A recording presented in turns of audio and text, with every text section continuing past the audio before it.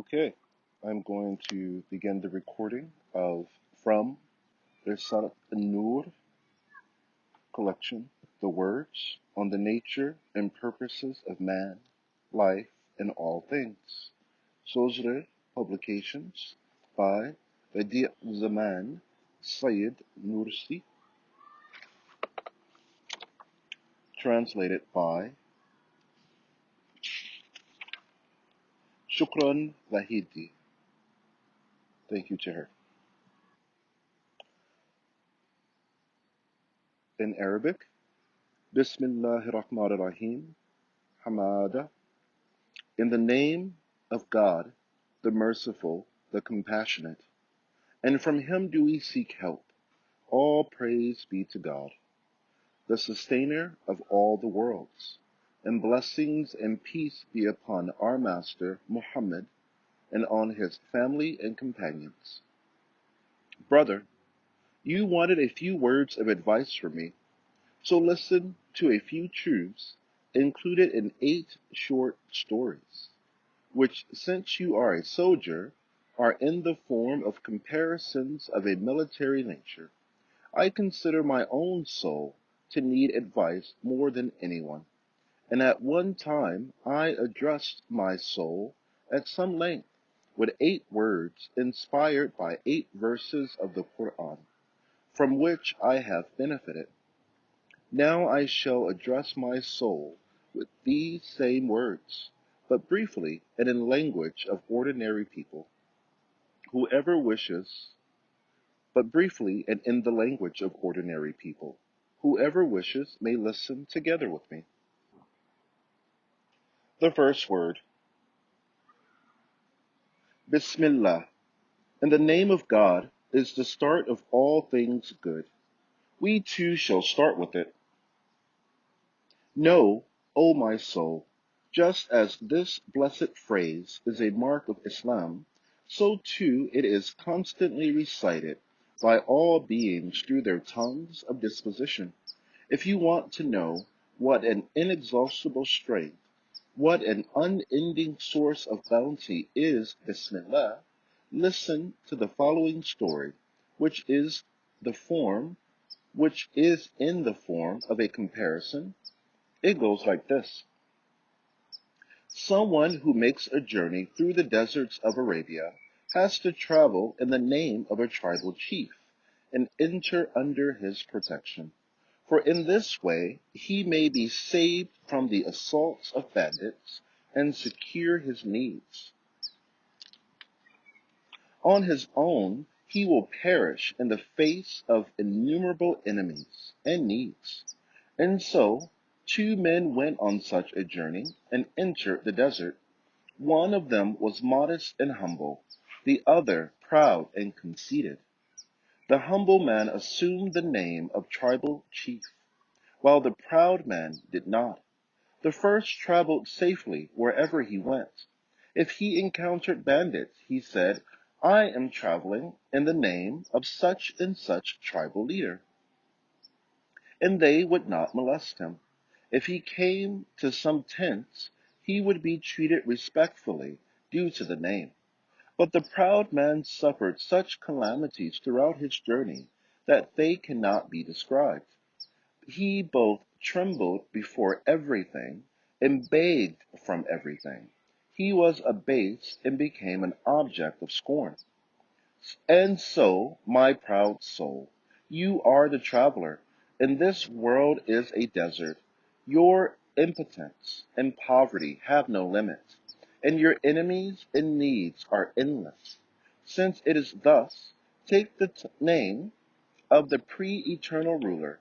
Take the name of the pre-eternal ruler and post-eternal Lord of the desert, and be saved from begging before the whole universe and trembling before every event. Indeed, this phrase is a treasury, so blessed that your infinite impotence and want bind you to an infinite power and mercy.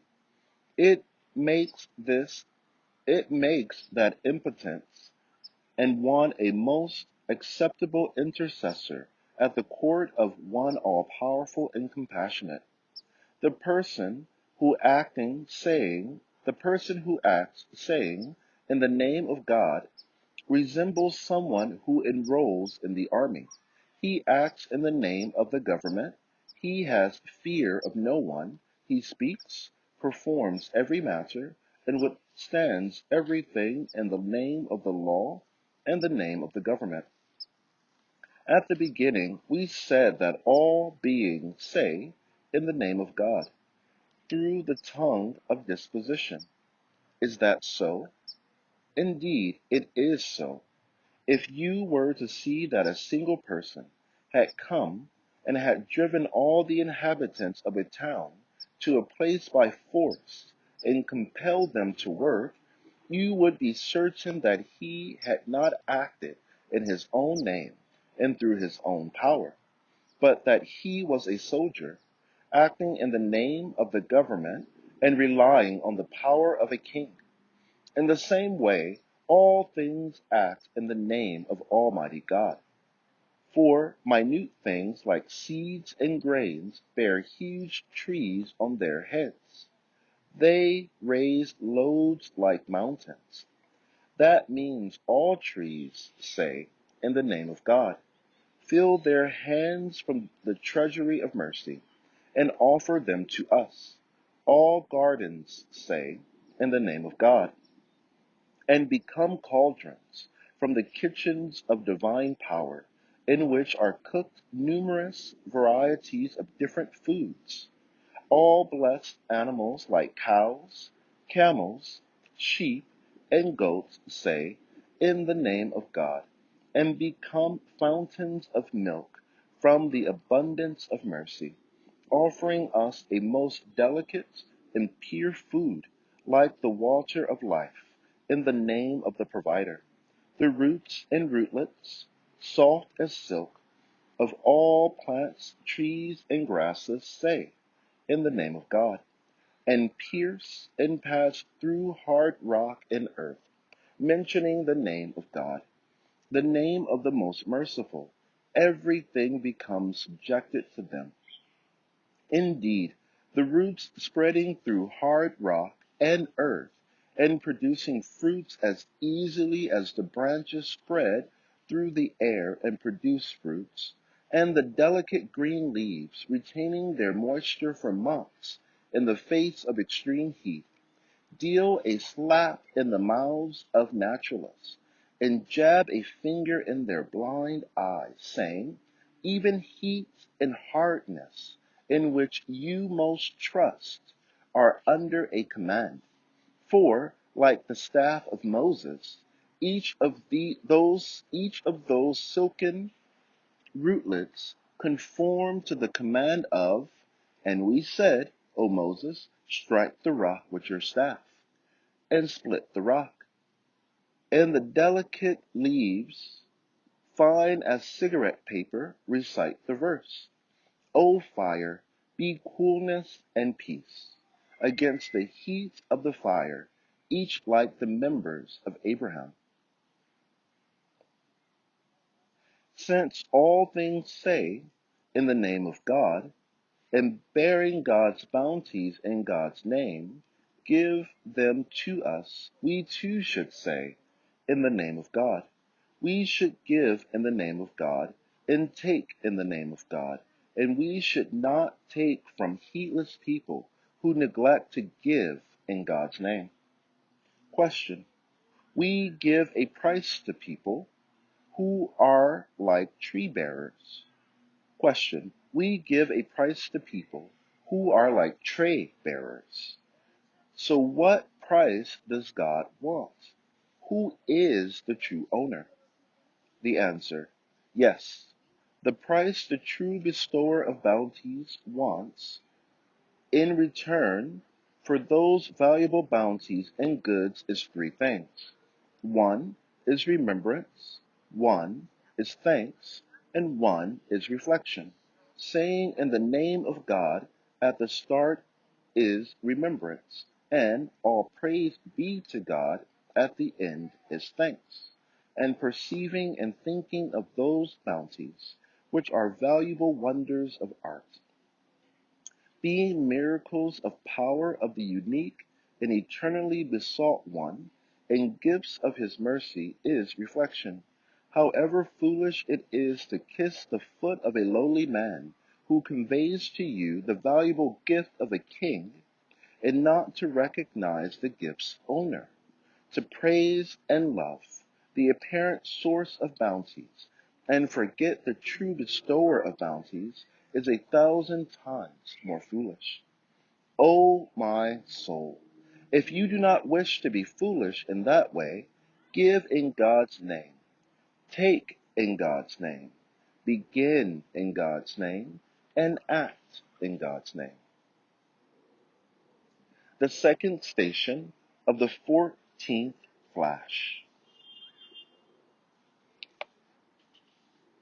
This, which has been included here because of its relevance, concerns 6 of the thousands of mysteries contained in the name of God, the merciful, the compassionate, contained in the name of God, the merciful, the compassionate.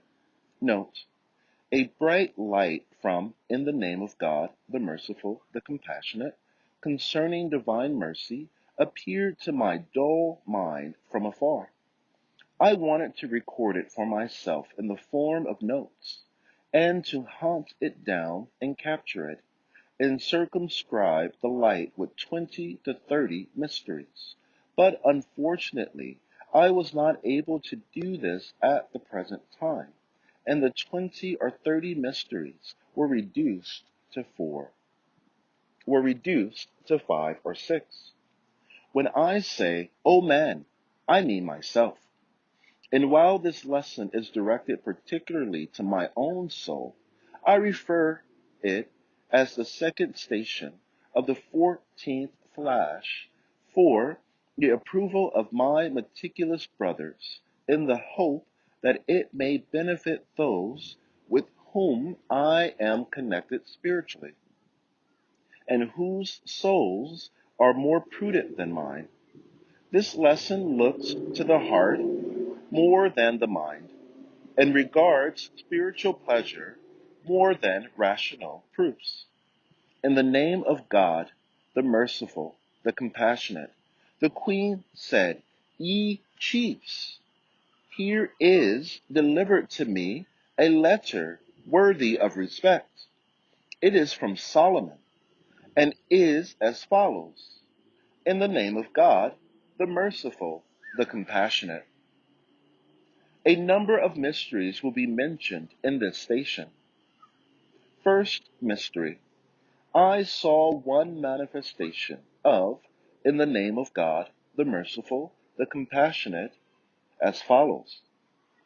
On the face of the universe, the face of the earth, and the face of man are 3 stamps of dominicality, one within the other, and each showing samples of the other.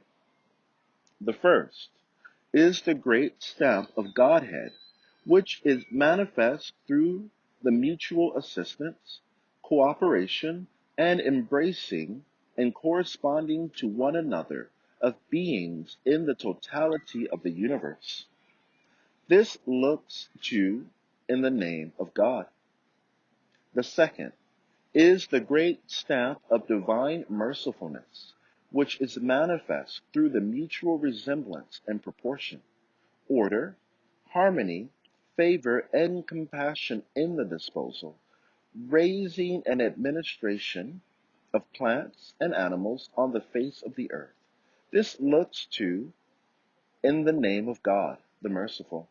Then there is the exalted stamp of divine compassionateness, which is manifest through the subtleties of divine beneficence, fine points of divine clemency, and rays of divine compassion on the face of man's comprehensive nature. This looks to the compassionate in the name of God, the merciful, the compassionate. That is to say, in the name of God, the merciful, the compassionate, is the sacred title of three stamps of divine oneness, which form a luminous line on the page of the world, and a strong cord and shining filament. That is, through being revealed from above, the tip of, in the name of God, the merciful, the compassionate, rests on man, the fruit of the universe, and miniature copy of the world. It binds the lower world to the divine throne. It is a way for man to ascend to the divine throne. Second mystery.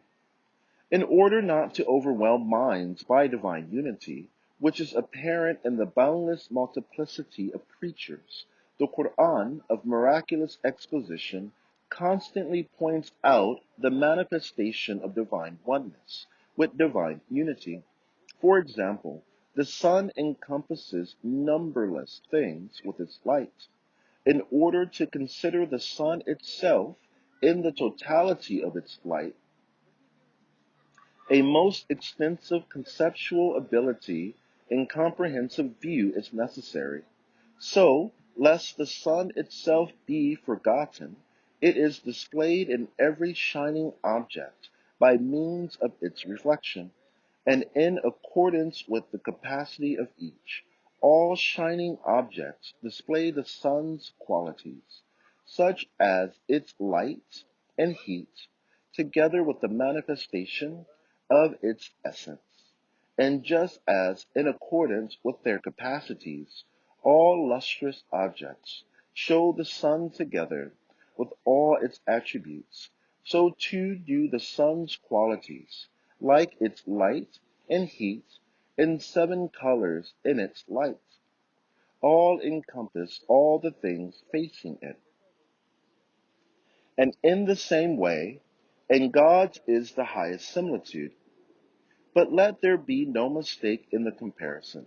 Just as divine oneness and eternal besaltedness have a manifestation together with all the divine names and everything, in animate creatures in particular, and especially in man's mirror-like essence, so too, through divine unity, does each of the divine names connected to beings encompass all beings. Thus, let minds become overwhelmed by divine unity, and hearts forget the most pure and holy essence. The Quran constantly puts before the eyes of the stamp of divine oneness within divine unity, and that is in the name of God, the merciful, the compassionate, which points out the three important points of the stamp. Third mystery.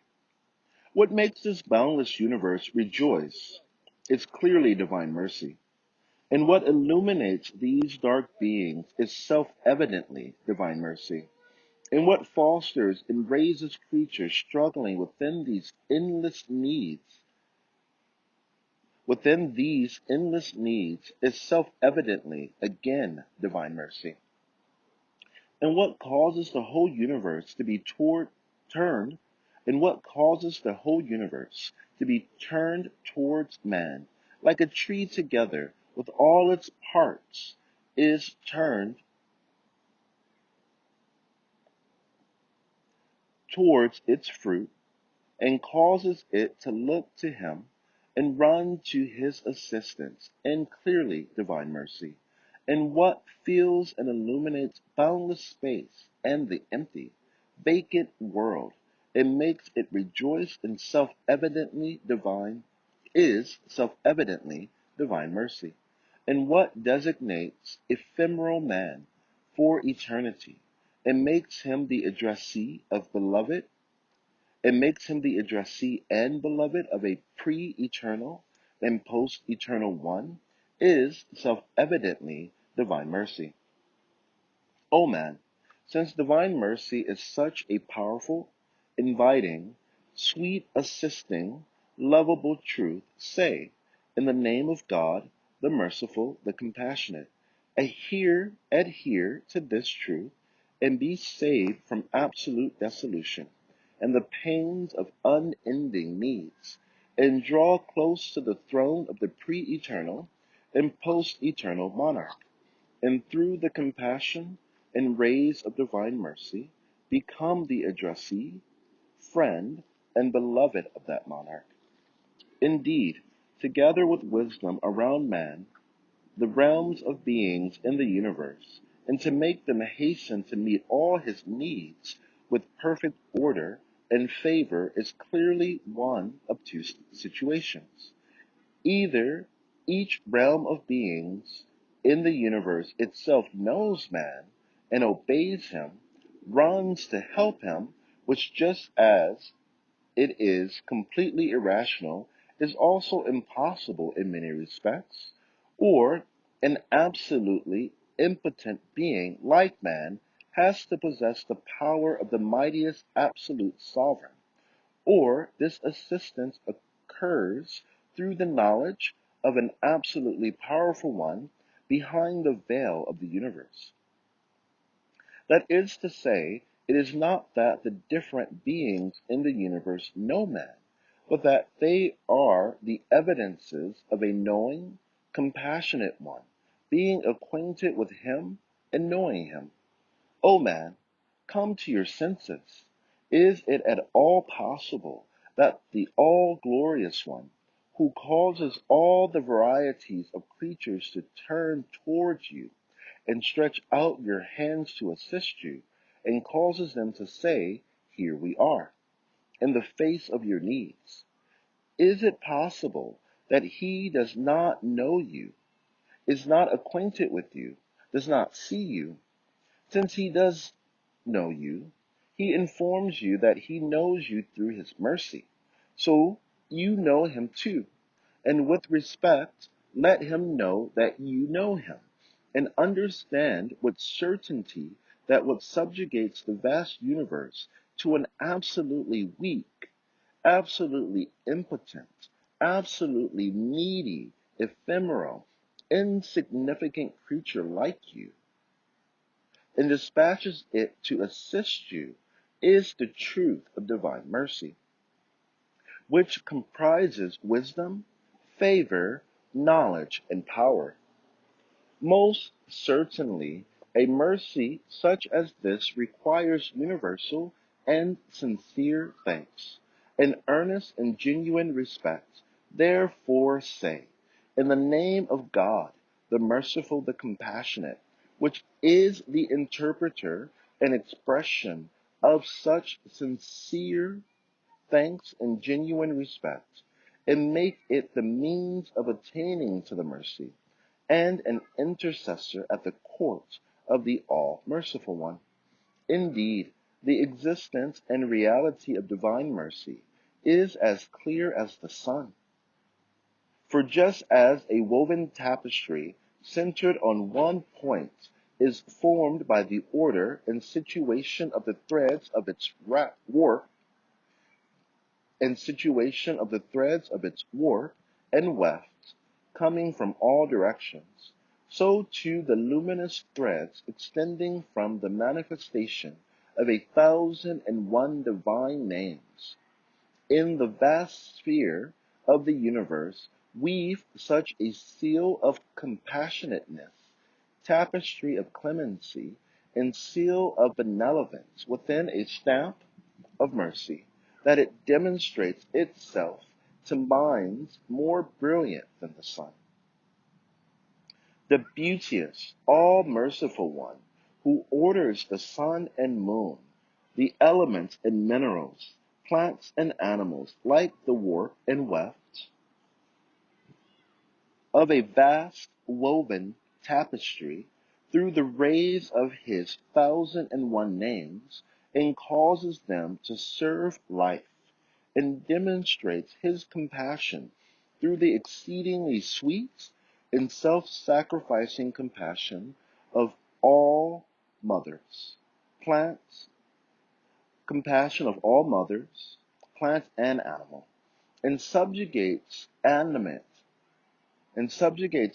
creatures to human life, and from this demonstrates man's importance and a most fine and lovely large tapestry of divine dominicality, and manifest his most brilliant mercy,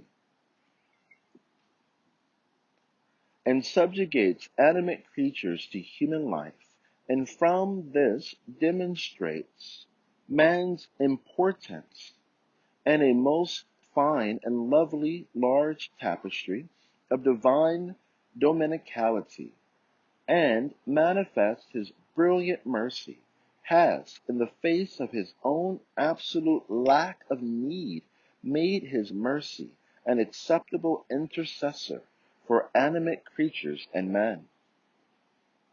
O man, you are truly a human being.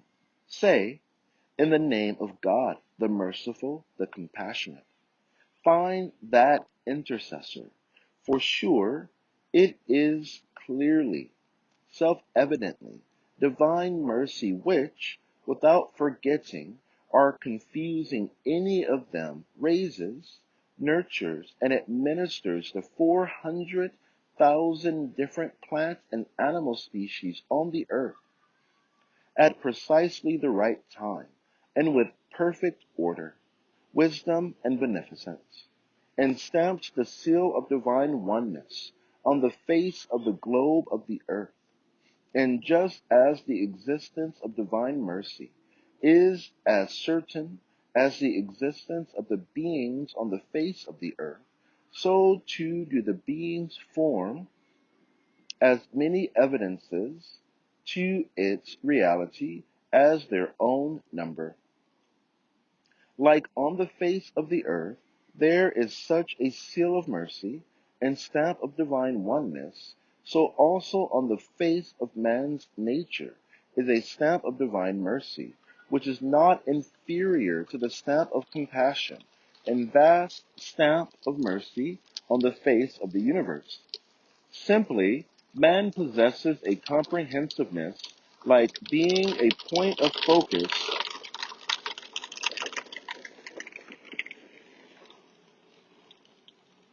of 1,001 divine names. O man, is it at all possible that the one who gives you this face and places such a stamp of mercy and seal of oneness on it would leave you to your own devices, attach no importance to you, pay no attention to your action, pay no attention to your actions, make the whole universe, which is turned towards you, futile and pointless, and make the tree of creation rotten and insignificant with decayed fruit? Would he cause to be denied his mercy, which is as obvious as the sun, and his wisdom, which is as clear as light, neither of which can in any way be doubted, nor are in any way deficient? God forbid. O man, you should know that there is a way to ascend to the throne of divine mercy, and that is in the name of God, the merciful, the compassionate. If you want to understand how important this way of ascent is, look at the beginning of the 114 chapters of the Quran of miraculous exposition, and at the beginnings of all estimable books, and at the start of all good works, and a clear proof of the God-determined grandeur of in the name of God is that the very foremost Islamic scholars, like Imam Shafi'i, may God be pleased with him, said, although in the name of God the merciful, the compassionate is one verse, it was revealed 114 times in the Quran. Fourth mystery, to declare you alone do we worship in the face of the manifestation of divine unity within boundless multiplicity is not sufficient for everyone. The mind wanders. It is necessary to possess a heart as broad as the globe of the earth, and in order to serve, and in order to observe the unique and single one behind the unity in the totality of beings, and to say, you alone do we worship, and from you alone do we seek help. As a consequence of this, so that the seal of divine oneness should be apparent on all species and realms of beings, just as it is shown clearly on individual objects, and that they should call to mind the unique and single one. It is shown within the stamp of divine mercy. Thus every one at every level may turn to the most pure and holy one, and saying, you alone do we worship, and from you alone do we seek help. Address him directly. It is in order to express this mighty mystery and clearly point out the seal of divine mercy that the all-wise Qur'an suddenly mentions the smallest sphere in most particular matter when describing the vastest sphere of the universe. For example, the creation of the heavens and the earth, and so that the mind does not wander, nor the heart drown, and the spirit may find directly its true object of worship, it opens the subject of man's creation and man's voice, and the subtle details of the bounties and wisdom in his features. For example, while mentioning the creation of the heavens and earth, the verse, and among his signs is the creation of the heavens and the earth, and the variations in your languages and in your colors, demonstrates this truth in a miraculous fashion. Indeed, within innumerable creatures and an infinite multiplicity, there are sorts and degrees of stamps and divine unity, like concentric circles, from the great stamp to the smallest, from the greatest stamp to the smallest. But however clear that unity is, it is still a unity within multiplicity. It cannot truly address observers. It is because of this that there has to be the stamp of divine oneness behind unity, so that unity does not call to mind multiplicity, and directly before the most pure and holy one, a way may be opened up to the heart. Furthermore, in order to direct gazes towards the stamp of divine oneness and attract hearts toward it, a most captivating design, shining light, agreeable sweetness, pleasing beauty, and powerful truth, which is the stamp of divine mercy and seal of divine compassion, has been placed on it. For sure, it is the strength of that divine mercy which attracts the gazes of conscious beings, draws them to it, and causes them to reach the seal of oneness, and to observe the unique and single one, and from that to manifest the true address. In you alone do we worship, and from you alone do we seek help. Thus, it is through, in the name of God, the merciful, the compassionate, being the index of the Surah al-Fatiha and a concise summary of the Qur'an, that it is the design and interpreter of this mighty mystery.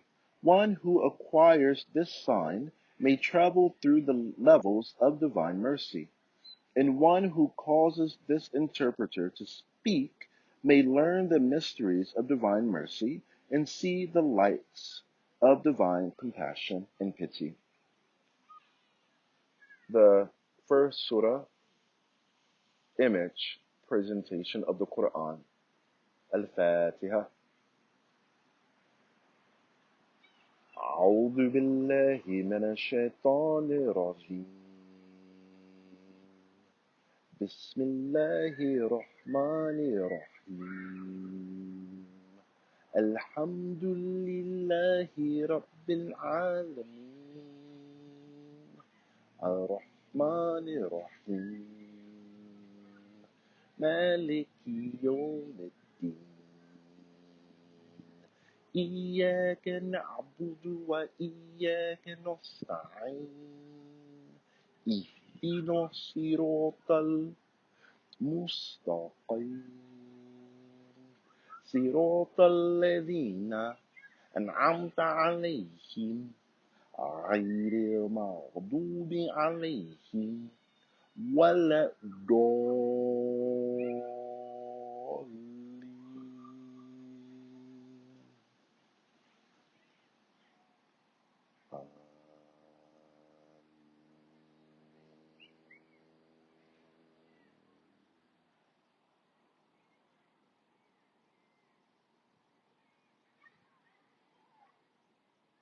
صدق الله العظيم.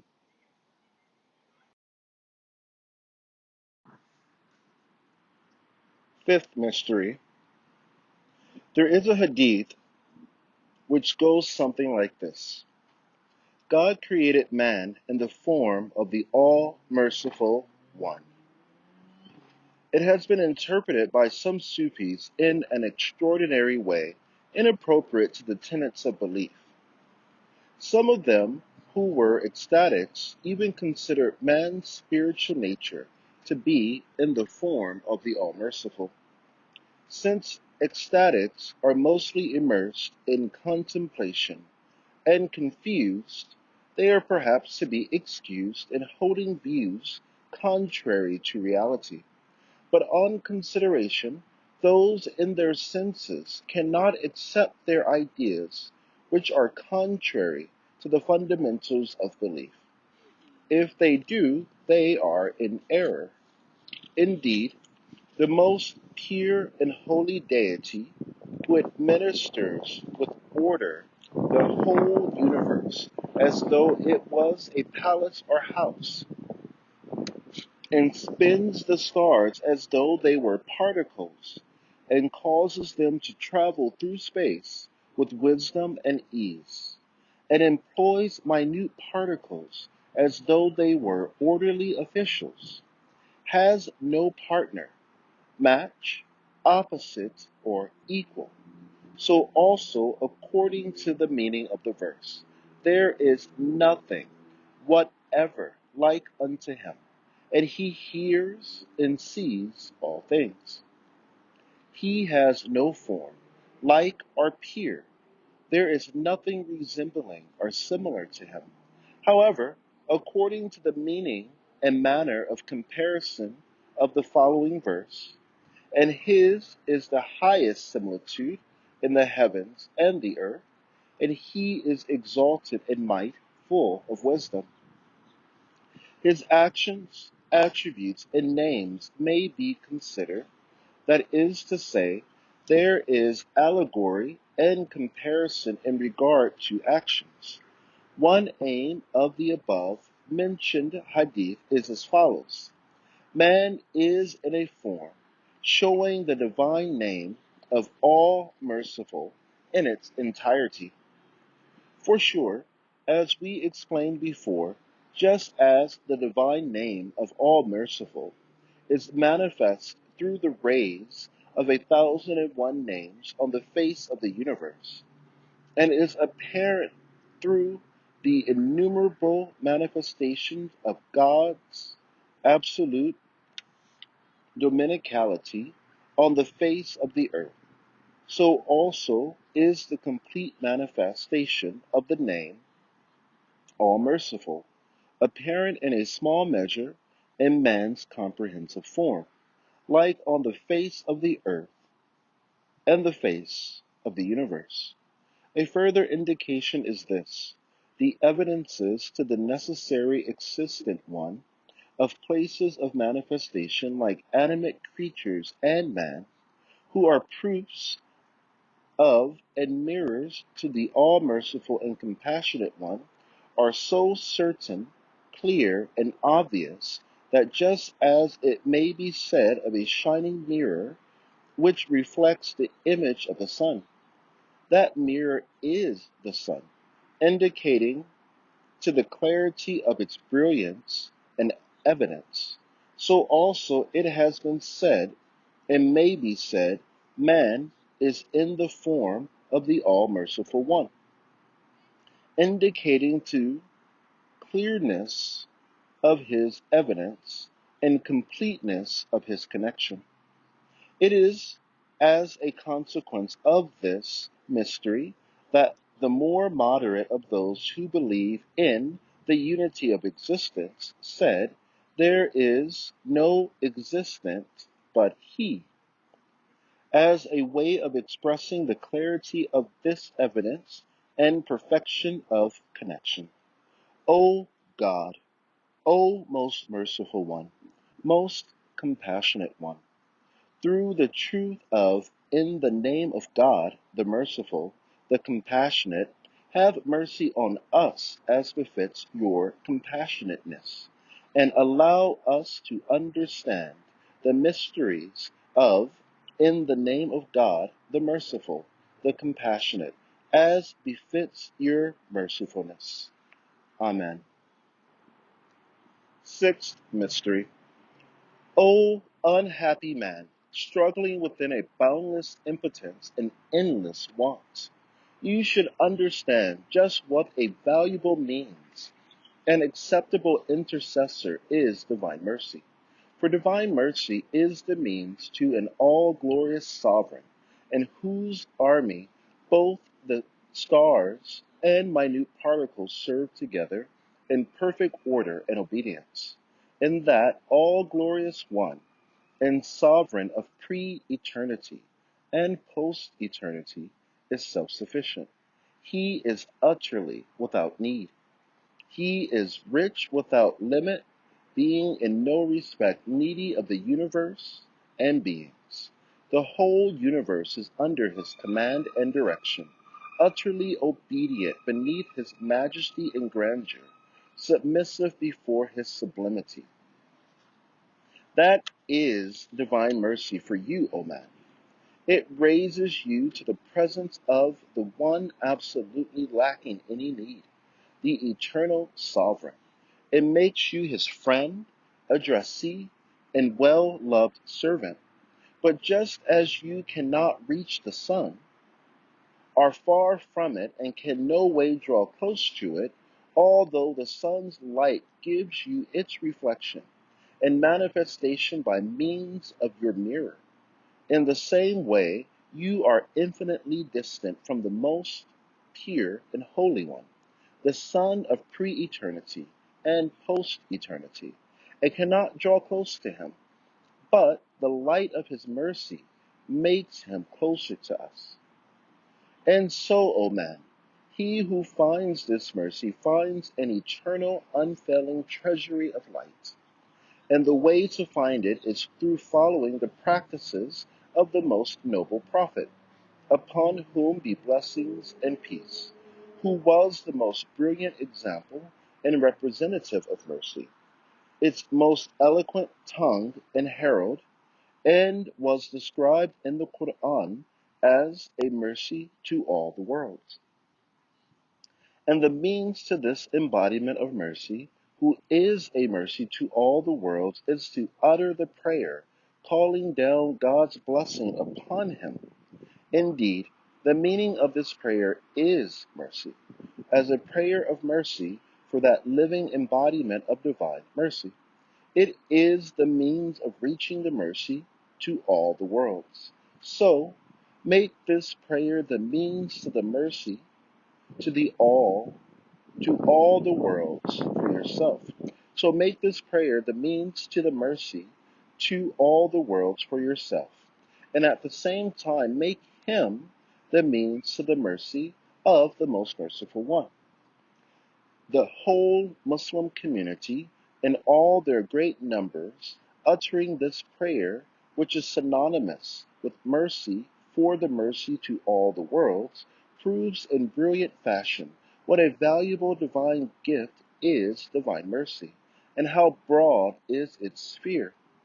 To conclude, just as the most precious jewel in the treasury of mercy and its doorkeeper is the Prophet Muhammad, upon whom be blessings and peace, so too is its first key in the name of God, the merciful, the compassionate, and its most easy key, the prayer for the Prophet. O God, through the truth of, in the name of God, the merciful, the compassionate, grant blessings and peace to the one whom you sent as a mercy to all the worlds as befits your mercy, and in veneration of him, and to all his family and companions, and grant us mercy, so as to make us free of want for mercy of any other than you from among your creatures. Amen. Glory be unto you. We have no knowledge save that which you have taught us. Indeed, you are all knowing, all wise. The second word, in the name of God, the merciful, the compassionate, those who believe in the unseen. If you want to understand what great happiness and bounty, what great pleasure and ease is to be found in belief in God, listen to this story, which is in the form of a comparison. One time, two men went on a journey, for both pleasure and business. One set off in a selfish, inauspicious direction, the other on a godly, propitious way. Since the selfish man was both conceited, self-centered, and pessimistic, he ended up in what seemed to him to be a most wicked country due to his pessimism. He looked around and everywhere saw the powerless and unfortunate lamenting in the grasp and at the destruction of fearsome bullying tyrants. He saw the same grievous, painful situation in all the places he traveled. The whole country took on the form of a house of mourning. Apart from becoming drunk, he could find no way of not noticing this grievous and somber situation. For everyone seemed to him to be an enemy and foreign, and all around he saw horrible corpses and despairing, weeping orphans. His conscience was in a state of torment. The other man was godly, devout, fair-minded, and would find morals so that the country he came to was most excellent in his view. This good man saw universal rejoicing in the land he had entered. Everywhere was a joyful festival, a place for the remembrance of God, overflowing with rapture and happiness. Everyone seemed to him a friend and relation. Throughout the country he saw the festive celebrations of a general discharge from duties accompanied by cries of good wishes and thanks. And he also heard the sound of a drum and band for the enlistment of soldiers with the happy calls of God is the most great. There is no God but God. Rather than being grieved at the suffering of both himself and all the people like the first miserable man, this fortunate man was pleased and happy at both his own joy and that of all the inhabitants. Furthermore, he was able to do some profitable trade. He offered thanks to God. After some while, he returned and came across the other man. He understood his condition and said, "You were out of your mind. The ugliness inside you must have been reflected on the outer world so that you imagined laughter to be weeping, and the discharge from duties to be sack and pillage. Come to your senses and purify your heart so that this calamitous veil is raised from your eyes and you can see the truth. For the country of an utterly just, compassionate, beneficent, powerful, order-loving, and kind king could not be in the way you imagined, nor could a country which demonstrated this number of clear signs of progress and achievement. The unhappy man later came to his senses and repented. He said, "Yes, I was crazy through drink. May God be pleased with you. You have saved me from a hellish state." O my soul, know that the first man represents an unbeliever or someone depraved and heedless. In his view, the world is a house of universal mourning. All living creatures are orphans weeping at the blows of death and separation. Man and the animals are alone, and without ties, being ripped apart by the talons of the appointed hour. Mighty beings like the mountains and oceans are like horrendous, lifeless corpses. Many grievous, crushing, terrifying delusions like these arise from his unbelief and misguidance, and torment him. As for the other man, he is a believer. He recognizes and affirms Almighty God. In his view, this world is an abode where the name of the All-Merciful One is constantly recited, a place of instruction for man and the animals, and a field of examination for man and jinn. All animal and human deaths are a demobilization. Those who have completed their duties of life depart from this transient world for another, happy and trouble-free. World so that place may be made for new officials to come and work. Those who have completed their duties of life depart from this transient world for another, happy and trouble-free.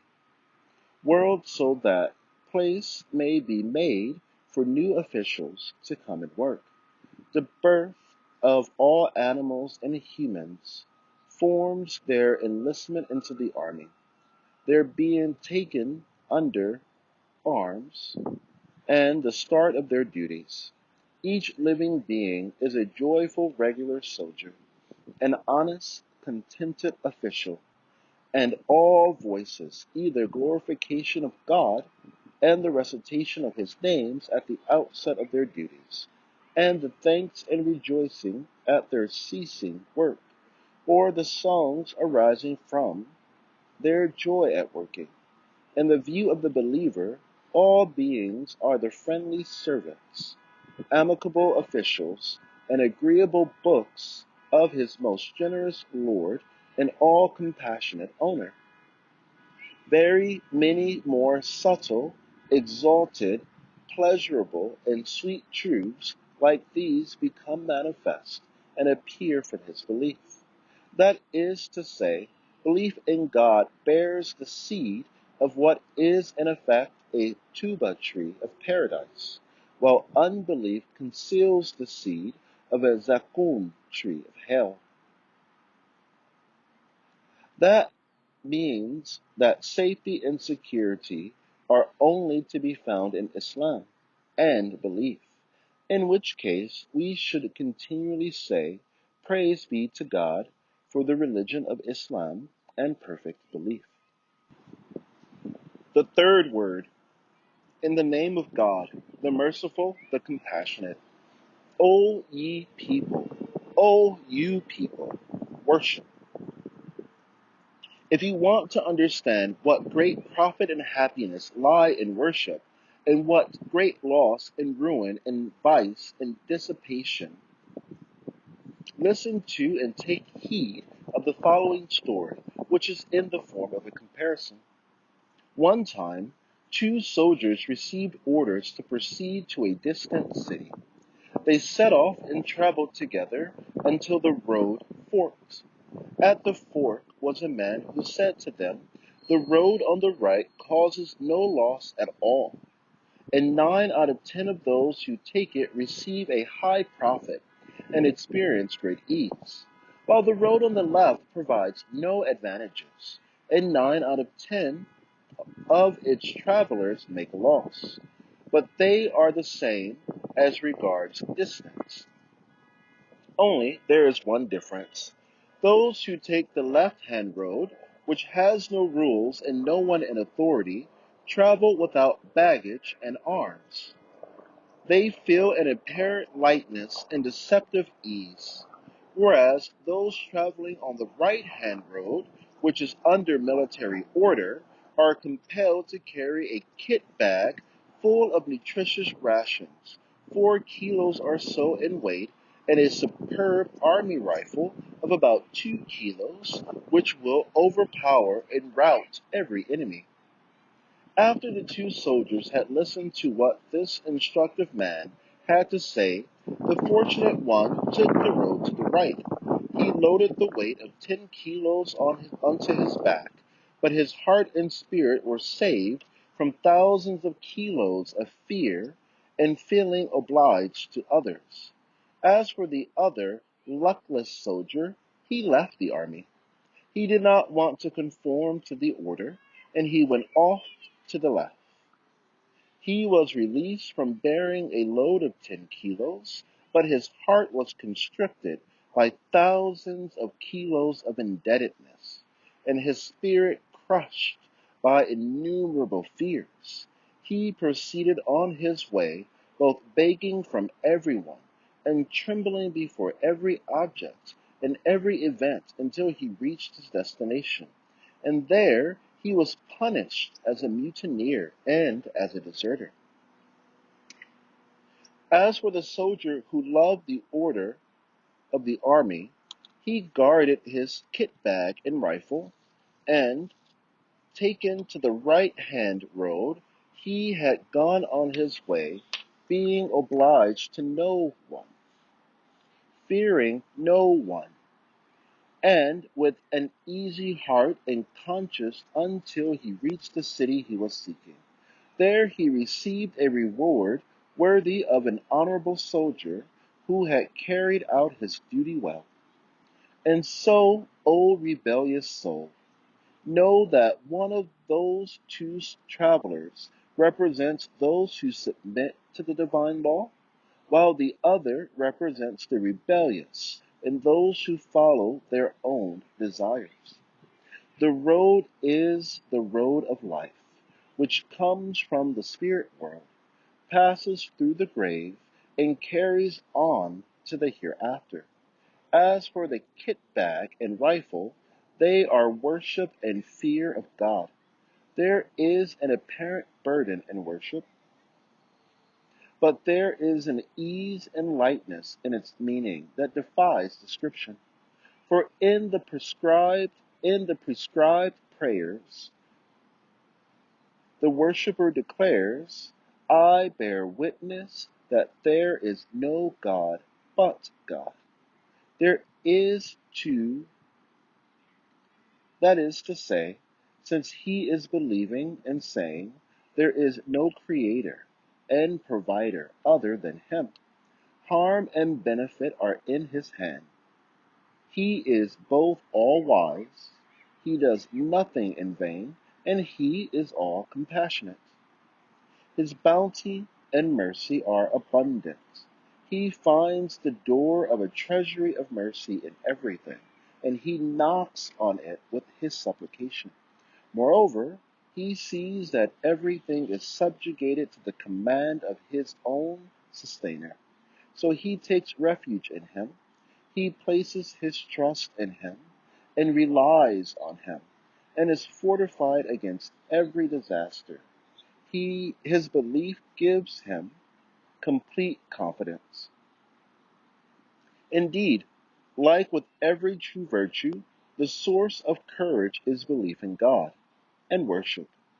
And like with every iniquity, the source of cowardice is misguidance. In fact, for a worshipper with a truly illuminated heart, it is possible that even if the globe of the earth became a bomb and exploded, it would not frighten him. He would watch it with pleasurable wonder as a marvel of the eternally besotted one's power.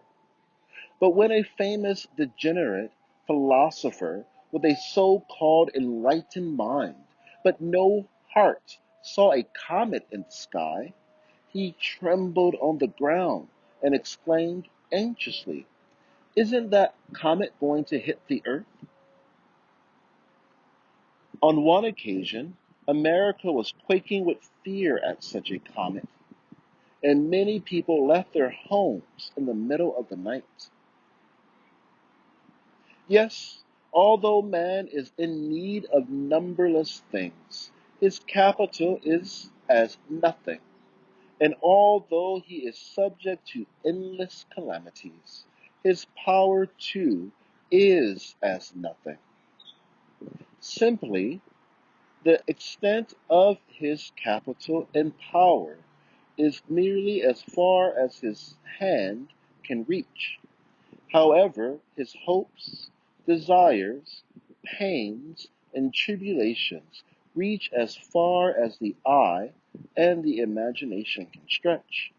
Anyone who is not totally blind can see and understand then what a great profit, happiness, and bounty for the human spirit, which is thus impotent and weak, and needy and wanting, are worship, affirmation of God's unity, and reliance on God and submission to Him.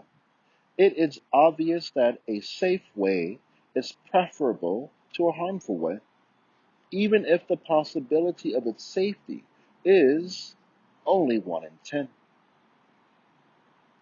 But on the way of worship, which are matter here, there is 9 out of 10 possibility of it leading to a treasury of eternal happiness, as well as it being safe, while it is established by the testimony, which is at the degree of consensus of innumerable experts and witnesses that, besides being without benefit, and the dissolute even confess to this, the way of vice and dissipation ends in eternal misery.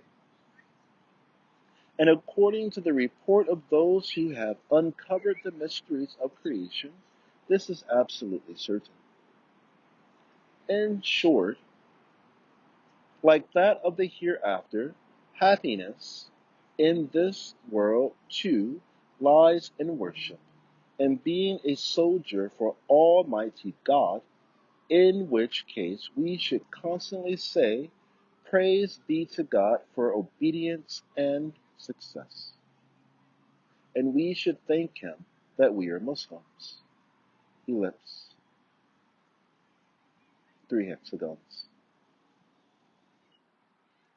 The fourth word, in the name of God, the merciful, the compassionate. The prescribed prayers are the pillar of religion. If you want to understand with the certainty that 2 plus 2 equals 4, just how valuable and important are the prescribed prayers, and with what little expense they are gained, and how crazy and harmful is the person, and how crazy and harmful is the person who neglects them, pay attention to the following story, which is in the form of a comparison. One time, a mighty ruler gave each of 2 of his servants 24 gold pieces, and sent them to settle on one of his rich royal farms 2 months' distance away. "Use this money for your tickets," he commanded them, "and buy whatever is necessary for your house there with it. This is a station 1 day's distance. There is a station 1 day's distance from the farm, and there is both road transport and a railway, and boats and aeroplanes. They can be benefited from according to your capital." The 2 servants set off after receiving these instructions. One of them was fortunate, so that he spent a small amount of money on the way to the station, and included in that expense was some business so profitable and pleasing to his master that his capital increased 1,000-fold.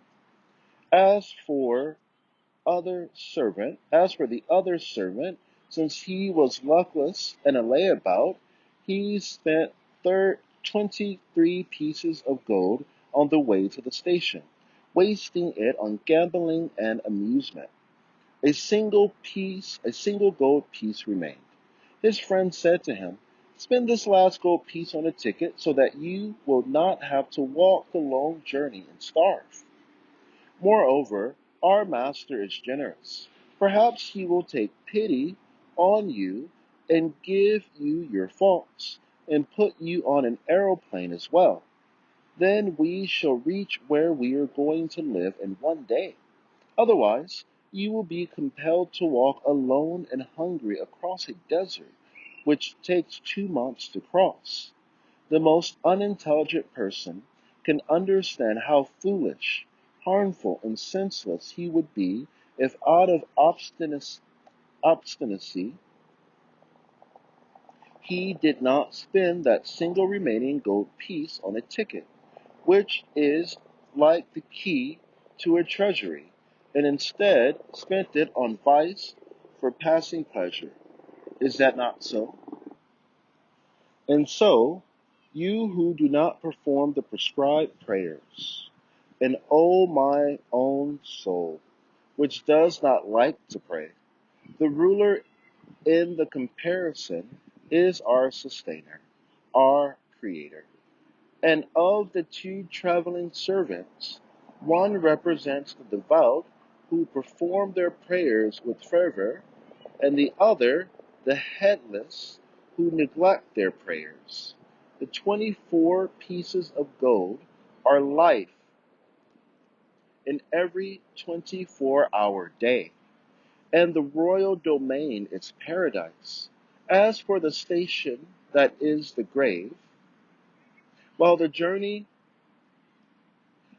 and the royal domain is paradise. As for the station, that is the grave, while the journey is man's passage to the grave, and on to the resurrection and the hereafter. Men cover that long journey to different degrees according to their actions and the strength of their fear of God. Some of the truly devout have crossed 1,000-year distance in a day like lightning, and some have traversed a 50,000-year distance in a day with the speed of imagination. The Quran, of mighty stature, alludes to this truth with two of its verses. The ticket in the comparison represents the prescribed prayers. A single hour a day is sufficient for the 5 prayers, together with taking the ablution. So, what a loss a person who spends 23 hours on this fleeting worldly life and fails to spend 1 hour on the long life of the hereafter. How he wrongs his own self, how unreasonably he behaves. For would not anyone who considers himself to be reasonable understand how contrary to reason and wisdom such a person's conduct is, and how far from reason he has become, if thinking it reasonable, he gives half of his property to a lottery, in which 1,000 people are participating, and the possibility of winning is 1 in 1,000, and does not give 1/24 of it to an eternal treasury, where the possibility of winning has been verified at 99 out of 100. Moreover, the spirit, the heart, and the mind find great ease in prayer, and it is not like trying for the body. Furthermore, with the right intention, all the other acts of someone who performs the prescribed prayers become like worship. He can make over the whole capital of his life to the hereafter. In this way, he can make his transient life permanent in one respect. The fifth word, in the name of God, the merciful, the compassionate. Indeed, God is with those who fear him and those who do good. If you want to see what a truly human duty and what a natural, appropriate result of man's creation it is to perform the prescribed prayers and not to commit serious sins, listen to and take heed of the following comparison. Once, at a great time of general mobilization, two soldiers found themselves together in a regiment. One was well trained and conscientious, the other a raw recruit and self-centered. The conscientious soldier concentrated on training and the war, and did not give a thought to rations and provisions, for he knew that it was the state's duty to feed and equip him, treat him if he was ill, and put the food in his mouth if the need arose. He knew that his basic duty was to train and fight. But he would also attend to some of the rations and equipment as part of his work. He would boil up the saucepans, wash up the mess tins, and bring them. If it was then asked him, "What are you doing?" he would reply, "I am doing fatigue duty for the state." He would not say, "I am working for my living." The raw recruit, however, was fond of his stomach and paid no attention to training and the war. "That is the state's business. What is it to me?" he would say. He thought constantly of his livelihood, and pursuing it, would leave the regiment and go to the market to do shopping. One day his well-trained friend said to him, "Your duty is training and fighting, brother. You were brought here for that. Trust in the king. He will not let you go hungry. This is his duty. Anyway, you are powerless and wanting. You cannot feed yourself everywhere."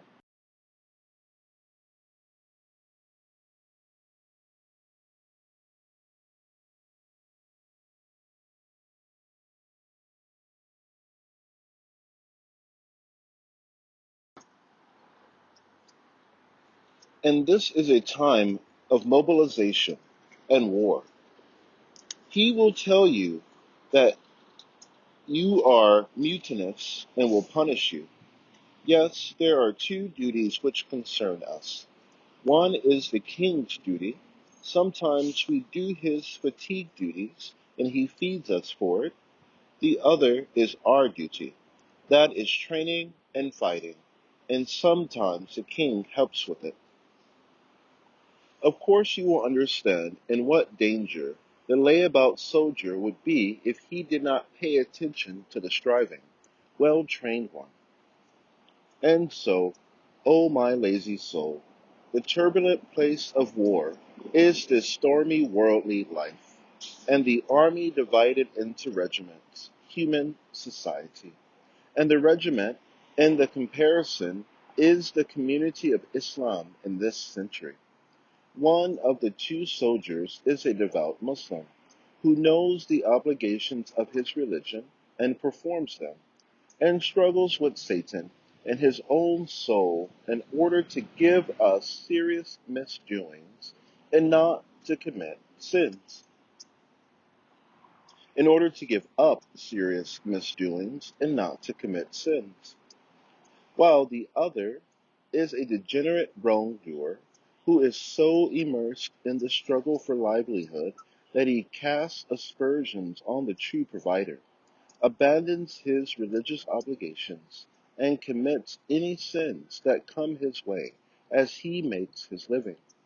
As for the training and instruction, it is foremost the prescribed prayers and worship, and the war is the struggle against the soul and its desires, and against the Satans among jinn and men, to deliver them from sin and bad morals, and save the heart and spirit for eternal perdition.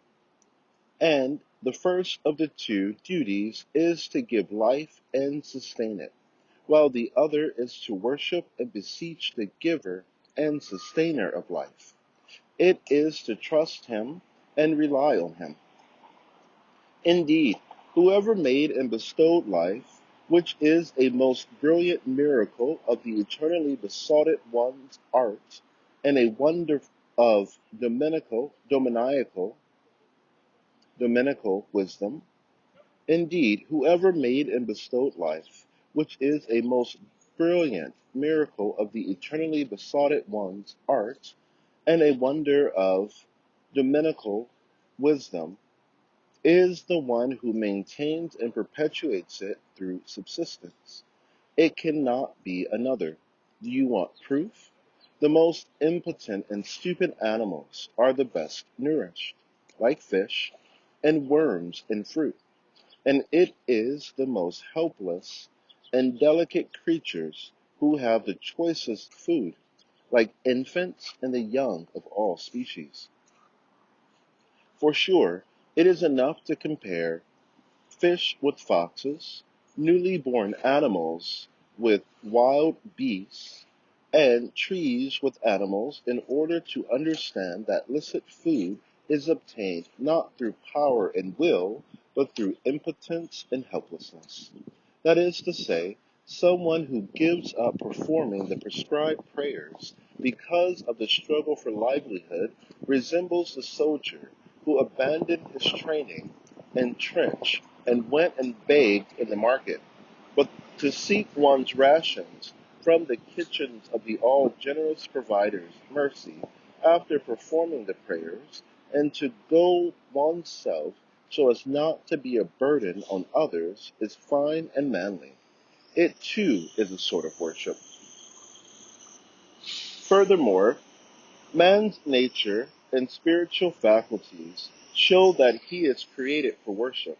For in respect of the power and actions necessary for the life of this world, he cannot compete with the most inferior sparrow, while in respect of knowledge and need and worship and supplication, which are necessary for spiritual life and the life of the hereafter, he is like the monarch and commander of the animals.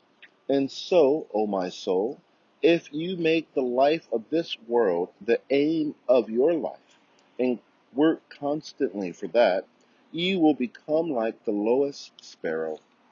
But if you make the life of the hereafter your aim and end, and make this life the means of it and its tillage, and strive in accordance with it, then you will be like a mighty commander of the animals, and a petted and suppliant servant of Almighty God, and his honored and respected guest.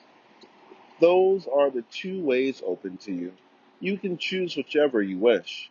So ask for guidance and success from the most compassionate of the compassionate. The sixth word. In the name of God, the merciful, the compassionate. Verily, God has purchased from the believers their persons and their property, that paradise might be theirs. Quran, chapter 9, verse 111.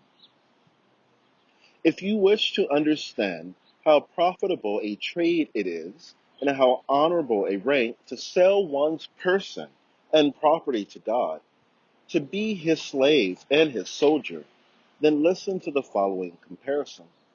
Once a king entrusted each of two of his subjects with an estate, including all necessary workshops, machinery, horses, weapons, and so forth. But since it was a tempestuous and war-ridden age, nothing enjoyed stability. It was destined either to disappear or to change.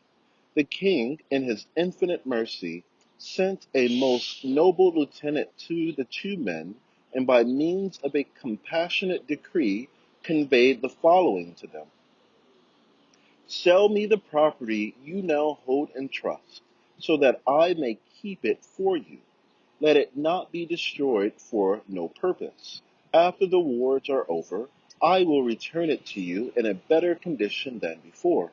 I will regard the trust as your property and pay you a high price for it. As for the machinery and tools in the workshop, they will be used in my name and at my workbench. But the price and the fee for their use shall be increased 1,000-fold. You will receive all the profit that accrues. You are indigent and resourceless, and unable to provide the cost of these great tasks. So let me assume the provision of all expenses and equipment, and give you all the income and the profit. You shall keep it until the time of demobilization. So see the 5 ways in which you shall profit. Now, if you do not sell me the property, you can see that no one is able to preserve what he possesses, and you too will lose what you now hold. It will go for nothing, and you will lose the high price I offer. The delicate and precious tools and scales, the precious metals waiting to be used, will also lose all value. You will have the trouble and concern of administering and preserving, but at the same time be punished for betraying your trust. So, see the 5 ways in which you may lose. Moreover, if you sell the property to me, you become my soldier and act in my name. Instead of a common prisoner or a regular soldier, you will be the free lieutenant of an exalted monarch.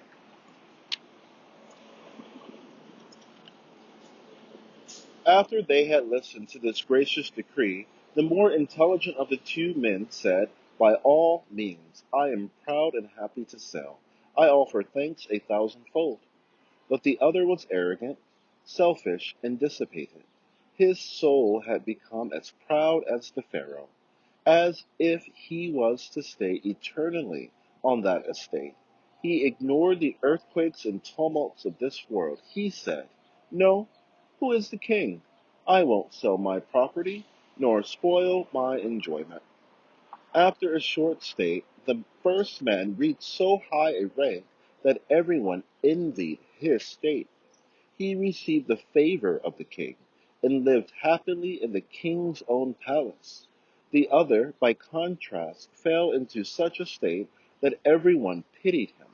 He also said he deserved it, for as a result of his error, his happiness and property departed, and he suffered punishment and torment.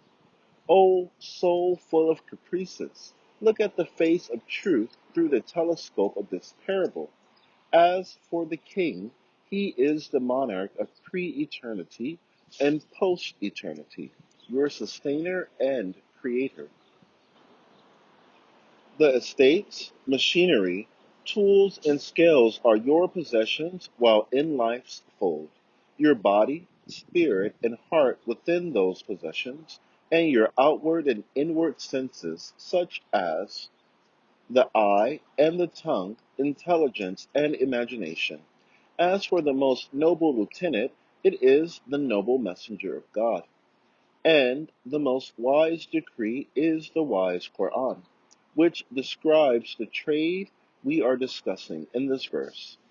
Verily, God has purchased from the believers their persons and property, that paradise might be theirs. The surging field of battle is the tempestuous surface of the world, which ceaselessly changes, dissolves and reforms, and causes every man to think. Since everything will leave our hands, will perish and be lost, is there no way in which we can transform it into something eternal and preserve it? While engaged in these thoughts, he suddenly hears the heavenly voice of the Quran saying, "Indeed, there is a beautiful and easy way which contains 5 profits within itself." What is that way? To sell the trust received back to its true owner. Such a sale yields profit 5-fold. The first profit, transient property, becomes everlasting. For this waning life, when given to the eternal and subsistent Lord of glory, when given to the eternal and self-subsistent Lord of glory, and spent for his sake, will be transmuted into eternity. It will yield eternal fruits. The moment of one's life will apparently vanish and rot like kernels and seeds. But then the flowers and blessedness and auspiciousness will open and bloom in the realm of eternity, and each will present a luminous and reassuring aspect in the intermediate realm. The second prophet, the high price of paradise is given in exchange. The third prophet, the value of each limb in each sense is increased 1,000-fold. The intelligence is, for example, like a tool. If you do not sell it to God Almighty, but rather employ it for the sake of the soul, it will become an ill-omened, noxious, and debilitating tool that will burden your weak person with all the sad sorrows of the past and the terrifying fears of the future. It will descend to the rank of an inauspicious and destructive tool. It is for this reason that a sinful man will frequently resort to drunkenness or frivolous pleasure in order to escape the vexations and injuries of his intelligence. But if you sell your intelligence to its true owner and employ it on his behalf, then the intelligence will become like the key to a talisman, unlocking the infinite treasures of compassion and the vaults of wisdom that creation contains. To take another example, the eye is one of the senses, a window through which the spirit looks out on this world. If you do not sell it to God Almighty, but rather employ it on behalf of the soul, by gazing upon a handful of transient, impermanent beauties and scenes, it will sink to the level of being a pander to lust and the concupiscent soul. Concupiscent soul. But if you sell the eye to your all-seeking Maker and employ it on his behalf and within limits traced out by him, then your eye will rise to the rank of a reader of the great book of being, a witness to the miracles of dominical art, a blessed bee sucking on the blossoms of mercy in the garden of this globe. Yet another example is that of the tongue and the sense of taste. If you do not sell it to the wise Creator, but employ it instead on behalf of your soul and for the sake of the stomach, it sinks and declines to the level of a gatekeeper at the stable of the stomach, a watchman at its factory. But if you sell it to the generous provider, then the sense of taste contained in the tongue will raise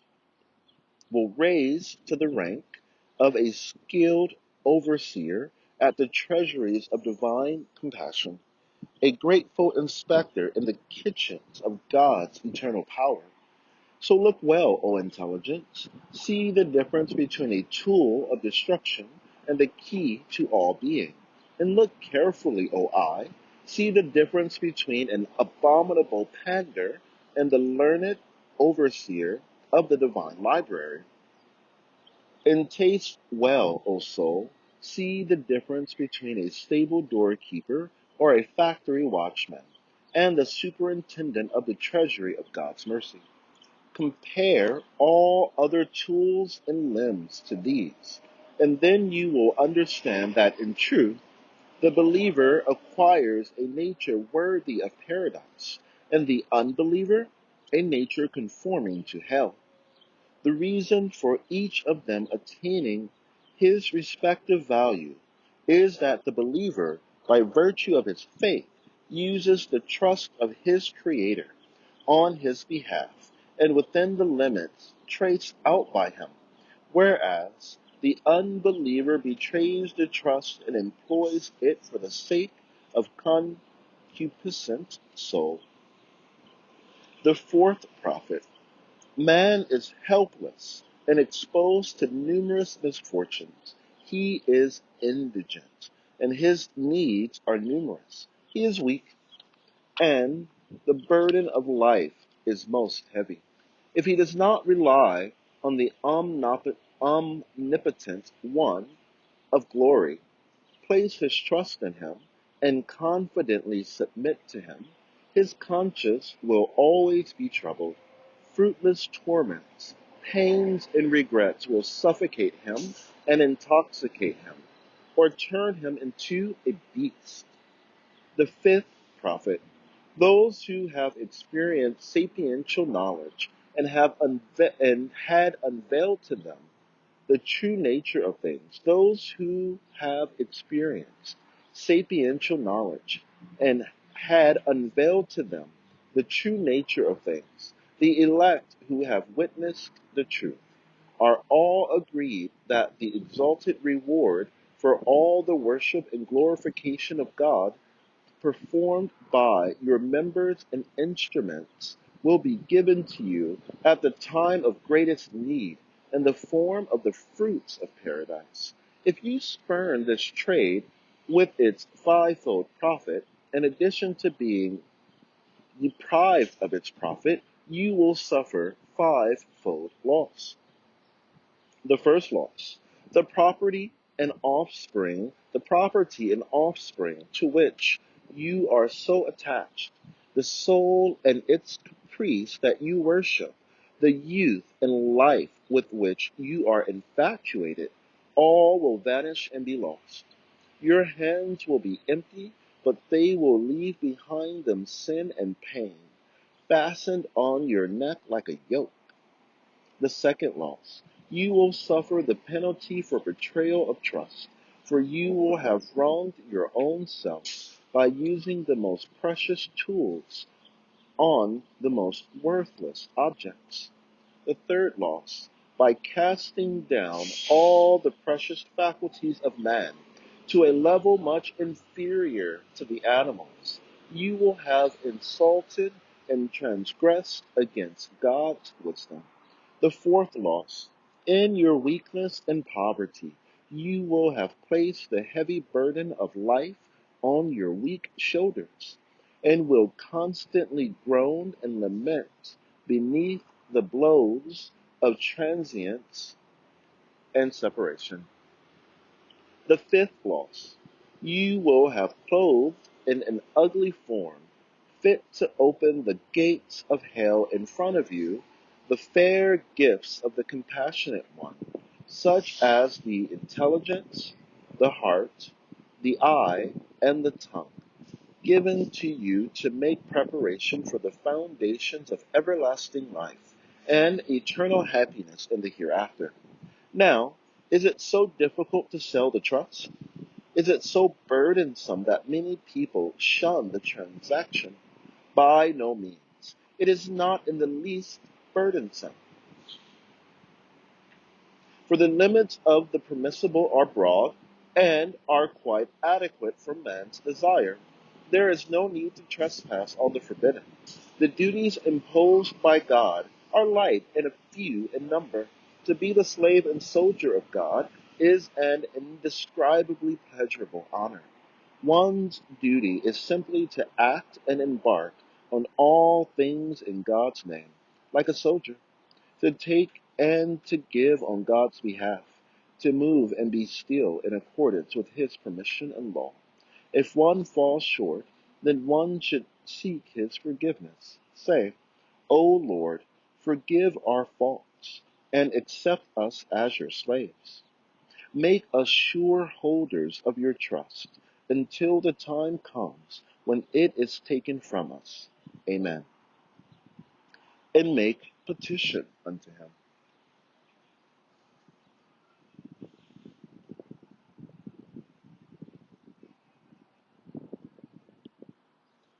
The seventh word. If you want to understand what valuable, difficulty resolving talismans are the two parts of the phrase, I believe in God and the last day, which open both the locked talisman of creation and the door of happiness for the human spirit, and what beneficial and curative two medicines are reliant on your Creator in taking refuge in Him through patience and entreaty, and supplicating your provider through thanks. And what important, precious, shining tickets for the journey to eternity, and provisions for the hereafter, and lights for the grave, are listening to the Qur'an, obeying its commands, performing the prescribed prayers, and giving up serious sins. Then listen and pay attention to this comparison. One time a soldier fell into a most grievous situation in the field of battle and examination.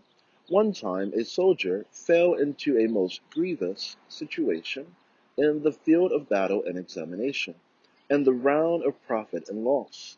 It was as follows. The soldier was wounded with two deep and terrible wounds on his right and left sides, and behind him stood a huge lion, as though waiting to attack him. And before him stood a gallows, which was putting to death and annihilating all those he loved. It was awaiting him too. And besides this, he had a long journey in front of him. He was being exiled. As the unfortunate soldier pondered over his fearsome plight and despair, a kindly person shining with the light, a kindly person shining with light like Khidr appeared. He said to him, "Do not despair. I shall give you two talismans and teach you them. If you use them properly, the lion will become a docile horse for you, and the gallows will turn into a swing for your pleasure and enjoyment. Also, I shall give you two medicines. If you follow the instructions, those two suppurating wounds will be transformed into two sweet-scented flowers called the Rose of Muhammad, peace be unto him. Also, I shall give you a ticket.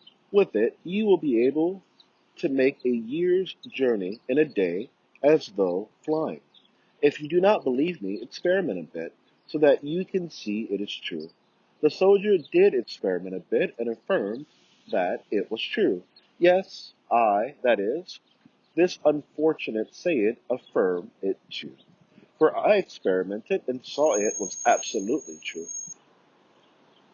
Some time later, he suddenly saw a sly and debauched-looking man, cunning as the devil, coming from the left, bringing with him much ornamented finery, decorated pictures and fantasies, and many intoxicants.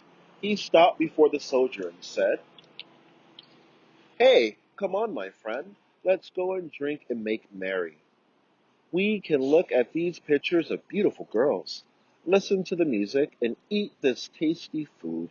Then he asked him, "What is it you are reciting under your breath?" "A talisman," came the reply. "Stop that incomprehensible nonsense. Let's not spoil our present fun." And he asked a second question. "What is that you have in your hand?" "Some medicine," the soldier replied. "Throw it away. You are healthy. There is nothing wrong with you. It is a time of cheer." And he asked, "What is that piece of paper with 5 marks on it?" "It is a ticket and a rations card." "Oh, tear them up," the man said. "What need do we have of a journey this beautiful spring?" He tried to persuade him with every sort of wile, and the poor soldier was even a bit persuaded. Yes, man can be deceived. I was deceived by just such cunning deceptions. Suddenly, from the right came a voice like thunder. "Beware," it said.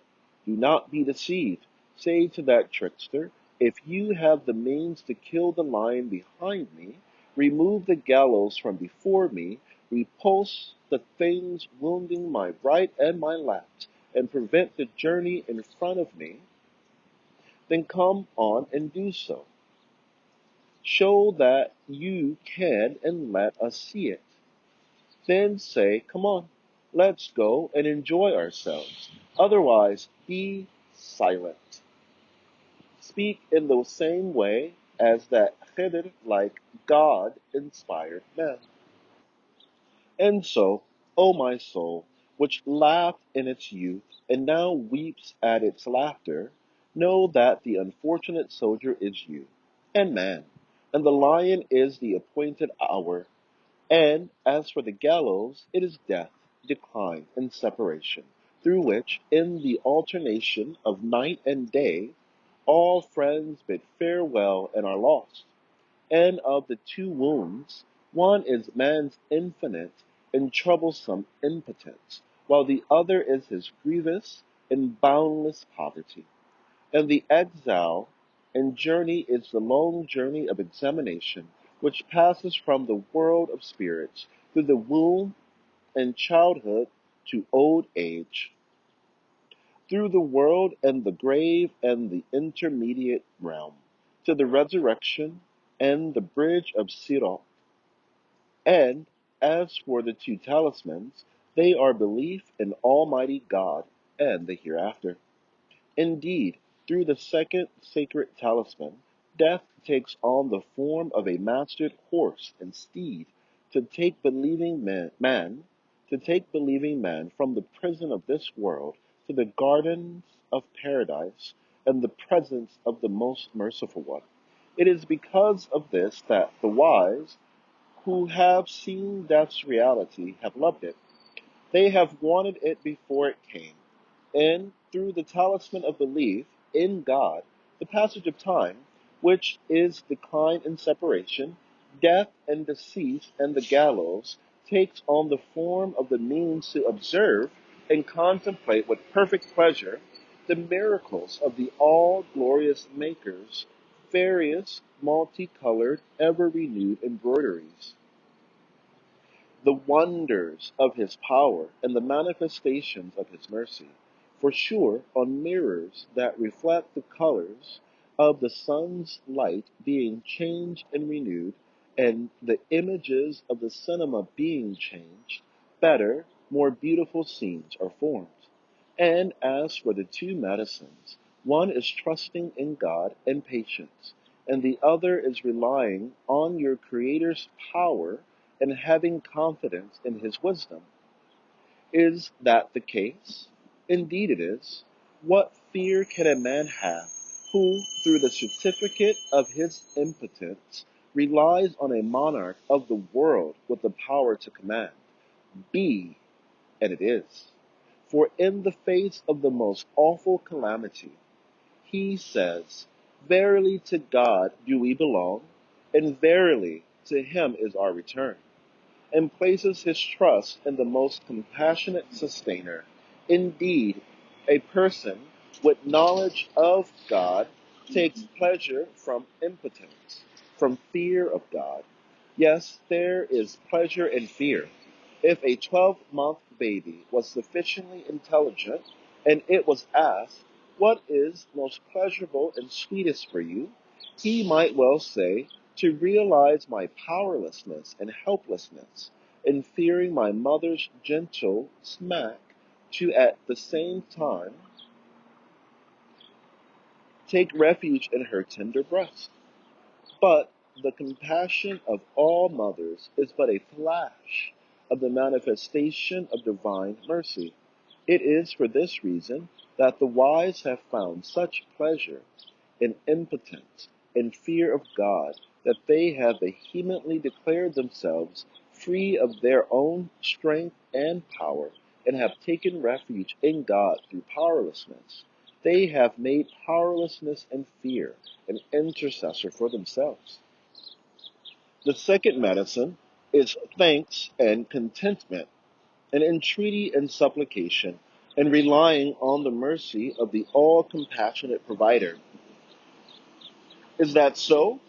Yes, for how can poverty, want, and need be painful and burdensome for a guest of an all-generous and munificent one, who makes the whole face of the earth a table of bounties, and the spring a bunch of flowers, and who places the flowers on the table and scatters them over it?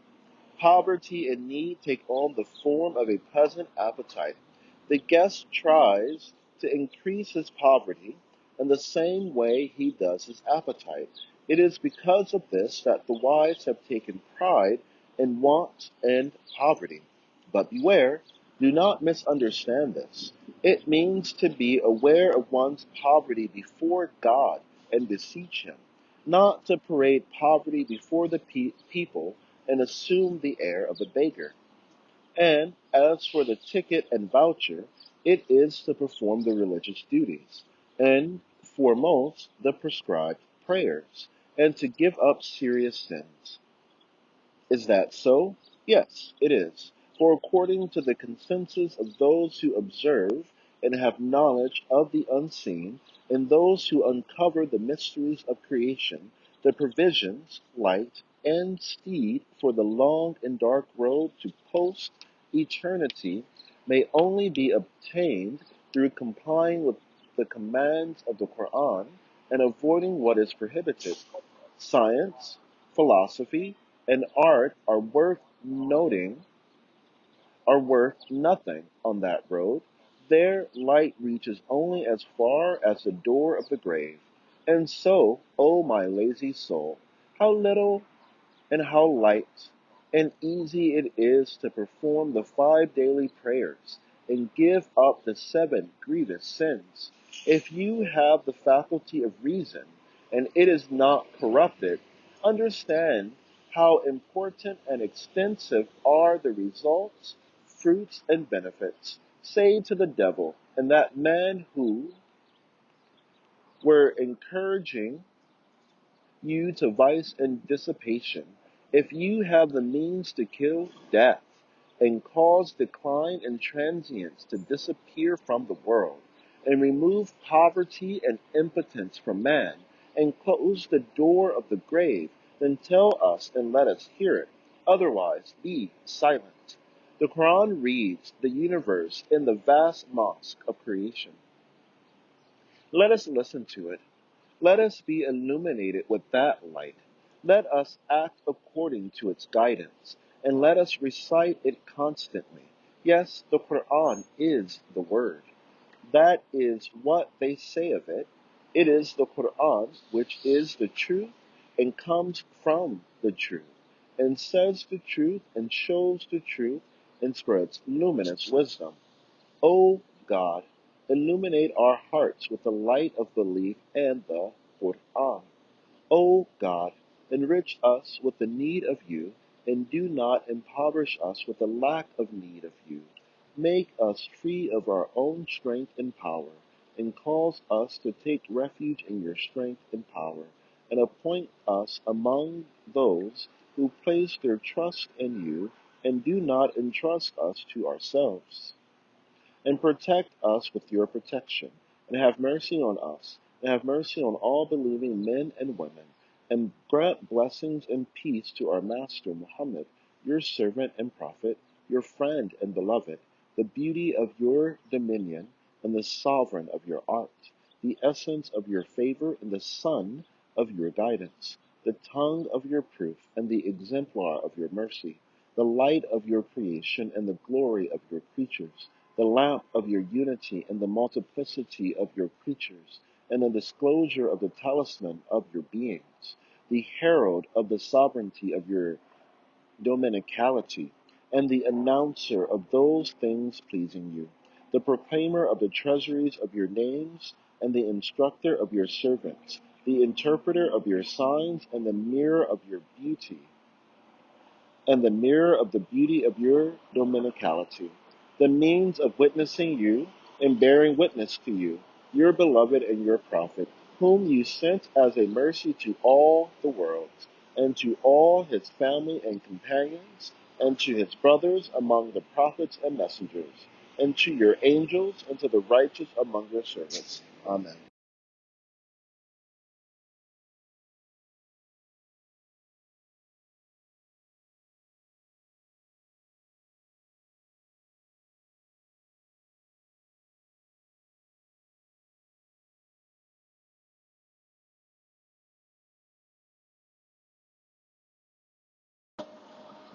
The eighth word, in the name of God, the merciful, the compassionate. God, there is no God but He, the ever living, the self-subsistent. Verily, the religion before God is Islam. If you want to understand this world, and man's spirit within the world, and the nature and value of religion within man, and how the world is a prison if there is no true religion, and that without religion man becomes the most miserable of creatures, and that it is, O God, and there is no God but God, that solve this world's talisman, and deliver the human spirit from darkness, then listen to and consider this comparison. Long ago, two brothers set off on a long journey. They continued on their way until the road forked. At the fork, they saw a serious-looking man and asked him, "Which road is good?" He told them, "On the road to the right, one is compelled to comply with the law and order, but within that hardship is security and happiness.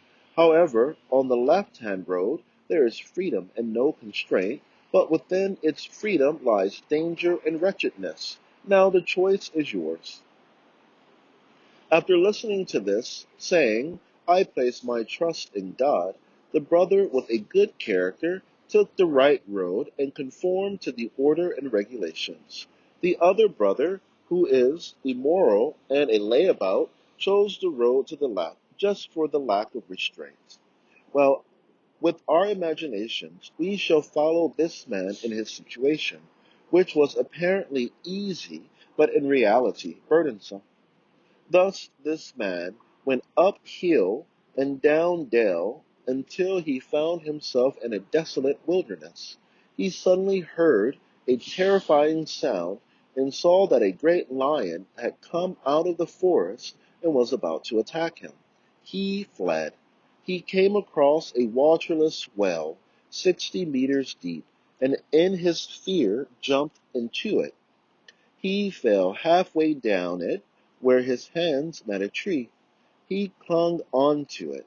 The tree, which was growing out of the walls of the well, had two roots. Two rats, one white and one black, were attacking and gnawing through them. He looked up and saw that the lion was waiting at the top of the well like a sentry. He looked down and saw a ghastly dragon. It raised its head and drew it close to his foot 30 meters above. Its mouth was as big as the mouth of the well. Then he looked at the well's walls and saw that stringing, poisonous vermin had gathered round him. He looked up at the mouth of the well and saw a fig tree. But it was not an ordinary tree. It bore the fruit of many different trees, from walnuts to pomegranates. Thus, through his lack of thought and foolishness, the man did not understand that this was not just some ordinary matter.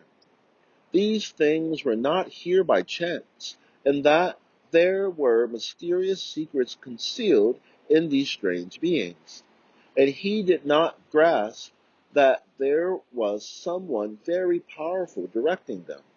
Now, although his heart, spirit, and mind were secretly weeping and wailing at this grievous situation, his evil commanding soul pretended that it was nothing. It closed its ears to the weeping of his heart and spirit, and deceiving itself, started to eat the tree's fruit as though it was in a garden. But some of the fruit were poisonous and harmful. Although God says in a divine hadith, Almighty God says in a divine hadith, "I am according to how my servants think of me." Thus, through his foolishness and lack of understanding, this unhappy man thought what he saw to be ordinary and the actual truth, and so that in And so that is the way he was treated, and is treated, and will be treated. He neither dies so that he is saved from it, nor does he live. He is in such torment. And so we shall leave this ill-omened man in his torment and return so that we may consider the situation of the other brother. This fortunate and intelligent person went on his way, but he suffered no distress like his brother. For due to his fine morals, he thought of good things and imagined good things. Everything was friendly and familiar to him, and he did not suffer any difficulty and hardship like his brother. For he knew the order and followed it. He found it easy. He went on his way freely and in peace and security. Then he came across a garden in which were both lovely flowers and fruits, and since it was not looked after, rotting and filthy things. His brother had also entered such a garden, but he had noticed and occupied himself with the filthy things, and that had turned his stomach. So he had left it and moved on without being able to rest at all. But this man acted according to the rule, looked on the good side of everything, and had paid no attention to the rotting things. He had benefited a lot from the good things, and taking a good rest, he had left and gone on his way. Later, also like the first brother, he had entered a vast desert, and had suddenly heard the roar of a lion, which was attacking him. He was frightened, but not as much as his brother, for, because of his good thoughts and positive attitude, he thought to himself, "This desert has a ruler, and it is possible that this lion is a servant under the ruler's command," and found consolation. But he still fled until he came across an empty well, 60 meters deep. He threw himself into it. Like his brother, his hands clasped a tree halfway down, and he remained suspended in the air. He looked and saw two animals gnawing through the tree's two roots. He looked up and saw the lion, and looked down and saw the dragon. Just like his brother, he was seeing a most strange situation. He was terrified like him, but his terror was 1,000 times less than his brother's, for his good morals had given him good thoughts, and good thoughts show the good side of everything. So because of this, he thought like this: these strange happenings are connected to someone. Also, it seems that they are acting in accordance with a command, in which case these matters contain a talisman. Yes, they are turning at the command of a hidden ruler. Therefore, I am not alone. The hidden ruler is watching me. He is testing me. He is impelling me somewhere for some purpose and inviting me there. A curiosity arising from this pleasant fear and these agreeable thoughts prompt me to say, I wonder who it is that is testing me, wants to make himself known, and is impelling me for some purpose on the strange road. Then love for the owner of the talisman arose out of the desire to know him, and from that love arose the desire to salve the talisman, and from that desire arose the will to acquire great qualities which would please and gratify the talisman's owner. Then he looked at the tree and saw it was a fig tree, but it was bearing the fruit of thousands of trees. So then all his fear left him, for he understood that for certain the fig tree was a list, an index, an exhibition. The hidden ruler must have attached samples of the fruits in the garden to the tree through a miracle and with a talisman, and must have adorned the tree in a way that would point to each of the foods he had prepared for his guests. For there is no other way a single tree could produce the fruits of thousands of different trees. Then he began to entreat that he would be inspired with the key to the talisman. He cried out, O ruler of this place, I have fallen on your fortune, and I take refuge with you. I am your servant, and I want to please you. I am searching for you, After he had made this supplication, the walls of the well suddenly parted, and a door opened unto a wonderful, pleasant, quiet garden. Indeed, the dragon's mouth was transformed into the door, and both it and the lion took on the forms of two servants. They invited him to enter. The lion even became a docile horse for him. And so, O my lazy soul, and O my imaginary friend, come, let us compare the position of these two brothers, so that we can see how good brings good and evil brings evil. And let us find out. Look, the unhappy traveler on the left's road is all the time trembling with fear, waiting to enter the dragon's mouth, while the fortunate one is invited into a blooming, splendid garden full of fruit, and the unfortunate one's heart is being pounded by an awful terror and grievous fear, while the fortunate one is gazing at and observing strange things as a delightful lesson, with a pleasant fear and loving knowledge. Also, the miserable one is suffering torments and desolation, despair and loneliness, while the fortunate one is taking pleasure in hope, longing, and familiarity.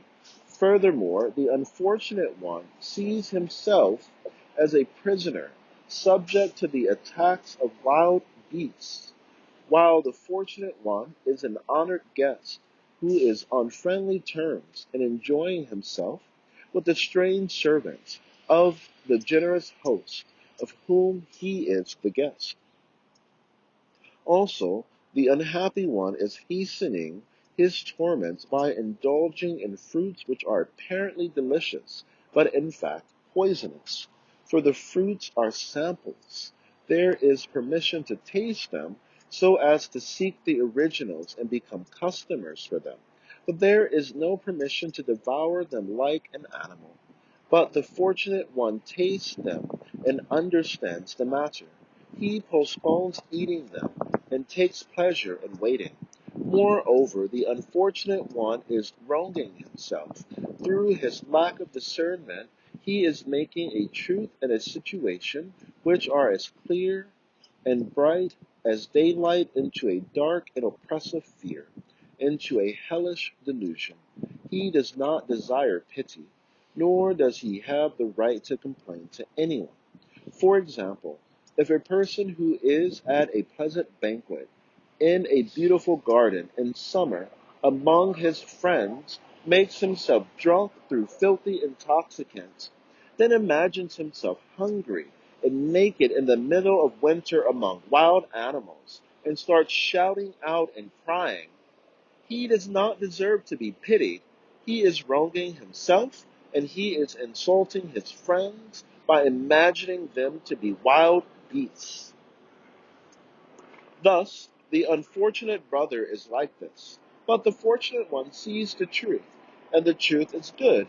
Through perceiving the beauty of the truth, the fortunate brother is being respectful toward the truth's owner, so he deserves his mercy.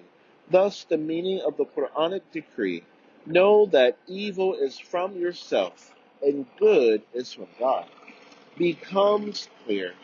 If you make a comparison of other differences in the same way, you will understand that the evil commanding soul of the first brother has prepared a sort of hell for him, while the good intention, good will, and good character and good thoughts of the other have allowed him to receive great bounty and happiness, and a shining virtue and prosperity. O my soul, and O you who is listening to this story together with my soul, if you do not want to be the unfortunate brother and want to be the fortunate one, listen to the Quran and obey its decrees and adhere to them and act according to them. If you have understood the truths in this comparison, you will be able to make them correspond to the truths of religion, the world, man and belief in God. I shall say the important ones, then you deduce the finer points yourself. So look, of the two brothers, one is a believing spirit and a righteous heart.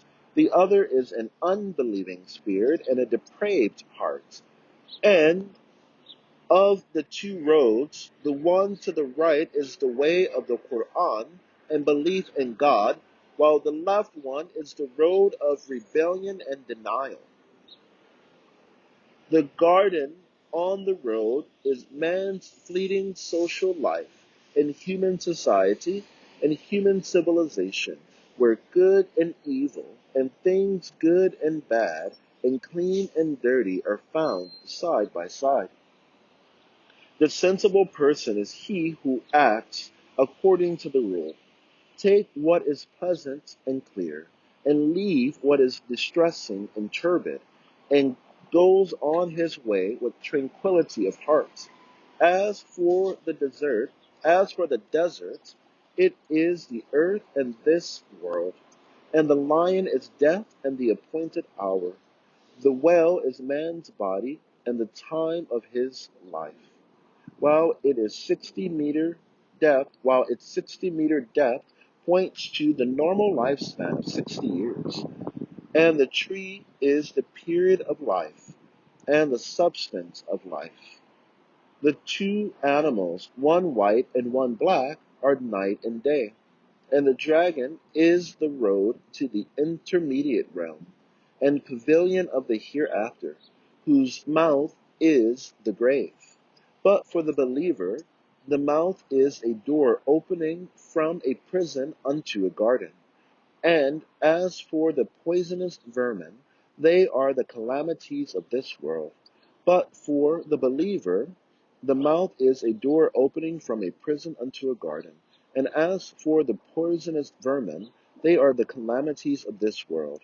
But for the believer, they are like gentle divine warnings and favors of the most merciful one to prevent him slipping off into the sleep of heedlessness.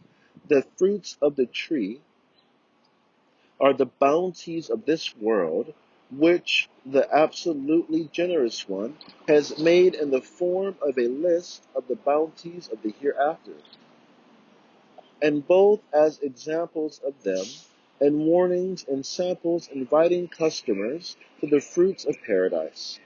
And the tree producing numerous different fruits, despite being a single tree, is a sign to the seal of the power of the eternally besought one, to the stamp of divine dominicality and sovereignty. For to make everything from one thing, that is, to make all plants and fruits from earth, and create all animals from a fluid, and to create all the limbs and organs of animals from a single food, together with making everything one thing, that is, arts like weaving a simple skin and making flesh particular to each animal from the great variety of foods that animals eat, is an inimitable stamp and seal peculiar to the ruler of pre-eternity and post-eternity, who is the single, eternally besought one. For sure, to make one thing everything, and everything one thing, is a sign, a mark peculiar to the Creator of all things, and the one powerful over all things. And as for the talisman, it is the mystery of the wisdom and creation which is solved through the mystery of belief. And the key is, there is no God but God, and God there is no God but He, the ever-living, the self-subsistent. And the dragon's mouth, being transformed into the door, into the garden, is a sign that, although the people of misguidance and rebellion, the grave is a door, although for the people of misguidance and rebellion, the grave is a door opening, in desolation and oblivion, unto a grave distressing as a dungeon, and narrow as a dragon's stomach.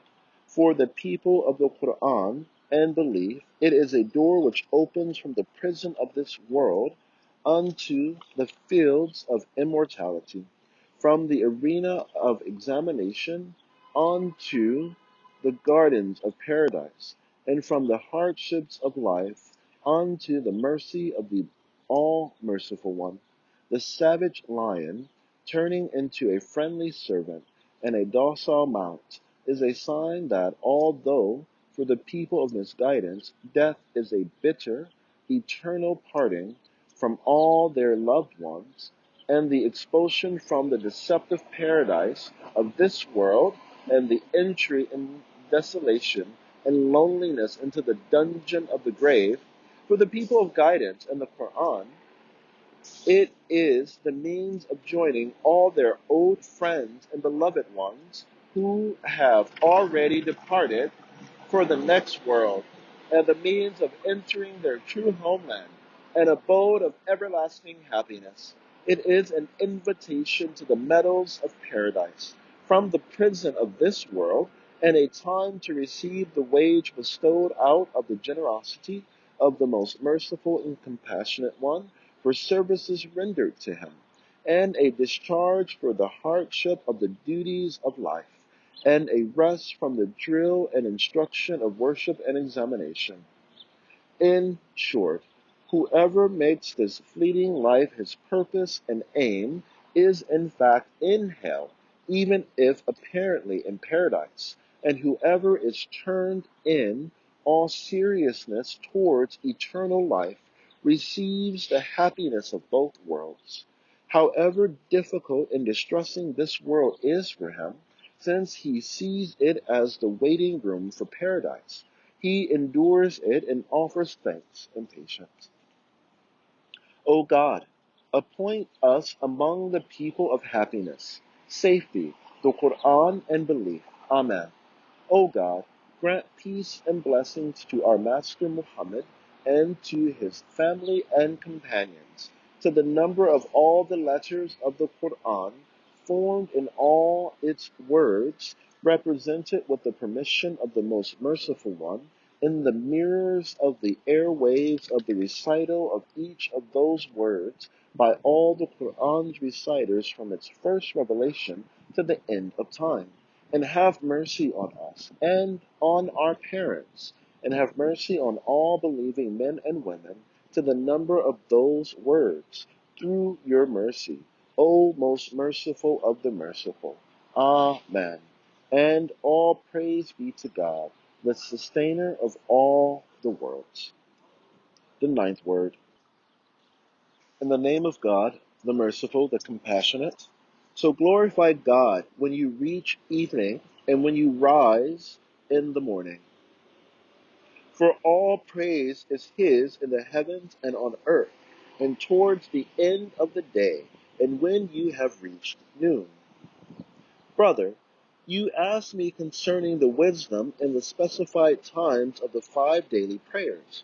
I shall point out only one of the many instances of wisdom in the times. Indeed, like each of the times of prayer marks the start of an important revolution, so also is each a mirror to divine disposal of power and to the universal divine bounties within that disposal.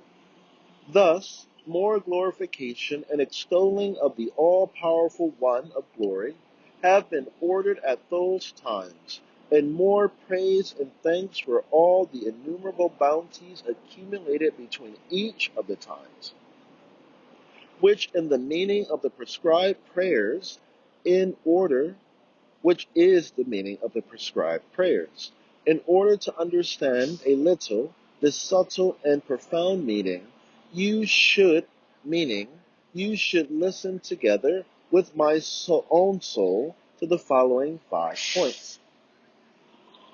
First point, the meaning of the prayers is the offering of glorification, praise, and thanks to Almighty God. That is to say, uttering glory be to God by word and action before God's glory and sublimity, It is to hallow and worship him, and declaring God is most great through word and act before his sheer perfection. It is to exalt and magnify him, and saying all praise be to God with the heart, tongue, and body. It is to offer thanks before his utter beauty. That is to say, glorification, exaltation, and praise are like the seeds of the prayers. That is why these three things are present in every part of the prayers, in all the actions and words. And it is also why these blessed words are each repeated 33 times after the prayers, in order to strengthen and reiterate the prayer's meanings. The meaning of the prayers is confirmed through these concise summaries. Second point.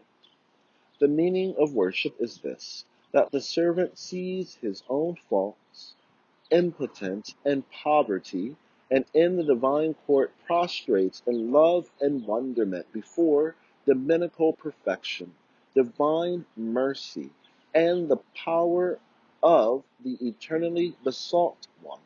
That is to say, just as the sovereignty of dominicality demands worship and obedience, so also does the holiness of dominicality require that the servant sees his faults through seeking forgiveness, and through his glorification and declaring, Glory be to God, proclaims that his sustainer is pure and free of all defects, and exalted above and far from the false ideas of the people of misguidance, and hallowed and exempt from all the faults in the universe.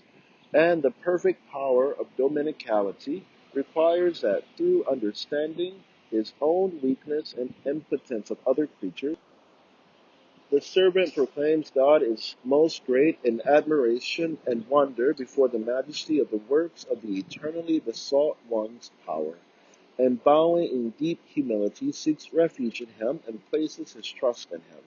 And the infinite treasury of dominicality's mercy requires that the servant makes known his own need and the needs and poverty of all creatures through the tongue of questioning and supplication, and proclaims his sustainers' bounties and gifts through thanks and laudation, and uttering all praise be to God. That is to say, the words and actions of the prayers comprise these meanings, and have been laid down from the side of divinity. Third point.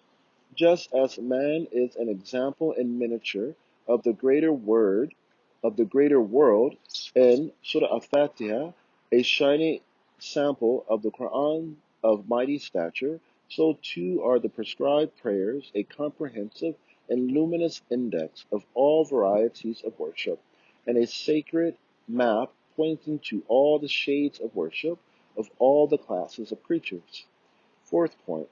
Just as the second hand, minute hand, hour hand, and day hand of a clock the week, which tells the weeks look to one another, are examples of one another, and follow one another, so too the revolutions of day and night, which are like the seconds of this world, a vast clock of Almighty God, and the years which tell its minutes, and the stages of man's lifespan which tell the hours, and the epochs of the world's lifespan which tell the days look to one another, are examples of one another, are like one another, and recall one another. For example, the time of Fajr, the early morning. This time until sunrise resembles and calls to mind the early spring, the moment of conception in the mother's womb, and the first of the 6 days of the creation of the heavens and earth. It recalls the divine acts present in them. The time of Dhuhr, just past midday. This resembles and points to midsummer and the prime of youth and the period of man's creation and the lifetime of the world, and calls to mind the manifestations of mercy and the abundant bounties in them. The time of Asr, afternoon, this is like autumn, and old age, and the time of the final prophet, peace be upon him, known as the era of bliss, and recalls the divine acts and favors of the All-Merciful One in them. The time of Maghrib, sunset, through recalling the departure of many creatures at the end of autumn, and man's death, and the destruction of the world at the commencement of the resurrection, this time puts in mind the manifestations of divine glory and sublimity, and rouses man from his slumbers of heedlessness. The time of Asha, nightfall.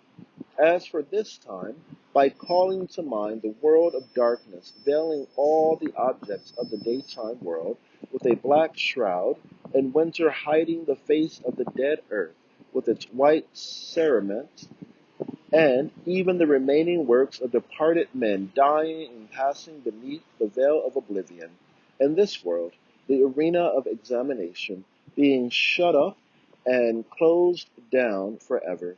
It proclaims the awesome and mighty disposals of the all-glorious and compelling subduer.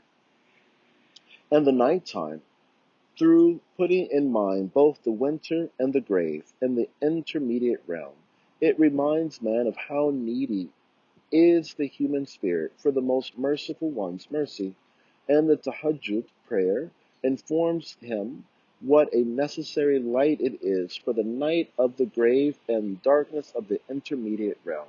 It warns him of this, and through recalling the infinite bounties of the true bestower, proclaims how deserving he is of praise and thanks. The second morning calls to mind the morning of the resurrection. For sure, however reasonable and necessary and certain the morning of this night is, the morning of the resurrection and the spring following the intermediate realm are that certain. That is, just as each of these 5 times marks the start of an important revolution and recalls other great revolutions, so too, through the awesome daily disposals of the eternally besought one's power, each calls to mind the miracles of divine power and gifts of divine mercy of both every year, in every age, and every epoch. That is to say, the prescribed prayers, which are an innate duty and the basis of worship, and an incontestable debt, are most appropriate and fitting for these times. 5th point. By nature, man is extremely weak, yet everything touches him and saddens and grieves him. Also, he is utterly lacking in power, yet the calamities and enemies that afflict him are extremely numerous, and he is extremely wanting. Yet his needs are indeed many. Also, he is lazy and incapable, yet life's responsibilities are most burdensome. Also, his humanity has connected him to the rest of the universe, yet the decline and disappearance of the things he loves and with which he is familiar continually pains him. Also, his reason shows him exalted aims and lasting fruits, yet his hand is short, his life is brief, his power slight, and his patience little. Thus, it can be clearly understood how essential it is for a spirit in this state at the time of Fajr in the early morning to have recourse to the present and present a petition to the court of an all-powerful one of glory and an all-compassionate, all-beauteous one through prayer and supplication to seek success and help from him, and what a necessary point of support it is so that he can face the things that will happen to him in the coming day and bear the duties that will be loaded on him. And the time of Dhuhr, just past midday, is the time of the day's zenith and the start of its decline, the time when daily labors approach their achievement, the time of a short rest for the pressures of work, when the spirit needs a pause from the heedlessness and insensibility caused by toil, and a time divine bounties are manifest. Anyone, again, at the time of Dhuhr, Just past midday is the time of the day's zenith and the start of its decline. This the time when daily labors approach their achievement, the time of a short rest from the pressures of work, when the spirit needs a pause from the heedlessness and insensibility caused by toil, and a time divine bounties are manifest. Anyone may understand then how fine and agreeable, how necessary and appropriate it is to perform the midday prayer for the human spirit, which means to be released from the pressure, shake off the heedlessness, and leave behind those meaningless, transient things, and clasping one's hands at the court of the true bestower of bounties, the eternally subsistent one, to offer praise and thanks for all his gifts, and seek help from him, and through bowing to display one's impotence before his glory and tremendousness, and to prostrate and proclaim one's wonder, love, and humility. He who does not understand this is not a true human being.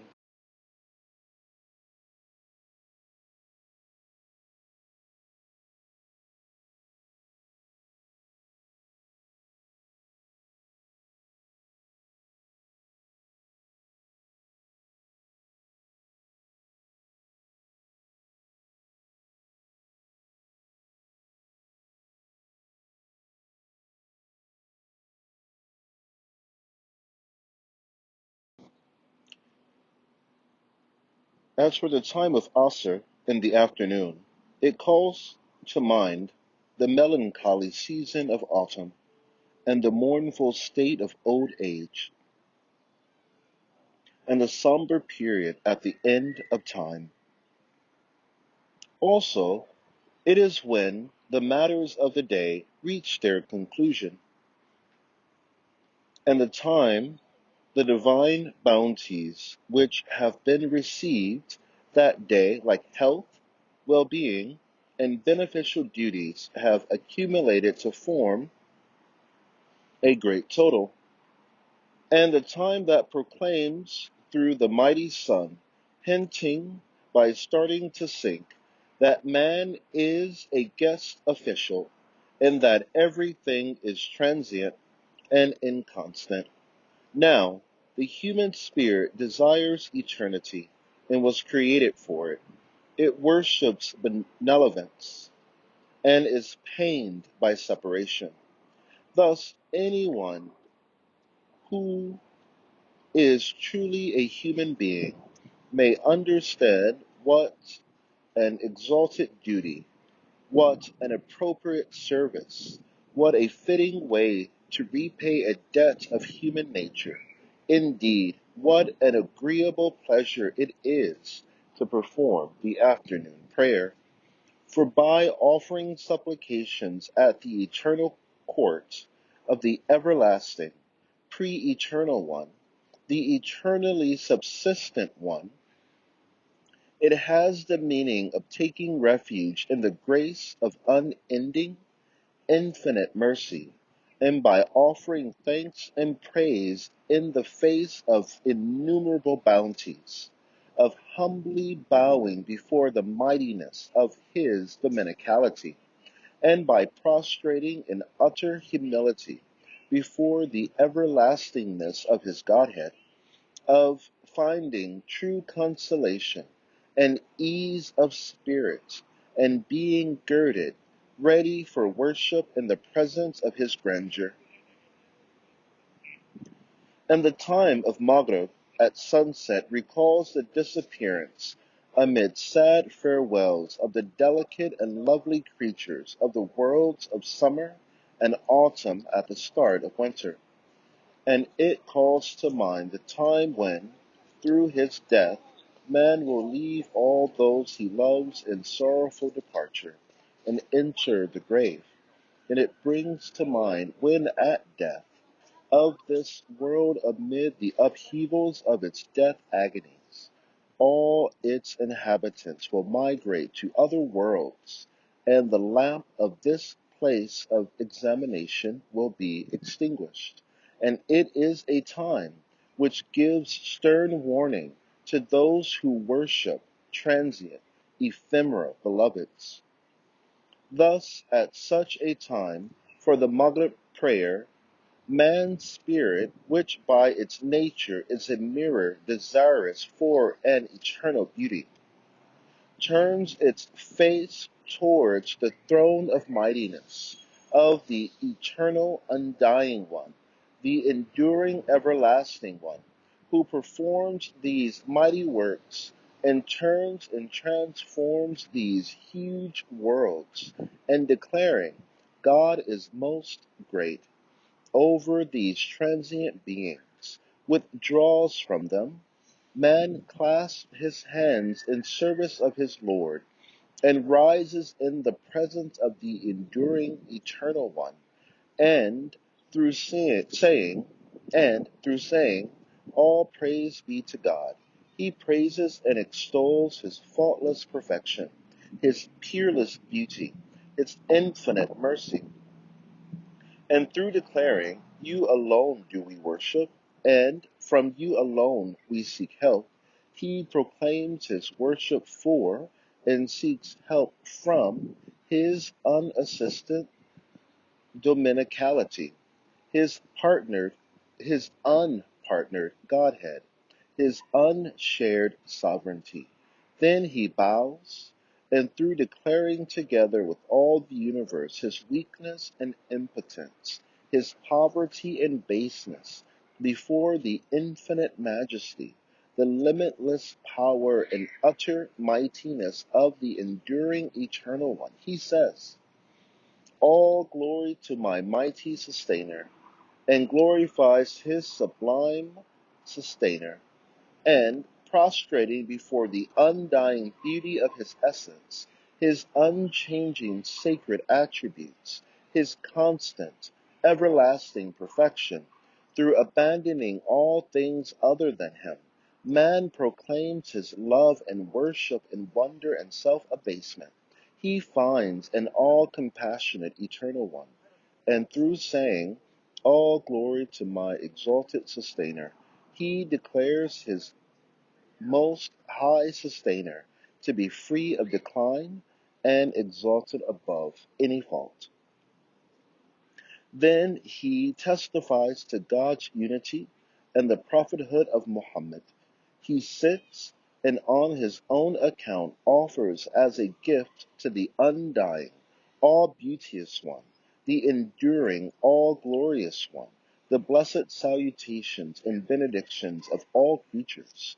And through greeting the most noble prophet, he renews his allegiance to him and proclaims his obedience to his commands in order to renew and illuminate his faith. He observes the wise order in this palace of the universe and testifies to the unity of the all-glorious Maker. And he testifies to the prophethood of Muhammad the Arabian, upon whom be blessings and peace, who is the herald of the sovereignty of God's dominicality, the proclaimer of those things pleasing to him, and the interpreter of the signs and verses of the book of the universe. To perform the Maghrib prayer is this. Thus, how can someone be considered to be a human being who does not understand what a fine and pure duty is the prayer at sunset, and what an exalted and pleasurable act of service, what an agreeable and pleasing act of worship, what a serious matter, and what an unending conversation and permanent happiness it is in this transient guest house. And At the time of the Isha, at the time of Isha at nightfall, the last traces of the day remaining on the horizon disappear, and the world of night encloses the universe.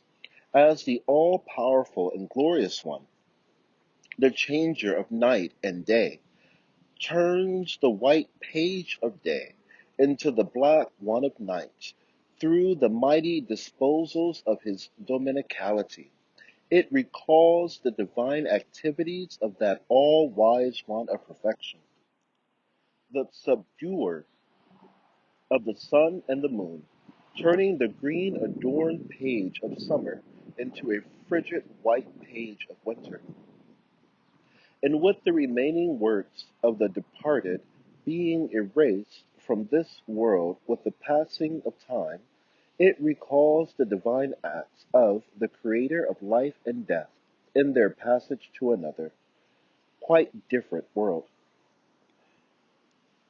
It is a time that calls to mind the disposals of the Creator of the heavens and the earth's awesomeness and the manifestations of his beauty in the utter destruction of this narrow, fleeting, and lowly world, the terrible death agonies of its disease, and in the unfolding of the broad, eternal, and majestic world of the hereafter. And the universe's owner, its true disposer, its true beloved, and object of worship can only be the one who, with ease, turns night into day, winter into spring, and this world into the hereafter, like the pages of a book, who writes and erases them and changes them. Thus, at nightfall, man's spirit, which is infinitely impotent and weak, and infinitely poor and needy, and plunged into the infinite darkness of the future, and tossed around amid innumerable events, performs the Isha prayer, which has this meaning. Like Abraham, man says, I do not love those that set, and through the prayer seeks refuge at the court of an undying object of worship, an eternal beloved one. And in this transient world and fleeting life and dark world and black future, he supplicates an enduring, everlasting one, and for a moment of unending conversation, a few seconds of immortal life, he asks to receive the favors of the all-merciful and compassionate one's mercy, and the light of his guidance, which will strew light on his world and illuminate his future and bind up the wounds resulting from the departure and decline of all creatures and friends.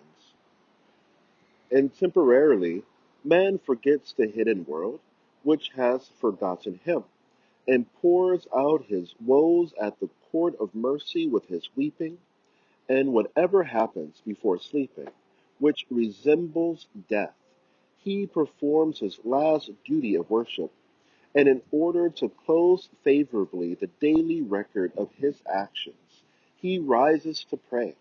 That is to say, he rises to enter the presence of an eternal beloved and worshipped one in place of all the mortal ones he loves, of an all-powerful and generous one in place of all the impotent creatures from which he begs, of an all-compassionate protector, so as to be saved from the evil of the harmful beings before which he trembles.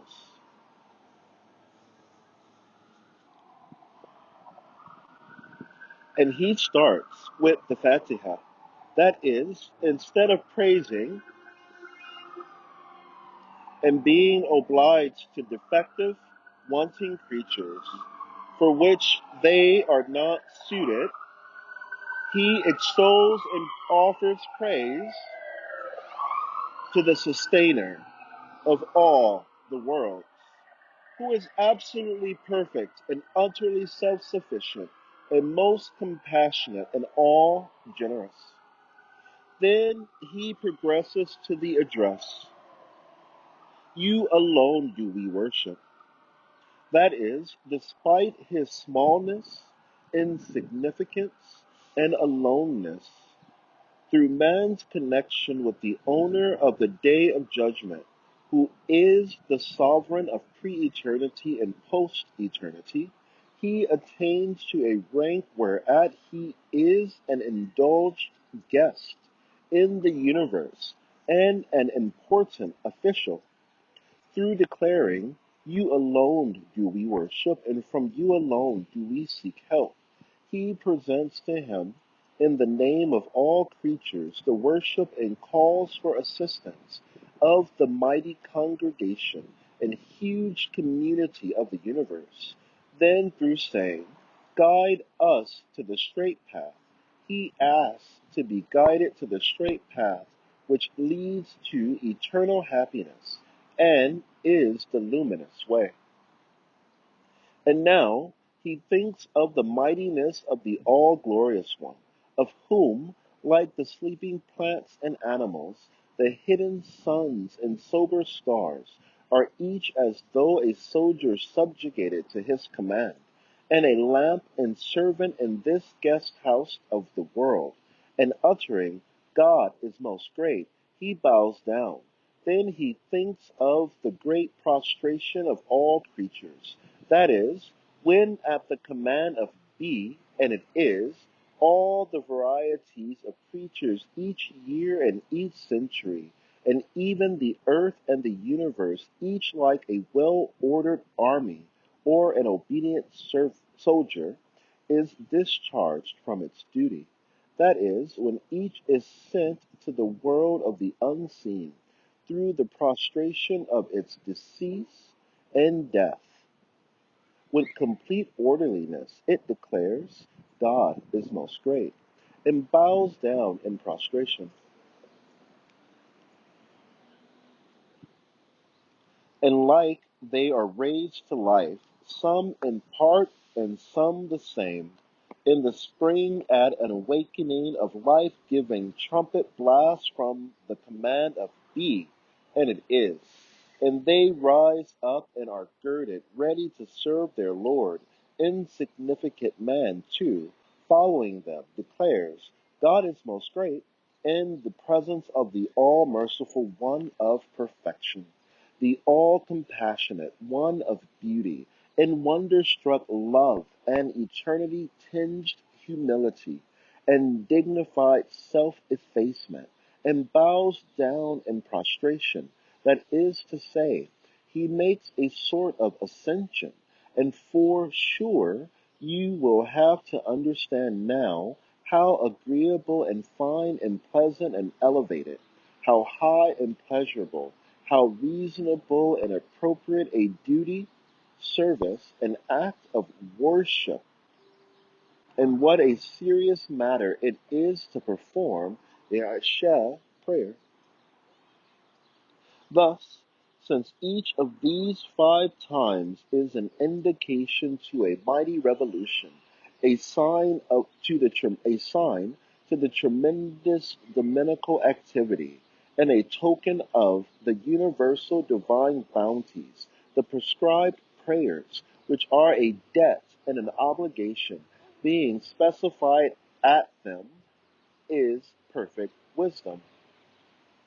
Glory be unto you. We have no knowledge save that which you have taught us. Indeed, you are all-knowing, all-wise. O God, grant blessings and peace to the one whom you sent as a teacher to your servants, to instruct them in knowledge of you and worship of you, and to make known the treasures of your names, and to translate the signs of the book of the universe, and as a mirror to its worship of the beauty of your dominicality, and to all his family and companions, and have mercy on us and on all believing men and women. Amen. Through your mercy, O most merciful of the merciful. The 10th word, resurrection and the hereafter. Note: the reasons for my writing these treatises in the form of metaphors, comparisons, and stories are to facilitate comprehension and to show how rational, appropriate, well-founded, and coherent are the truths of Islam. The meaning of the stories is contained in the truths that conclude them.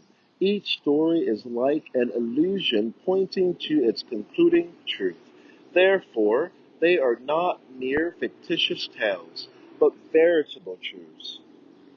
In the name of God, the compassionate, the merciful, look, then, to the signs of God's mercy, how he restores life to the earth after its death. Verily, he it is who quickens the dead, for he is powerful over all things. Brother, if you wish for a discussion of resurrection and the hereafter in simple and common language, in a straightforward style, then listen to the following comparison, together with my own soul. Once 2 men were traveling through a land as beautiful as paradise. By that land we intend the world. Looking around them, they saw that every one had left open the door of his home and his shop and was not paying attention to guarding it. Money and property were readily accessible without anyone to claim them. One of the 2 travelers grasped hold of all that he fancied, stealing it and usurping it. Following his inclinations, he committed every kind of injustice and abomination. None of the people of that land moved to stop him, but his friends said to him, "What are you doing? You will be punished, and I will be dragged into misfortune along with you. All this property belongs to the state. The people of this land, including even the children, are all soldiers or government servants. It is because they are at present civilians that they are not interfering with you. But the laws here are strict. The king has installed telephones everywhere, and his agents are everywhere. Go quickly and try to settle the matter." But the empty-headed man said in his obstinacy, "No, it is not state property. It belongs instead to some endowment, and has no clear or obvious owner. Everyone can make use of it as he sees fit. I see no reason to deny myself the use of these fine things. I will not believe they belong to anyone unless I see him with my own eyes." He continued to speak in this way with much philosophical sophistry, and an earnest discussion took place between them. First, the empty-headed man said, "Who is the king here? I can't see him." And then his friend replied, "Every village must have its headman. Every needle must have its manufacturer and craftsman. And, as you know, every letter must be written by someone. How then can it be that so extremely well ordered a kingdom should have no ruler? And how can so much wealth have no owner, when every hour a train arrives filled with precious and artful gifts, as if coming from the realm of the unseen?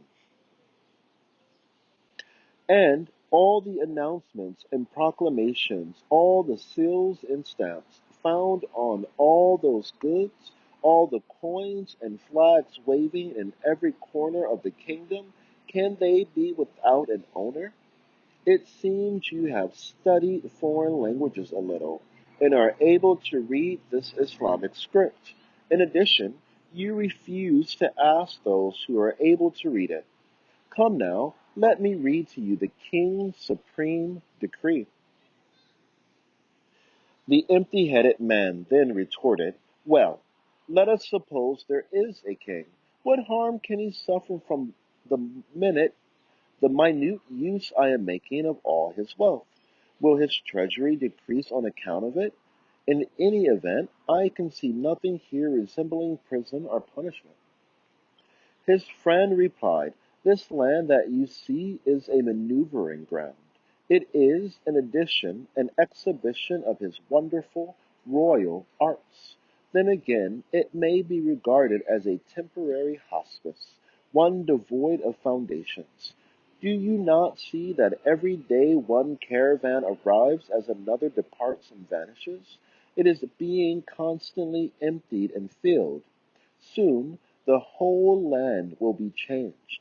Its inhabitants will depart for another and more lasting realm.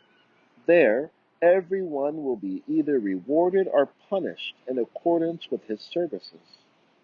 The treacherous, empty-headed one retorted rebelliously, I don't believe it. Is it at all possible that a whole land should perish and be transferred to another realm?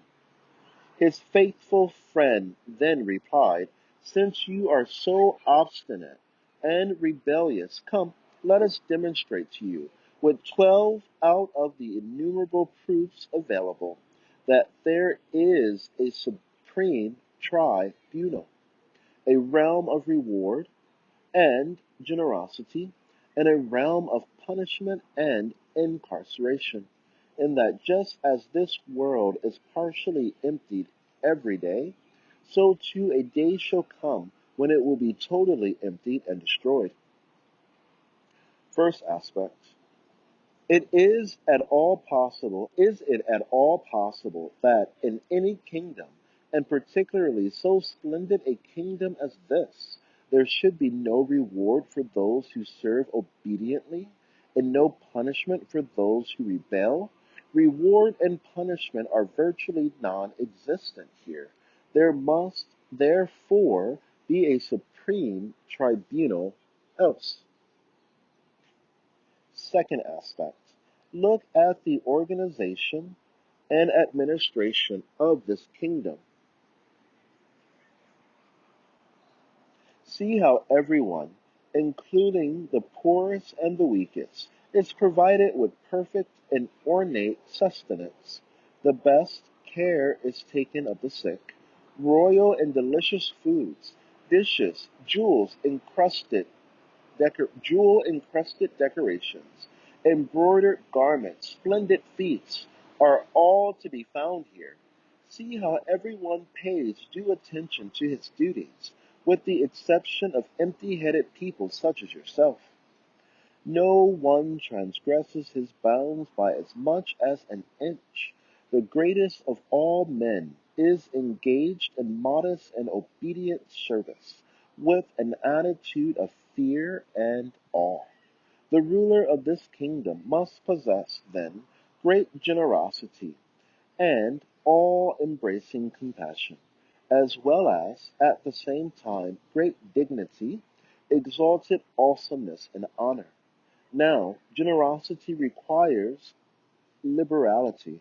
Compassion cannot dispense with beneficence, and awesomeness and honor make it imperative that the discourteous be chastised. But not even a thousandth part of what that generosity and awesomeness require is to be seen in this realm. The oppressor retains his power, and the oppressed his humiliation, as they both depart and migrate from this realm. Their affairs are then left to the supreme tribunal of which we speak. Third aspect. See with what lofty wisdom and ordering affairs are managed, and with what true justice and balanced transactions are effected. Now, a wise polity requires that those who seek refuge under the protecting wing of the state should receive favor, and justice demands that the rights of subjects be preserved, so that the splendor of the state should not suffer. And here in this land, not a thousandth part of the requirements of such wisdom and justice is fulfilled. For example, empty-headed people such as yourself usually leave this realm unpunished. So again we say matters are postponed for the consideration of a supreme tribunal. Fourth aspect. Look at these innumerable and peerless jewels that are displayed here. These unparalleled dishes laid out like a banquet. They demonstrate that the ruler of these lands is possessed of infinite generosity and an inexhaustible treasury. Now, such generosity and such a treasury deserve and require a bounteous display that should be eternal and included and include all require a bounteous display that should be eternal and include all possible objects of desire.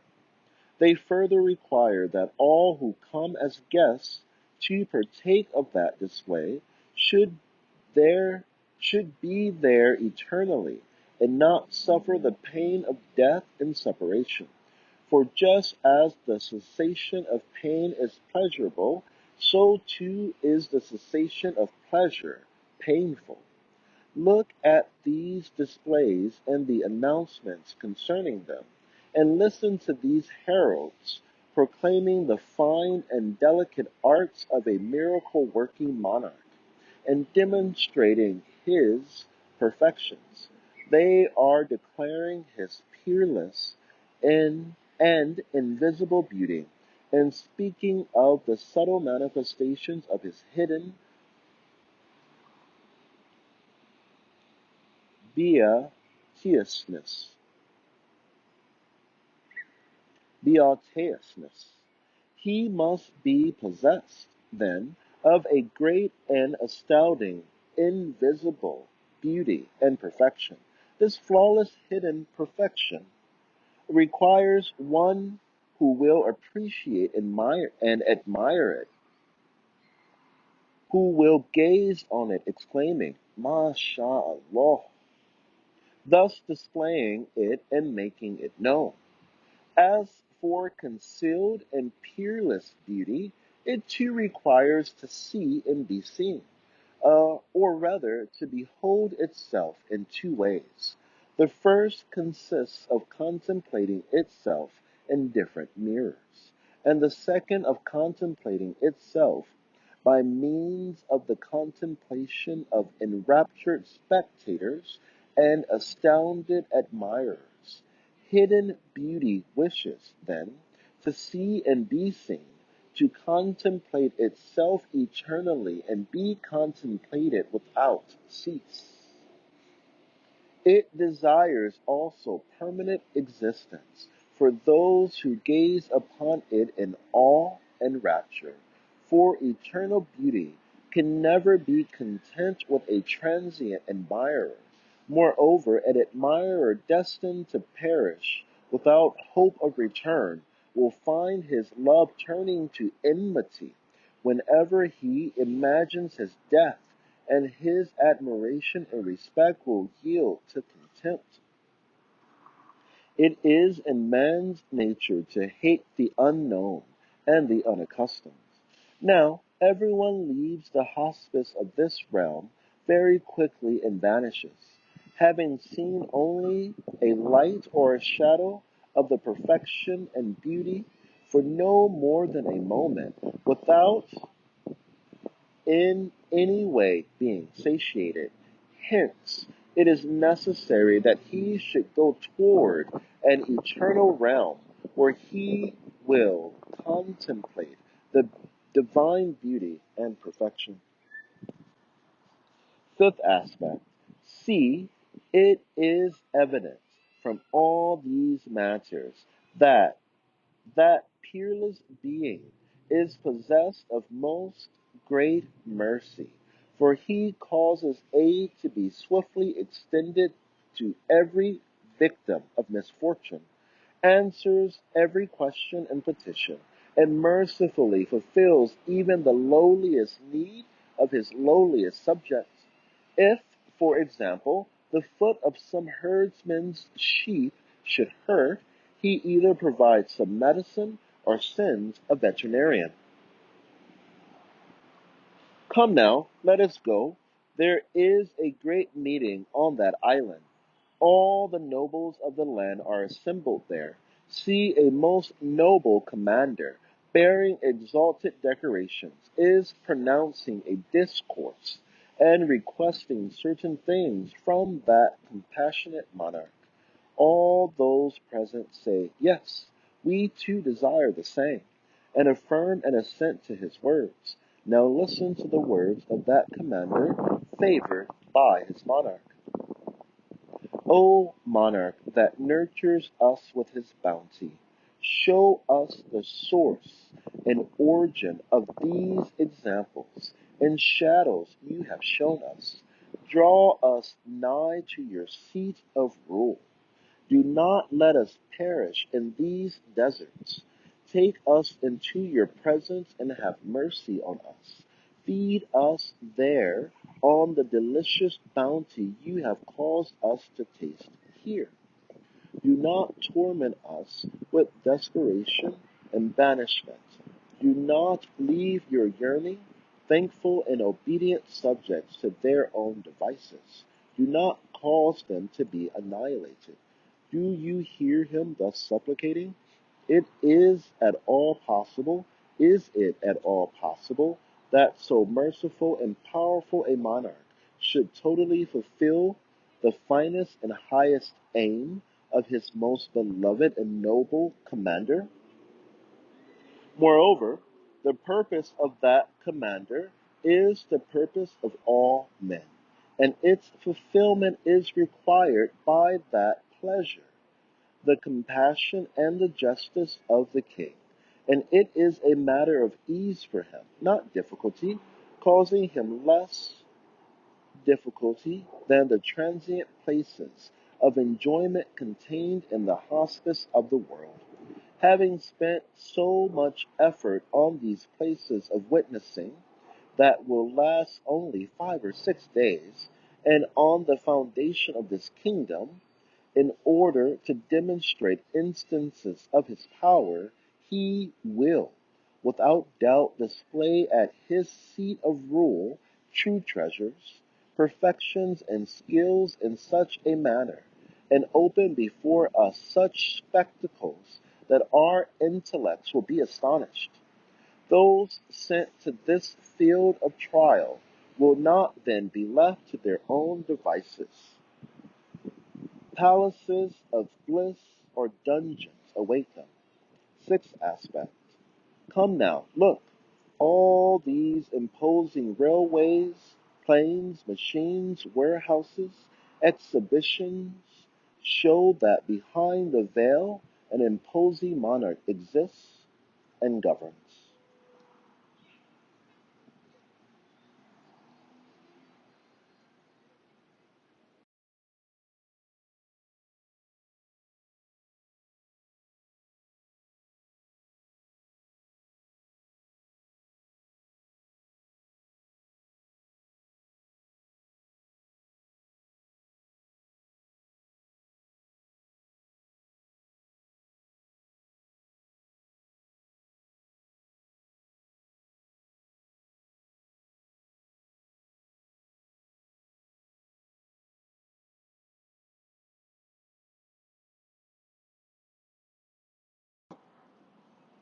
When a vast army in the present age receives the order, take up your weapons and fix your bayonets, in accordance with the rules of war, while on maneuver, it comes to resemble a forest of upright oaks. Similarly, when the soldiers of a garrison are commanded on festive days to don their parade uniforms and pin on their medals, it will resemble, from one end to the other, a colorful and ornate garden, where all the flowers have blossomed. Conversely, when on the parade ground of the world, the various and infinite species of the soldiery of the pre-eternal monarch, angels, jinn, men, animals, and even unfeeling plants, receive the order of be, and it is, in the struggle for life's preservation, and the command, take up your weapons and equipment, and prepare to defend yourselves.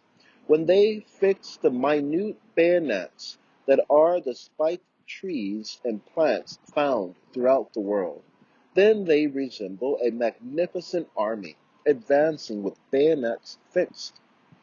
Similarly, each day and each week of the spring is like a festival for each class of the vegetable kingdom, and each class presents itself to the witnessing gaze of the pre-eternal monarch with the jeweled decorations he has given them, as if it were on parade in order to display the fine gifts he has bestowed on them. It is as if all the plants and trees were heeding a dominical command. Don the bejeweled garments produced by God's artistry. Put on the decorations made by his creative power.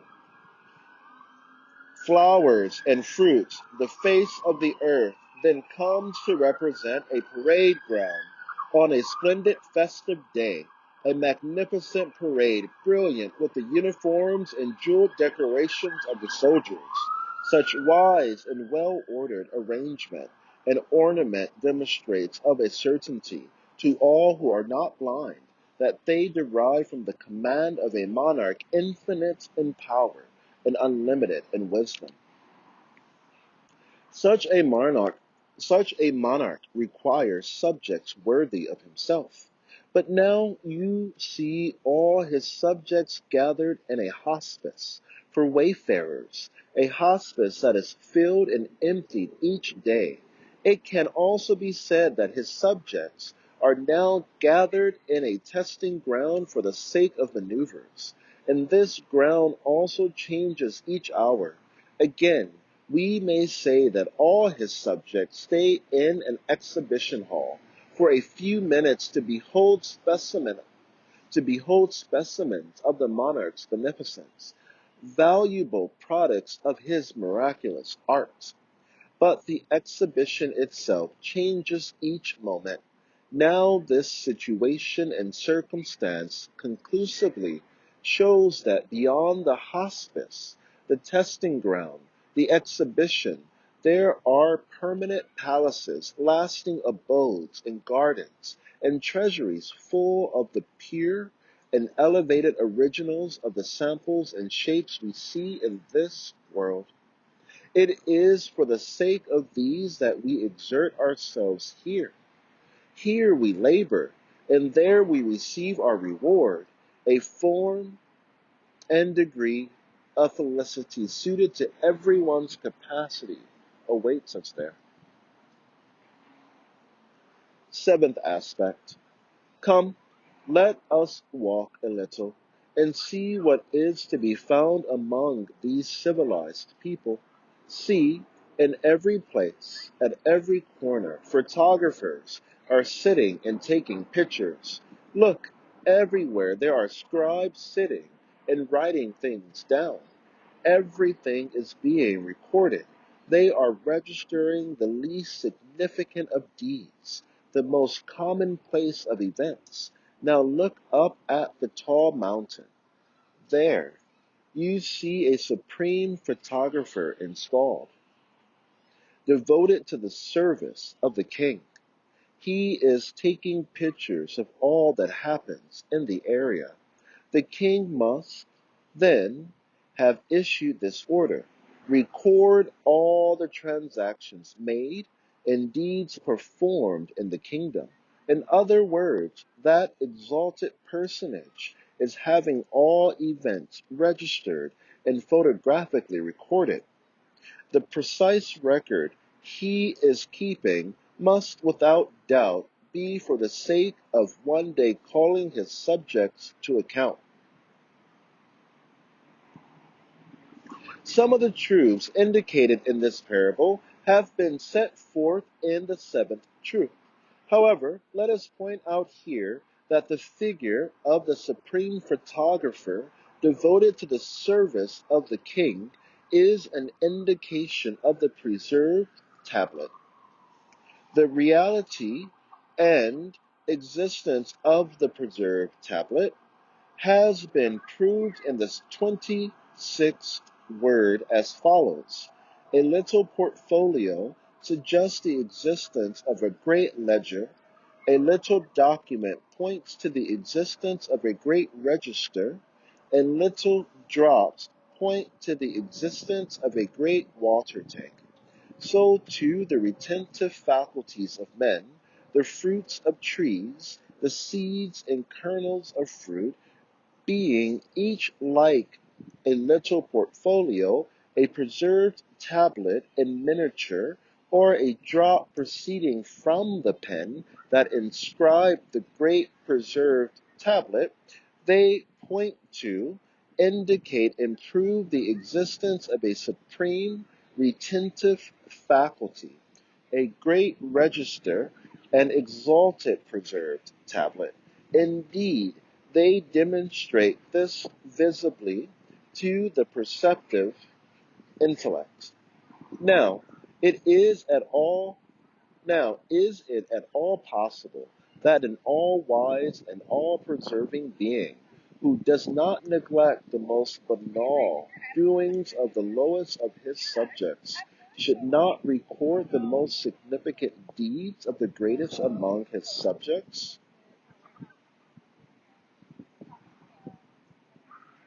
Should not call them to account? Should not reward and punish them? After all, it is those foremost among his subjects that perform deeds offensive to his glory, contrary to his pride, and unacceptable to his compassion, and those deeds remain unpunished in this world. It must, therefore, it must be, therefore, that their judgment is postponed to a supreme court. Eighth aspect. Come, let me read to you the decrees issued by that monarch. See, he repeatedly makes the following promises and dire threats. I will take you from your present abode and bring you to the seat of my rule. There I shall bestow happiness on the obedient and imprison the disobedient.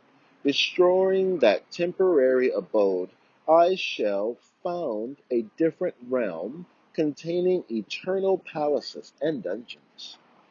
He can easily fulfill the promises that he makes.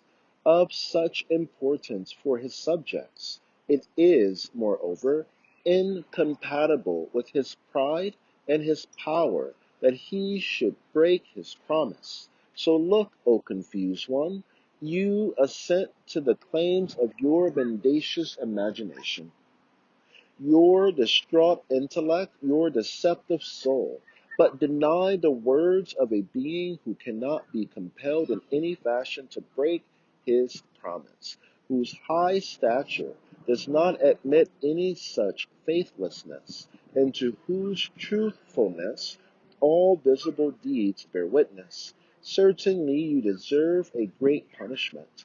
You resemble a traveler who closes his eyes to the light of the sun and looks instead upon his own imagination. His fancy wishes to illuminate his awesomely dark path with the light of his brain, although it is no more than a glowworm. Once that monarch makes a promise, he will by all means fulfill it. Its fulfillment is most easy for him, and moreover most necessary for us in all things, as well as for him too and his kingdom. There is, therefore, a supreme court and a lofty felicity. Ninth aspect. Come now, look at the heads of these offices and groups.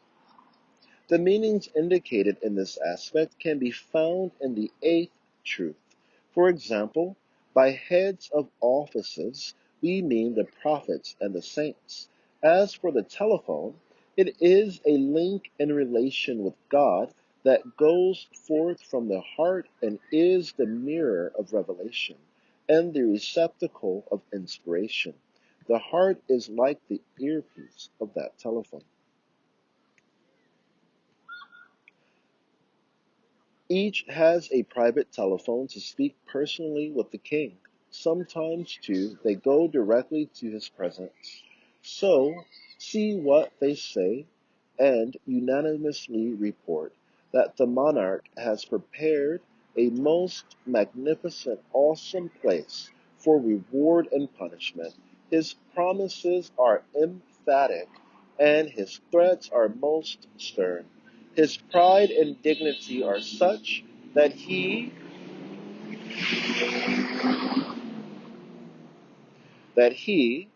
would in no way stoop to the abjectness inherent in the breaking of a promise.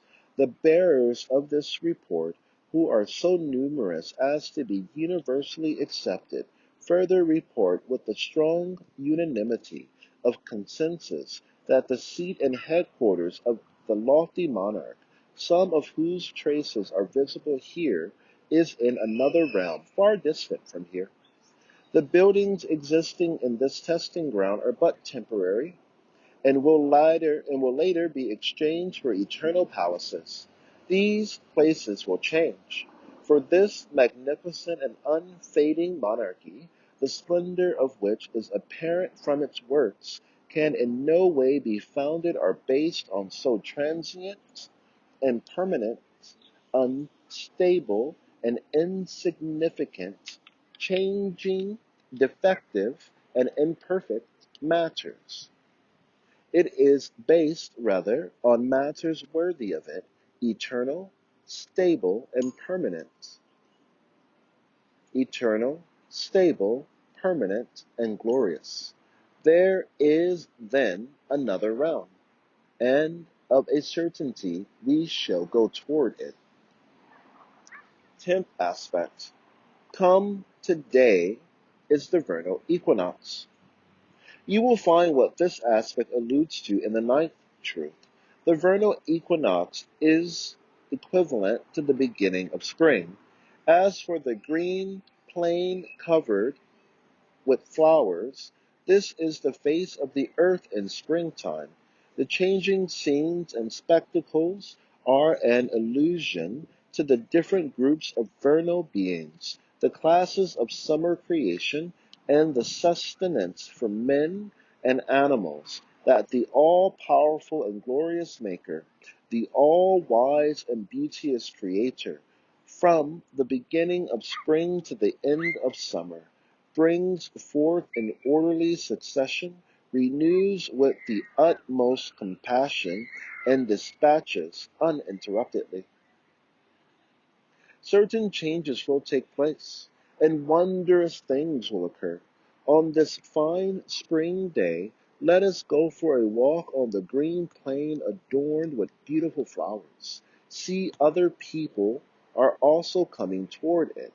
There must be some magic at work, for buildings that were mere ruins have suddenly sprung up again here, and this once empty plain has become like a populous city. See, every hour it shows a different scene, just like a cinema screen, and takes on a different shape. But notice, too, that among these complex, swiftly changing and multifarious scenes, perfect, perfect order exists, so that all things are put in their proper places. The imaginary scenes presented to us on the cinema screen cannot be as well ordered as this, and millions of skilled magicians would be incapable of this artistry. This monarch whom we cannot this monarch whom we cannot see must then have performed even greater miracles. O foolish one, you ask, how can this vast kingdom be destroyed and re-established somewhere else? You see that every hour numerous changes and revolutions occur, just like that transfer from one realm to another that your mind will not accept. From this gathering in and scattering forth, it can be deduced that a certain purpose is concealed within these visible and swift joinings and separations. these compoundings and dissolvings, 10 years of effort would not be devoted to a joining together destined to last no longer than an hour. So these circumstances we witness cannot be ends in themselves. They are a kind of parable of something beyond themselves, an imitation of it. That exalted being brings them about in miraculous fashion, so that they take shape and then merge, and the result is preserved and recorded, in just the same way that every aspect of a maneuver on the battleground is written down and recorded. This implies that proceedings at some great concourse and meeting will be based on what happens here. Further, the results of all that occurs here will be permanently displayed at some supreme exposition. All the transient and fluctuating phenomena we see here will yield the fruit of eternal and immutable form. All the variations we observe in this world, and then for the sake of a supreme happiness, a lofty tribunal, for the sake of exalted aims as yet unknown to us. 11th aspect. Come, O obstinate friend, let us embark on a plane or a train traveling east or west, that is, to the past or to the future. Let us see what miraculous works that being has accomplished in other places. Look, there are marvels on every hand, like the dwellings, open spaces, and expositions we see. But they all differ with respect to art and to form. Note well, however, what order betokening manifest wisdom, what indications of evident compassion, what signs of lofty justice, and what fruits of comprehensive mercy are to be seen in these transient dwellings, these impermanent open spaces, these fleeting exhibitions. Anyone not totally devoid of insight will understand a certainty that no wisdom can be imagined more perfect than his, no providence more beauteous than his, no compassion more comprehensive than his, and no justice more glorious than his. If, for the sake of argument, as you imagine, no permanent abodes, lofty places, fixed stations, lasting residences are resident and contented population existed in the sphere of his kingdom, and if the truths of his wisdom, compassion, mercy, and justice had no realm in which to manifest themselves fully, for this impermanent kingdom is no place for their full manifestation, then we would be obliged to deny the wisdom we see, to deny the compassion we observe, to deny the mercy that is in front of our eyes, and to deny the justice, the signs of which are evident. This would be as idiotic as denying the sun, the light of which we clearly see at midday. We would also have to regard the one from whom proceed all these wise measures we see, all these generous acts, all these merciful gifts, as a vile gambler or treacherous tyrant. God forbid. This would be to turn truth on its head, and turning a truth into its opposite is impossible, according to the unanimous testimony of all rational beings, excepting only the idiot sophists, who deny everything. There is, then, a realm apart from the present one. In it there is a supreme tribunal, a lofty palace of justice, an exalted place of reward, where all this compassion, wisdom, mercy, and justice will be made fully manifest. 12th aspect. Come, let us return now. We will speak with the chiefs and officers of these various groups. and looking at their equipment will inquire whether that equipment has been given them only for the sake of subsisting for a brief period in that realm, or whether it has been given for the sake of obtaining a long life of bliss in another realm. Let us see. We cannot look at everyone and his equipment, but by way of example, let us look at the identity card and register of this officer. On his card, his rank, salary, duty, supplies, and instructions are recorded.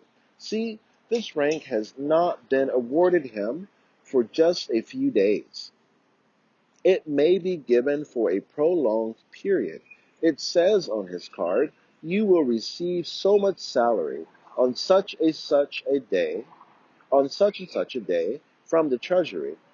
But the date in question will not arrive for a long time to come, after this realm has been vacated. Similarly, the duty mentioned on his card has not been given for this temporary realm, but rather for the sake of earning a permanent felicity in the proximity of the king. Then, too, the supplies awarded him cannot be merely for the sake of subsisting in this hospice of a few days' duration. They can only be for the sake of a long and happy life. The instructions make it quite clear that he is destined for a different place, that he is working for another realm. Now look at these registers. They contain instructions for the use and disposition of weapons and equipment. If there were no realm other than this, one exalted and eternal, that register with its categorical instructions and that identity card with its clear information would both be quite meaningless. Further, that respected officer, that noble commander, that honored chief would fall to a degree lower than that of all men. He would be more wretched, luckless, abased, afflicted, indigent, and weak than everyone. Apply the same principle to everything. Whatever you look upon bears witness that after this transient world, another, an eternal world exists.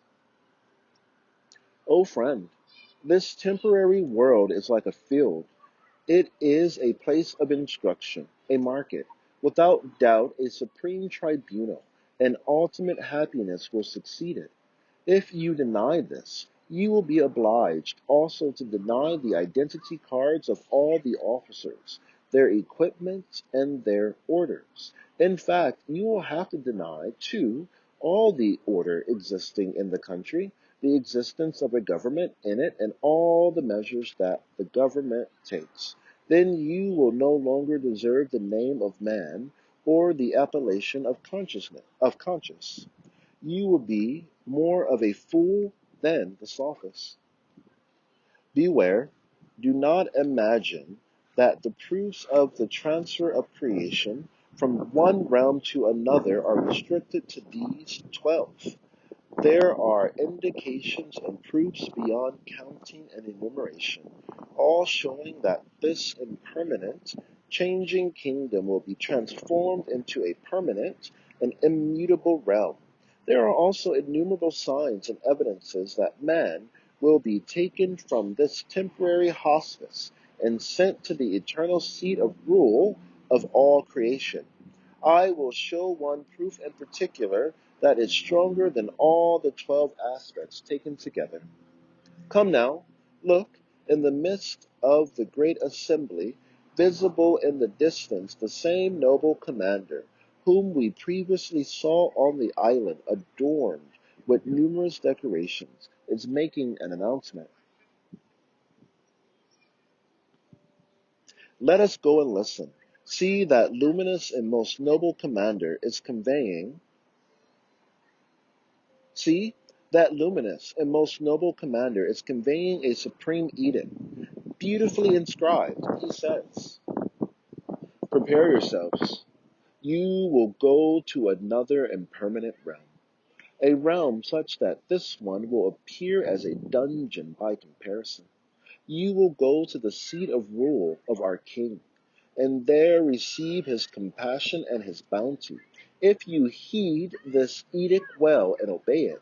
But if you rebel and disobey it, you will be cast into awesome dungeons. Such is the message that he conveys. If you look at the decree, you will see that it bears such a miraculous seal that it cannot in any way be imitated. Everyone, apart from idiots such as yourself, knows of a certain that the decree is from the king.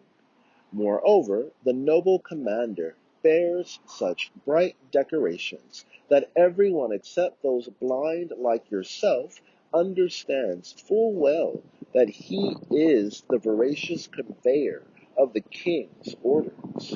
It is it at all possible that the teaching of transfer from one realm to another, changingly conveyed by that noble commander in the supreme edict he has received, is it at all possible that the teaching of transfer from one realm to another, changingly conveyed by that noble commander in the supreme edict he received, should at all be open to objection? No, it is not possible, unless we deny all that we have seen. Now, O friend, it is your turn to speak. Say what you have to say. What should I say? What can be said to contradict all of this? Who can speak against the sun at midday? I say only, praise be to God. 100,000 thanks that I have been saved from the dominance of fancy and vain imagination, and delivered from an eternal dungeon and prison. I have come to believe that there is an abode of felicity in the proximity of the monarch, separate from this confused and impermanent hospice. Our comparison indicating the truth of resurrection and the hereafter is now complete. Now, with God's grace, we will pass on to the most exalted truth. We shall set forth 12 interrelated truths corresponding to the 12 aspects discussed above, as well as an introduction. Introduction. By means of a few indications, we refer here to several matters explained elsewhere, that is, in the 22nd, 19th, and 26th words. First indication. The foolish man in the previous story and his trustworthy companion correspond to three other pairs: the instinctual soul and the heart, the students of philosophy and the pupils of the all-wise Qur'an, the people of unbelief and the community of Islam. The worst error and misguidance of the students of philosophy, the people of unbelief, and the instinctual soul lies in not recognizing God. Just as in the preceding story, the trustworthy man said, there can be no letter without a scribe, no law without a legislator. We too say the following. A book, particularly one in each word of which a minute pen has inscribed another whole book, and in each letter of which a fine pen has traced a poem, cannot be without a writer. This would be entirely impossible. So too, this cosmos cannot be without its inscriber. This is impossible to the utmost degree, for the cosmos is precisely such a book that each of its pages includes many other books. Each of its words contains a book, and each of its letters contains a poem. The face of the earth is but a single page in the book of the cosmos. See how many books it contains. Every fruit is a letter, and every seed is a dot. In that dot is contained the index of the whole tree in its vastness. A book such as this can have been inscribed only by the mighty pen of a possessor of glory who enjoys the attributes of splendor and beauty, and who is the holder of infinite wisdom and power.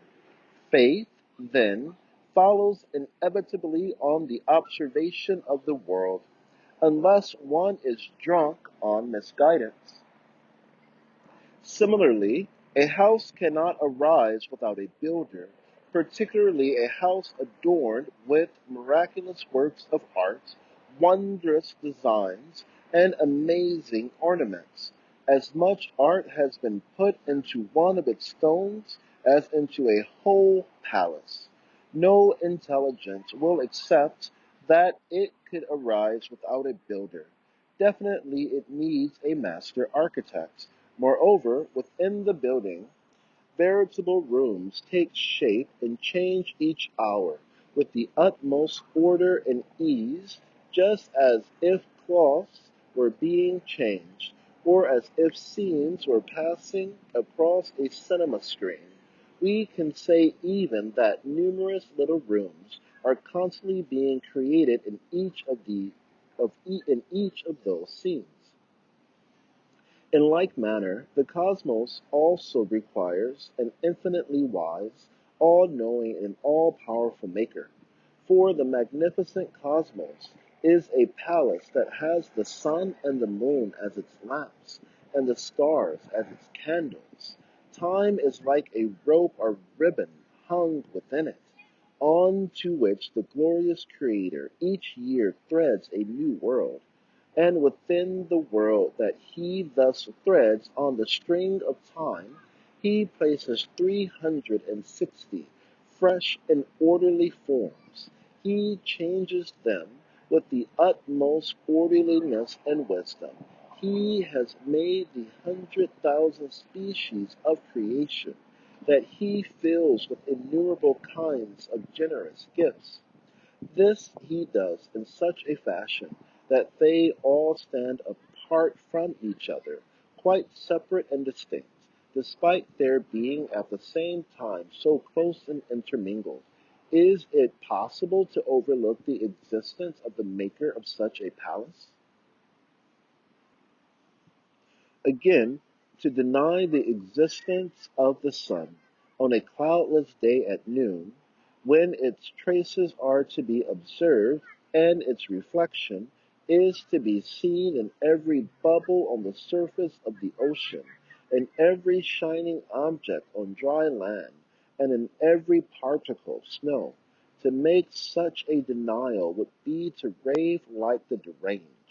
For if one denied and refused to accept the existence of a single unique sun, he would be compelled to accept the existence of a whole series of minor suns, each real and existent in its own right, as numerous as the drops and bubbles of the ocean, as countless as the particles of snow.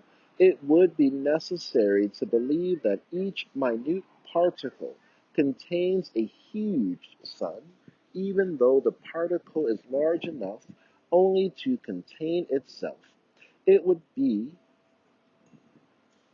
even it would be an even greater sign of lunacy and misguidance to refuse one's assent to the attributes of perfection of the glorious Creator, even while beholding the well-ordered cosmos that is constantly changing in wise and regular fashion, that is being ceaselessly renewed in disciplined manner.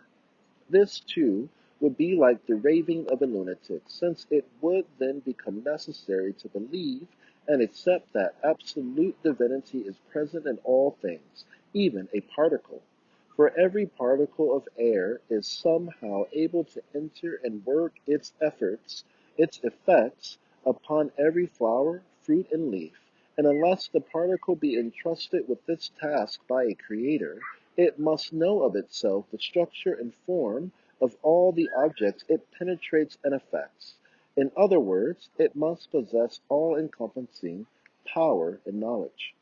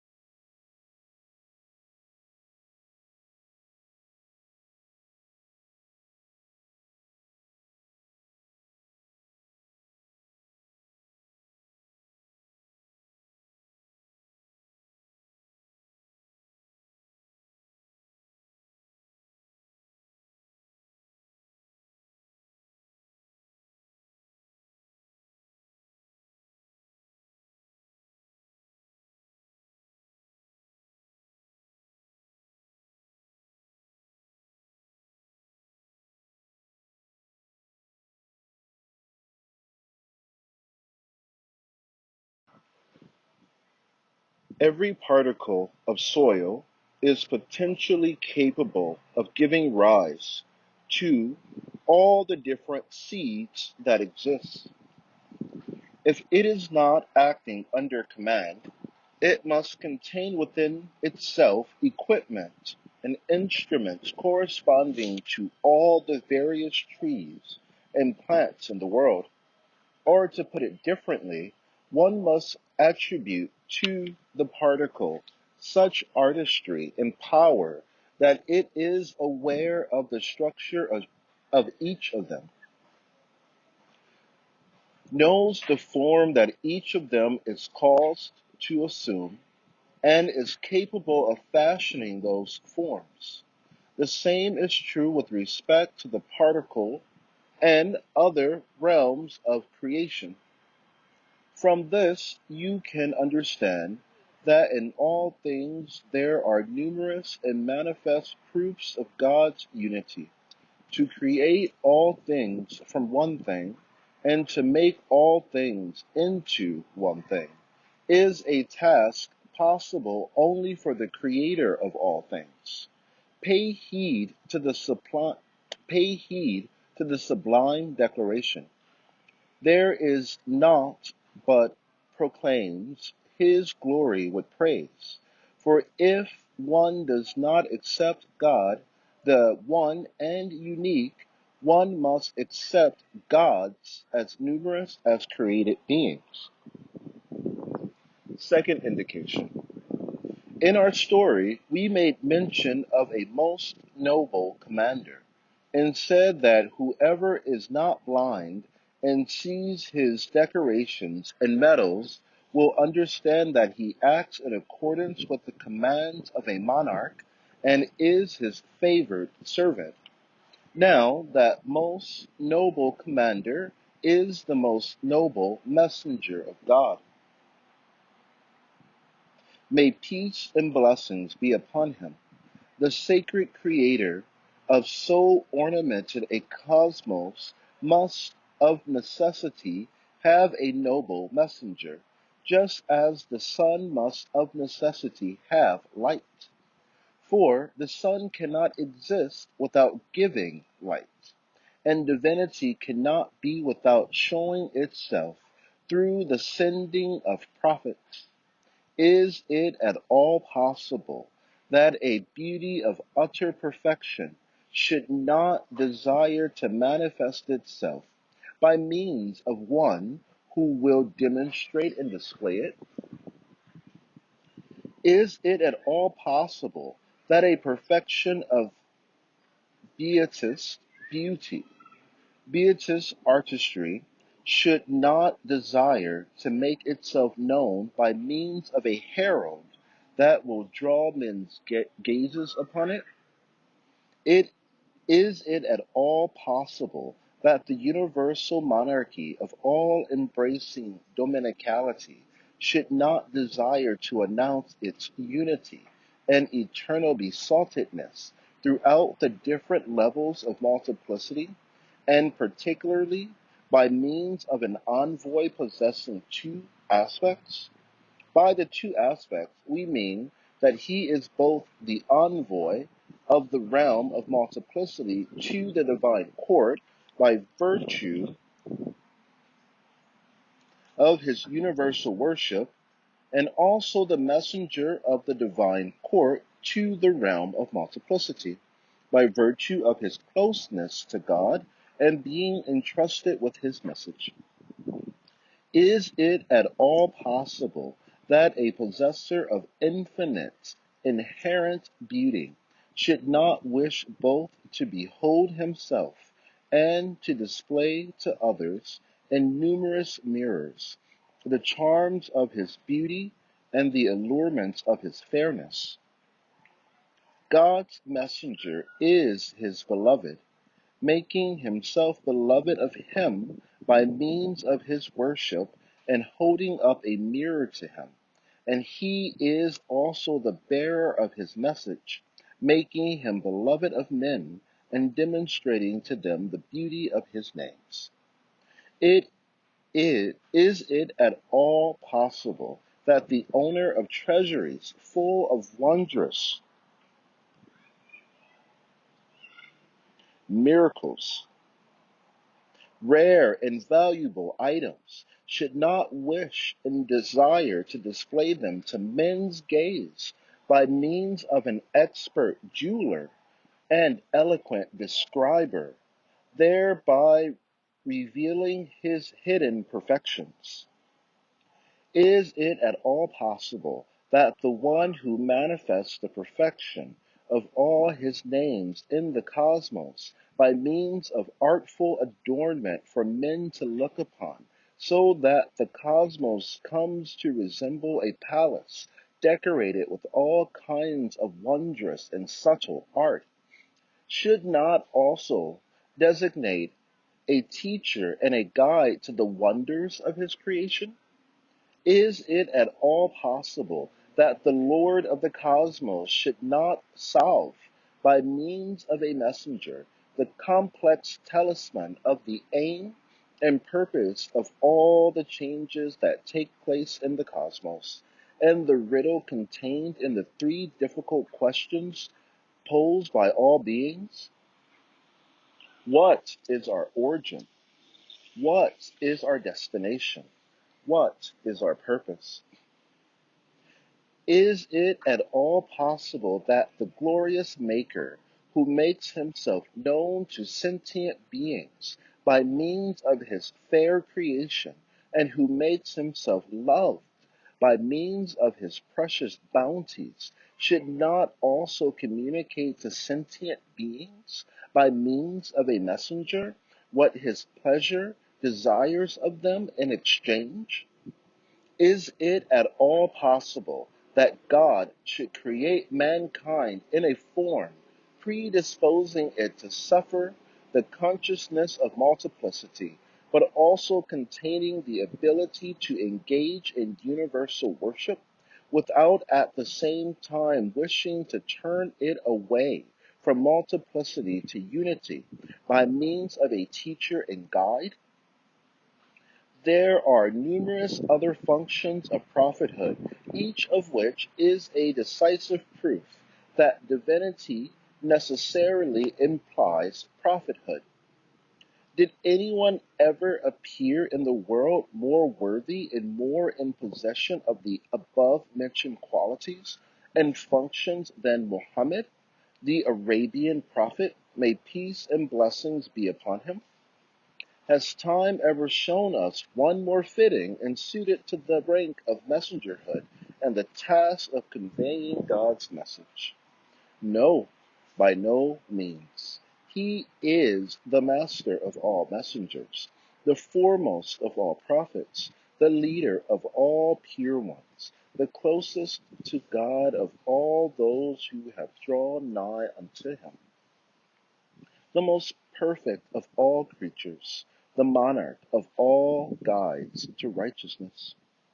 Quite apart from the countless indications of his prophethood, deriving from more than 1,000 miracles, such as the splitting of the moon and the flowing of water from his fingers, that all scholars unanimously confirm, the supreme miracle of the glorious Qur'an, an ocean of truth and a book miraculous in 40 different respects, is itself enough to demonstrate his prophethood as clearly as the sun.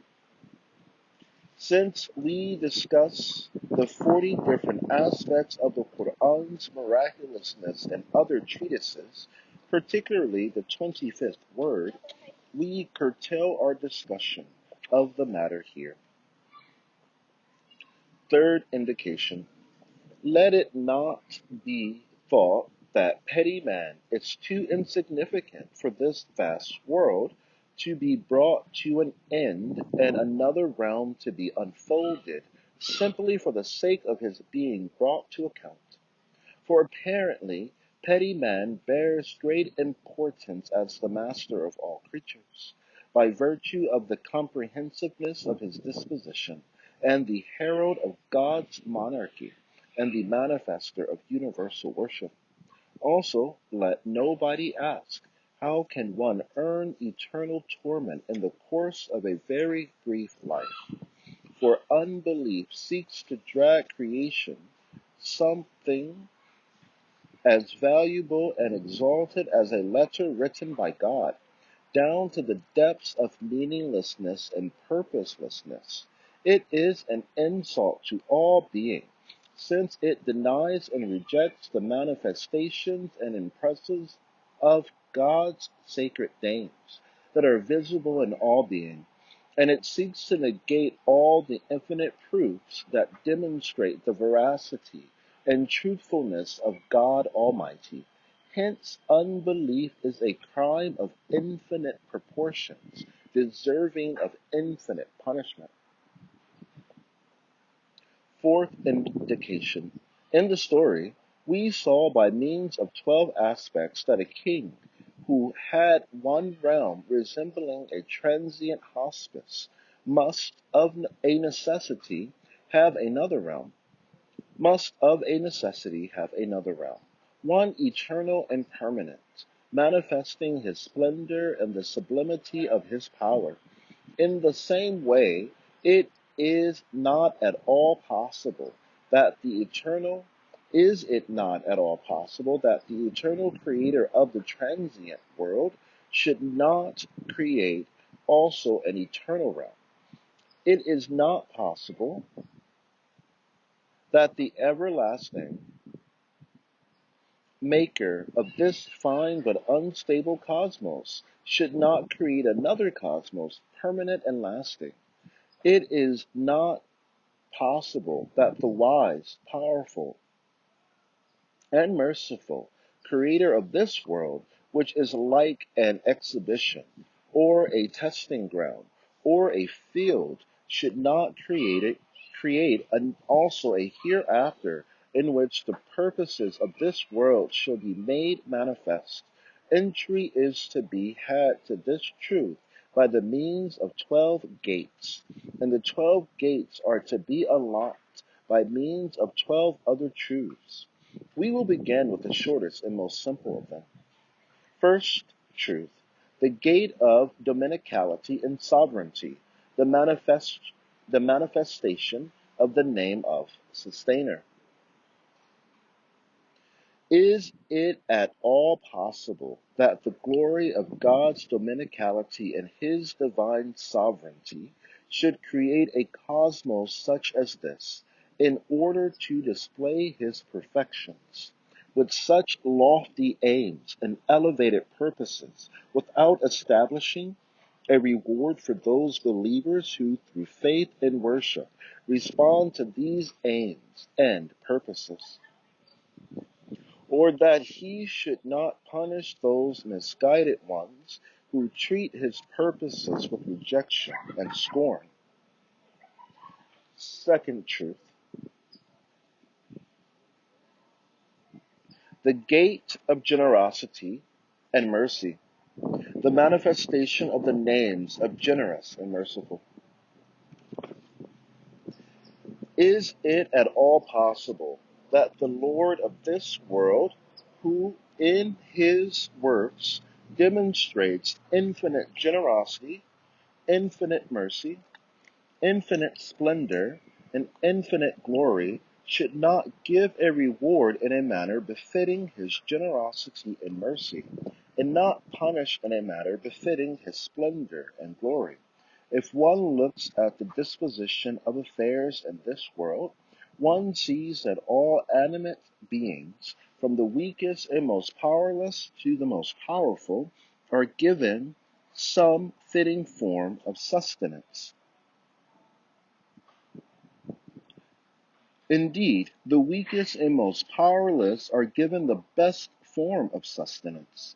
This largesse and bounty is distributed with such lofty generosity that a hand of infinite generosity is manifestly at work. All licit nourishment is obtained not through the exercise of strength, but through the existence of need. The decisive proof of this is that powerless infants enjoy the finest of livelihoods, while strong wild beasts suffer from all kinds of deficiency.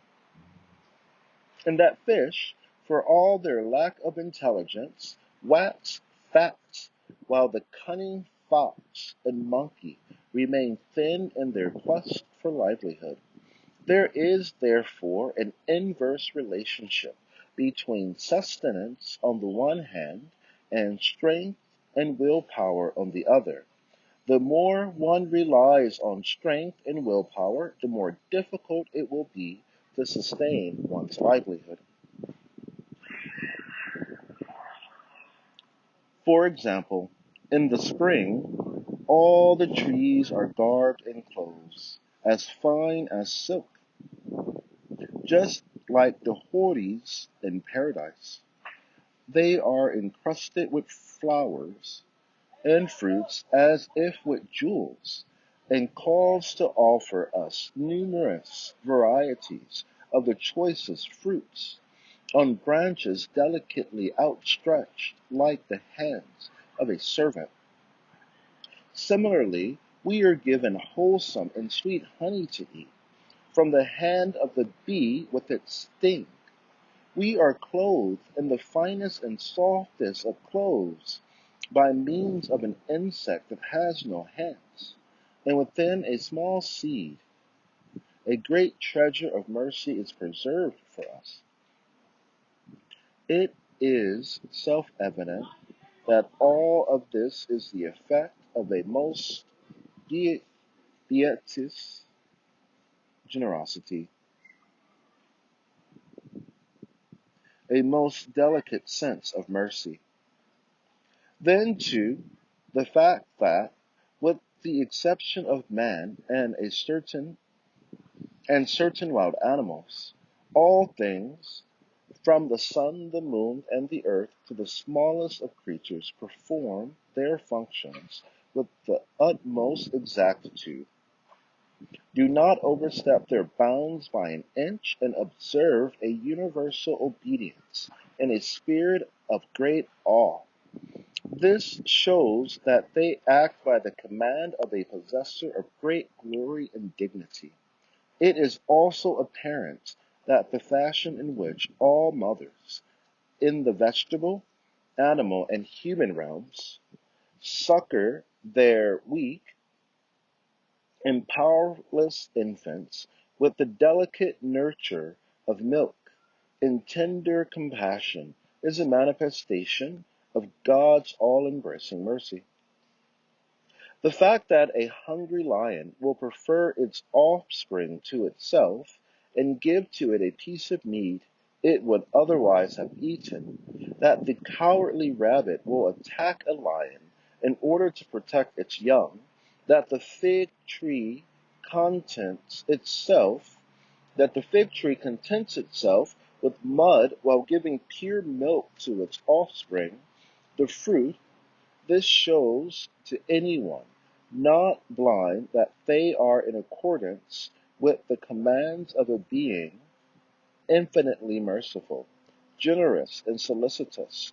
Again, the fact that even unconscious plants and beasts function in the wisest and most conscious of fashions demonstrates irrefutably that one utterly knowing and all-wise has set them to work, and that they are acting in his name.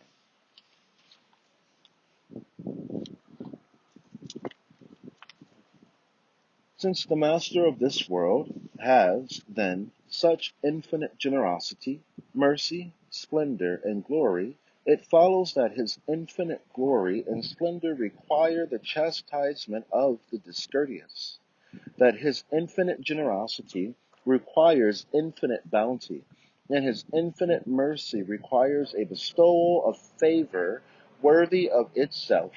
Now, in this transitory world and brief life, only a millionth part of all this, like one drop from the ocean, establishes and manifests itself. There must therefore be a realm of blessedness appropriate to that generosity and worthy of that mercy. One would otherwise have to deny the existence of the mercy that is visible to us. and this would be like denying the existence of the sun that fills every day with its light. For irrevocable death would transform compassion into disaster, love into affliction, blessing into vengeance, intellect into a tool of misery, and pleasure into pain, so that the very existence of God's mercy would vanish.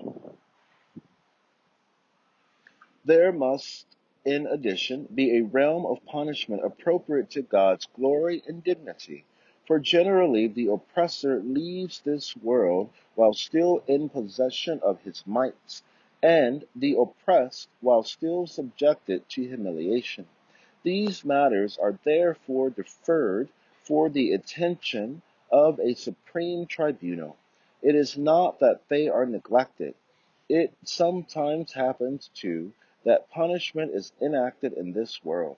The torments suffered by disobedient and rebellious peoples in previous centuries show that man is not left to his own devices, and that he is always subject to the blows that God's splendor and majesty may choose to inflict on him. Is it at all possible that man should have the most important duty in all of creation and be endowed with the most important capacities, that man's sustainer should make himself known to him with all his well-ordered works, and man should then fail to recognize him in return by way of worship, or that God should make himself beloved of men through the numerous adorned fruits of his mercy, and man should then fail to make himself beloved of God through worship, or that God should demonstrate his love and mercy to man through his variegated bounties, and man should then fail to respect him with thanks and with praise. Is it at all possible that man should remain unpunished, left to his own devices, or that powerful possessor of splendor and glory should not make ready for him a realm of requital?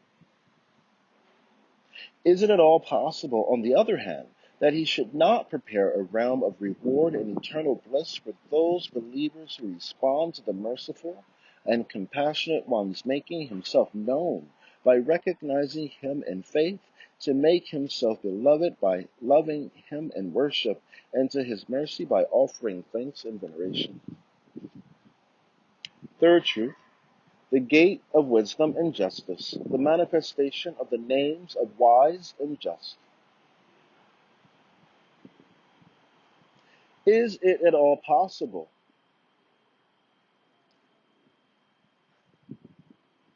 The sentence, is it at all possible, is indeed repeated many times because it expresses a most significant mystery.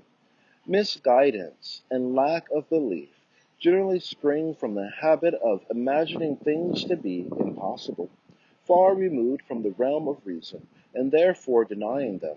Now, in this discussion of resurrection, it has been decisively demonstrated that true impossibility, absurdity, and irrationality pertain to the path of misbelief and the road of misguidance, whereas true possibility, facility, and rationality are characteristics of the path of faith and highway of Islam.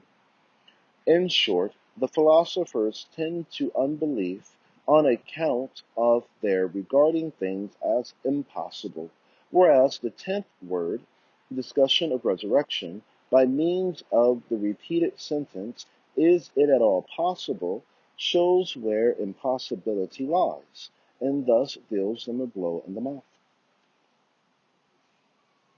Is it at all possible that the Lord of glory, who demonstrates his dominical sovereignty in the wisdom and order, the justice and equilibrium that pervade all things from the atom to the sun, should not bestow favor on those believers who seek refuge beneath the protective wing of his dominicality, who believe in his wisdom and justice, and whose acts are for the purpose of worshiping him?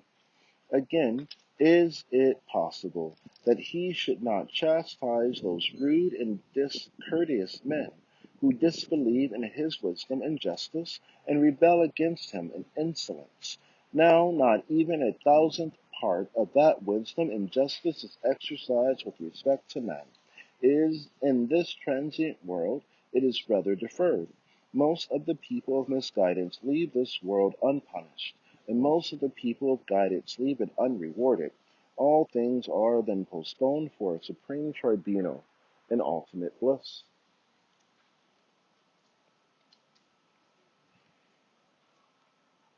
Yes, it is apparent that the being who controls this world does so in accordance with an infinite wisdom. Do you require a proof? Is it the preservation of interest and benefit in all things? Do you not see that numerous wise benefits are intended in all the limbs, bones, and veins of man, even in the cells of his brain and every particle of his body? Do you not see that from certain limbs wise benefits are to be had as numerous as the fruits of a tree? All of this shows that matters are done in accordance with infinite wisdom. The existence of the utmost regularity in the making of all things is a proof of the same truth. The compression of the exact program of development of a beautiful flower into a minute seed, the inscription on a small seed by the pen of destiny of the scroll of deeds of a tree, its life history and list of equipment show that a pen of utmost wisdom is at work. The existence of a high degree of fine artistry in all things proves that there exists also the impress of an infinitely wise maker. Further, the inclusion within the minute body of man of an index of all beings, of the keys to all the treasuries of mercy, and of the mirrors of all the divine names demonstrates the existence of wisdom within that infinitely fine artistry. Now in now is it at all possible that the wisdom that thus permeates the workings of dominicality should not wish eternally to favor those who seek refuge beneath the wing of dominicality and who offer obedience and faith? Do you wish for a proof that all things are done with justice and balance? The fact that all things are endowed with being, given shape, and put in their appropriate place in accordance with precise equilibrium and in appropriate measure shows that all matters are done in accordance with infinite justice and balance. Similarly, the fact that all things are given their rights in accordance with their disposition, that they receive all the necessities of their being, and the requirements of life in the most fitting form, this too is the sign left by a hand of infinite justice. Again, the fact that answer is always given to every petition and request made by the tongue of disposition and of natural need or necessity demonstrates the existence of infinite justice and wisdom. Now, is it at all possible that the justice and wisdom that hasten to relieve the pettiest need of the smallest of creation should fail to provide immortality, the greatest need of man, the greatest of creatures, that it should fail to respond to his greatest plea and cry for assistance, or that it should not preserve the dignity of God's dominicality by preserving the rights of his servants? Man, whose life is so brief, cannot experience the true essence of justice in this transient world.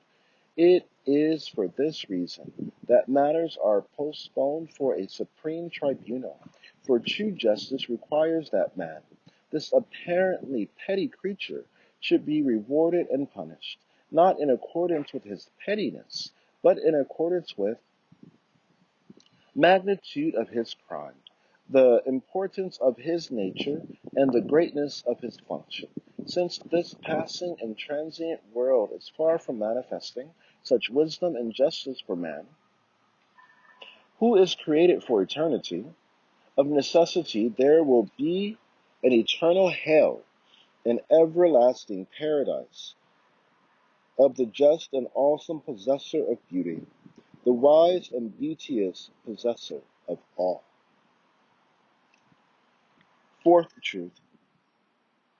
The gate of generosity and beauty, the manifestation of the names of generous and beautiful. Is it at all possible that infinite generosity and liberality, inexhaustible riches, unending treasures, peerless and eternal beauty, flawless and everlasting perfection should not require the existence of grateful supplicants, yearning spectators, and astounded onlookers, all destined to stay in eternity in an abode of bliss, a place of repose? Yes, adorning the face of the world with all these objects of beauty, creating the moon and the sun as its lamps, filling the surface of the earth with the finest varieties of sustenance, and thus making it a banquet of bounty, making fruit trees into so many dishes, and renewing them several times each season. All this shows the existence of infinite generosity and liberality. Such unending liberality and generosity, such inexhaustible treasures of mercy, require the existence of an abode of repose, a place of bliss that shall be everlasting and contain all desirable objects within it. They also require that those who enjoy such bliss should remain in that abode of repose eternally, without suffering the pain of cessation and separation. For just as the cessation of pain is a form of pleasure, so too the cessation of pleasure is a form of pain, one that such infinite generosity is unwilling to countenance. It requires then the existence of both an eternal paradise and of supplicants to abide in it eternally. Infinite generosity and liberality desire to bestow infinite bounty and infinite kindness. The bestowal of infinite bounty and infinite kindness require in turn infinite gratitude.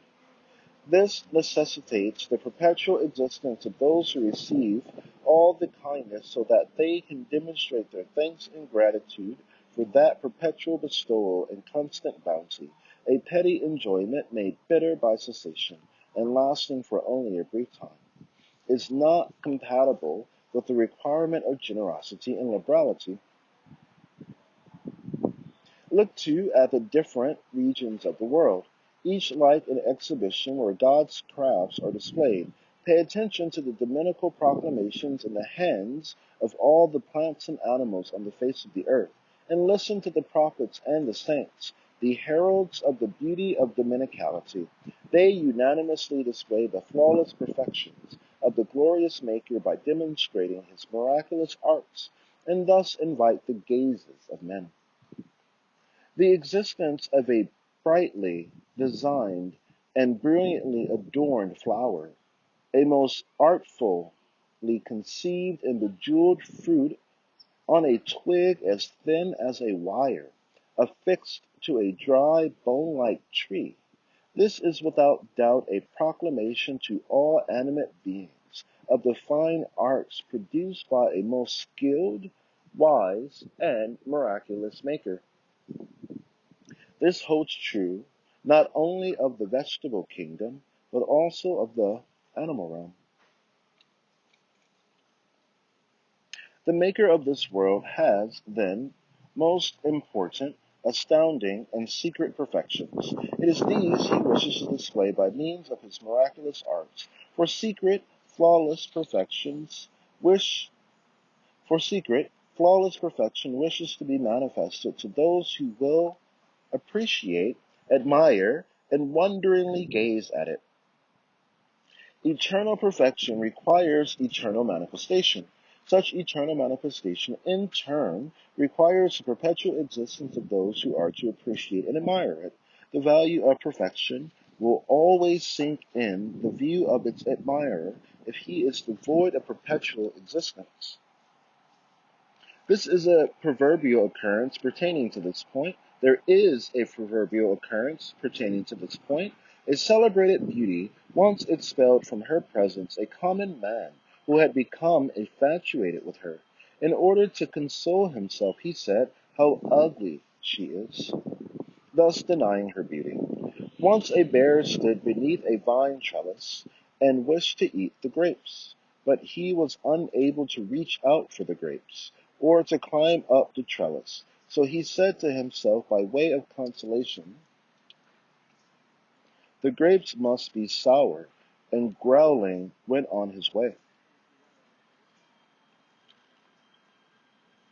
Again, the beauteous, artistic, brilliant, and adorned creatures that cover the face of the globe bear witness to the fairness of a peerless, transcendent beauty and indicate the subtle charms of an unparalleled, hidden pulchritude,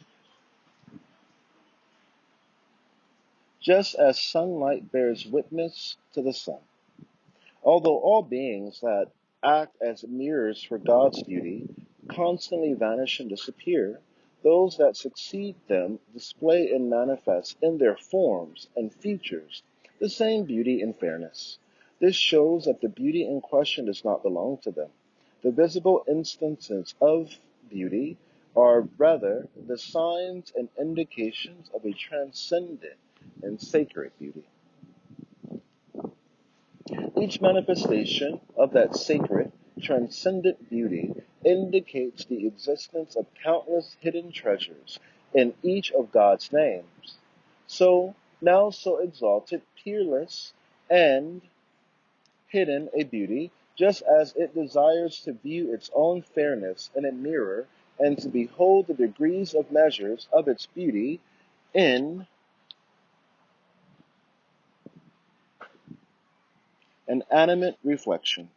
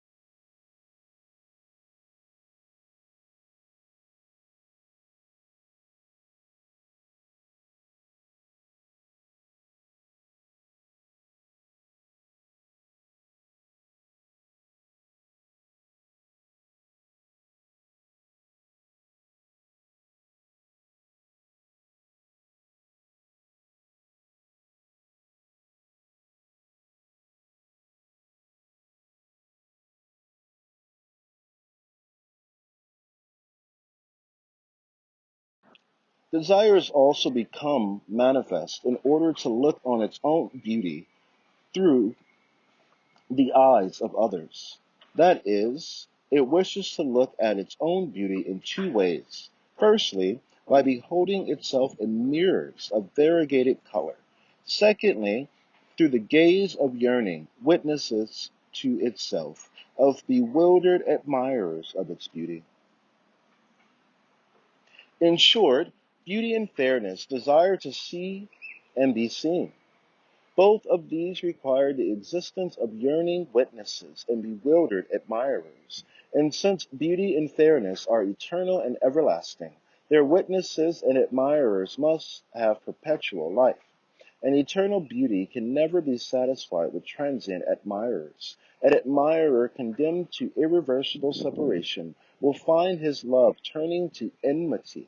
Once he conceives of separation, his admiration will yield to ridicule, his respect to contempt. For just an obstinate man is an enemy to what is unknown to him. So too he is opposed to all that lies beyond his reach, and love that is not infinite will respond to a beauty that deserves unending admiration with implicit enmity, hatred, and rejection. From this, we understand the profound reasons for the unbeliever's enmity to God.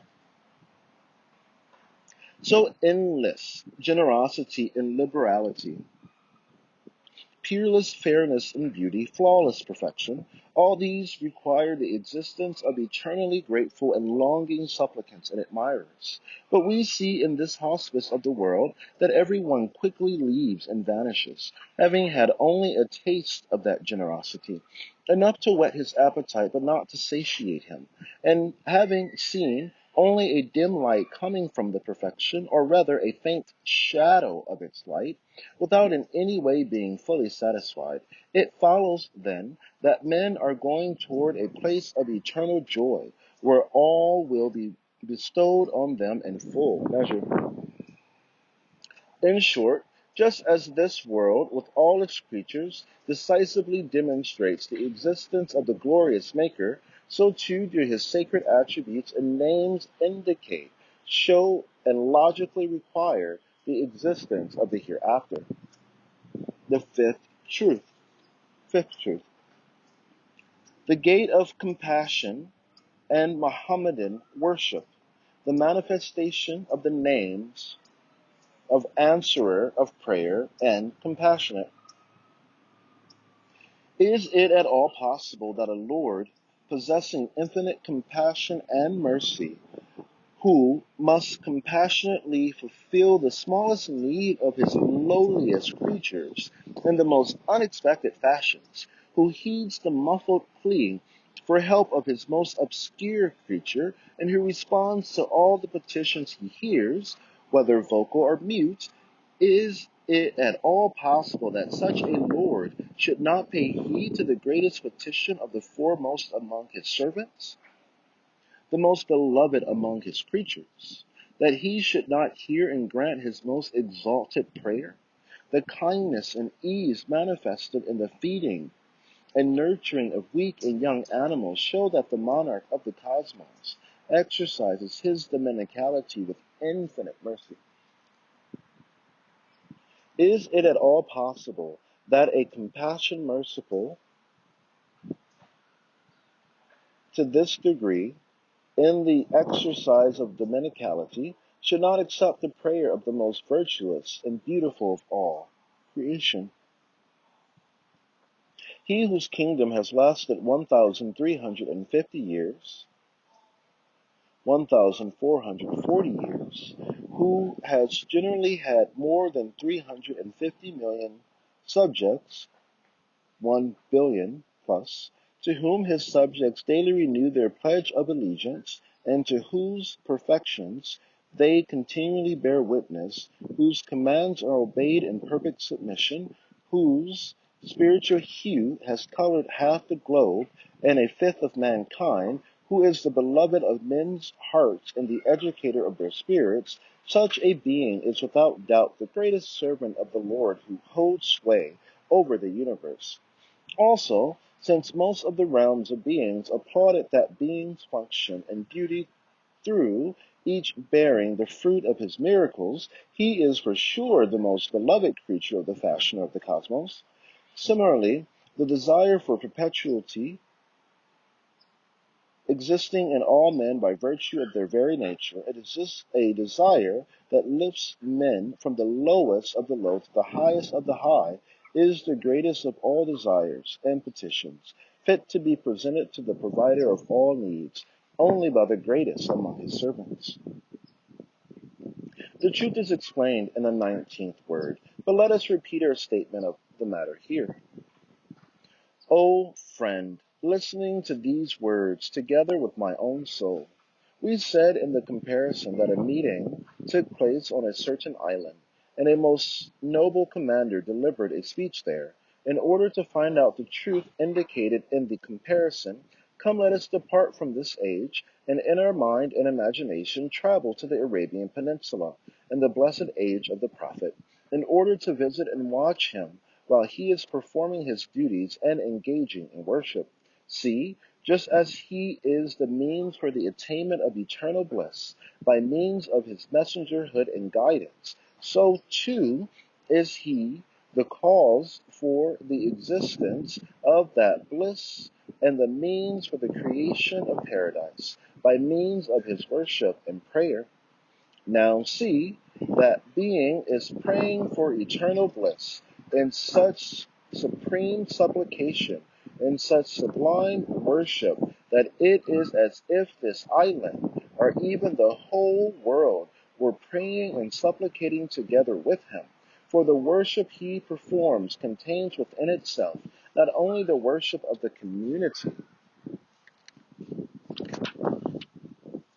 that follows him, but also that of all the other prophets in its essential form, by virtue of the correspondence existing between him and them.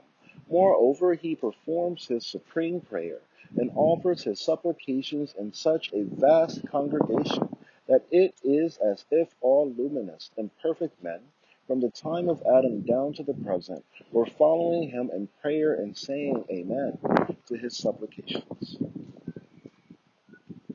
From the time that the Prophet, peace and blessings be upon him, first made his supplication down to the present, all the invocations upon him of peace and blessings made by his community are a kind of eternal Amen to his prayer, a form of universal participation in it. Every invocation of peace and blessings upon him by every member of the Muslim community in the course of his prayer, as well as the prayer for him uttered after the second call to prayer according to the Shafi'ite school, this too is a powerful and universal Amen to his supplication for eternal bliss.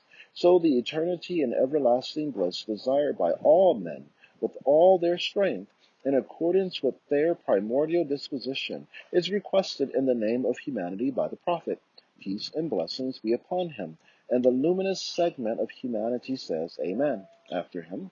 Is it at all possible that such a prayer should not be accepted? He is praying for so universal a need, immortality, that not merely the people of this earth, but also the inhabitants of the heavens and the entirety of creation are participating in his supplication and silently proclaiming, Yes, O Lord. Grant his prayer, we too desire it. He petitions for everlasting bliss with such touching sadness and so yearning, so longing, and so pleading a fashion that he causes the whole of the cosmos to weep and thus to share in his prayer. See, he desires and prays for bliss, for such a purpose and goal that he elevates men and all creatures from captivity in the abysmal state of utter annihilation, from worthlessness, uselessness, and purposelessness to the apex of preciousness, eternity, exalted function, and the rank of being a script penned by God. See, he makes his petition with such elevated plea for succor, makes his supplication with so sweet a request for mercy, that it is as if he calls all beings, the heavens and God's throne itself, to listen and to echo his prayer ecstatically with cries of Amen, O Lord, Amen.